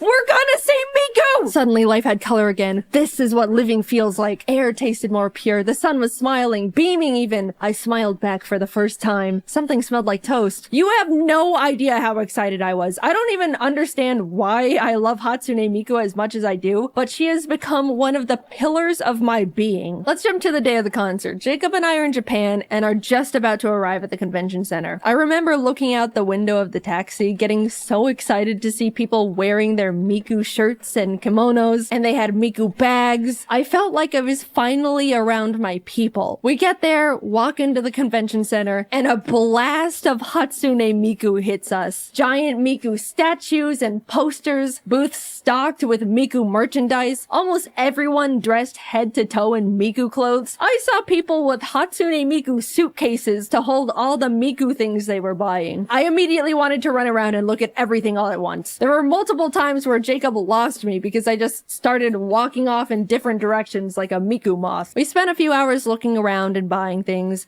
We spent a lot of money, but eventually we started getting ready for the live concert. I was giddy with excitement at this point. She was gonna be right in front of me. We found our seats and dude, we were pretty damn close to the stage, especially for randomly selected seats. I couldn't believe how close we were gonna be to Hatsune Miku. I already knew going into it I was gonna cry frame one. If you didn't know, it's pretty standard to have special Miku glow sticks you can shake to the beat of whichever song is playing. You can even switch them to the coordinated color of whichever Vocaloid was on stage at the time. I've only learned about it from watching videos of concerts on YouTube thus far, and I gotta say, it was so fun to see people before the show warming up their arms and practicing their glow stick moves. They really take Hatsune Miku seriously, and I respect it so much. Some people were even quadruple wielding glow sticks. The record I personally saw was 6, like some sort of Miku Wolverine. It was a huge bummer though, because Jacob and I tried to buy some sticks of our own at the expo hall, but they were already sold out,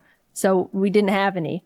And it was kind of embarrassing. Soon enough, the Miku songs the venue was playing started getting louder, and the house lights dimmed, and man, seeing the lights turn down and the teal glow of all the sticks emanating together to light up the room, honestly, It made me tear up. I don't even think I realized how much I loved Hatsune Miku until that moment. Being completely surrounded by people who love her just as much and more than I do.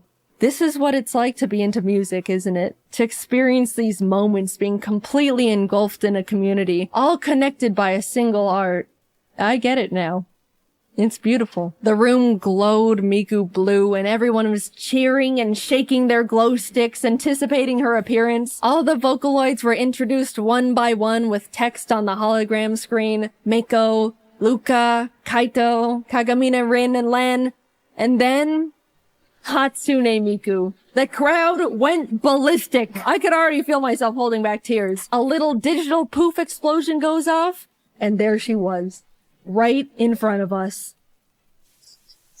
She started singing and Jacob and I were cheering and bouncing with the rest of the crowd. By the time she got a couple songs in, Jacob and I were definitely feeling left out for not having the glow sticks to shake. So we pulled out our Miku plushes to use in place of them, and that felt much better. By the end of the concert, Jacob was even dual wielding Mikus. After a few songs, Miku disappeared and the other Vocaloids played some of their songs. I honestly don't know them as well, so I wasn't too familiar with most of the songs they all played, but I was having a great time nonetheless. It was nice to not be fighting tears the whole time anymore as well. Then Miku came back and the concert continued on and we learned some real nice glow stick moves, replaced with our Miku plushes, of course. There's the classic arm cheer on beat, the on beat off beat, the building cheer on to beat, even throw in the advanced building cheer on to double beat with a height. I'll say it, doing all those glow stick movements was honestly a really crazy arm workout. Like, we were working biceps and shoulders for 2 hours straight. Imagine Beat Saber, but higher up in the posture with almost no breaks. And if you don't commit, then Hatsune Miku thinks you hate her. I wanted to mention that in Vocaloid concerts, obviously they have a recording of the vocals because,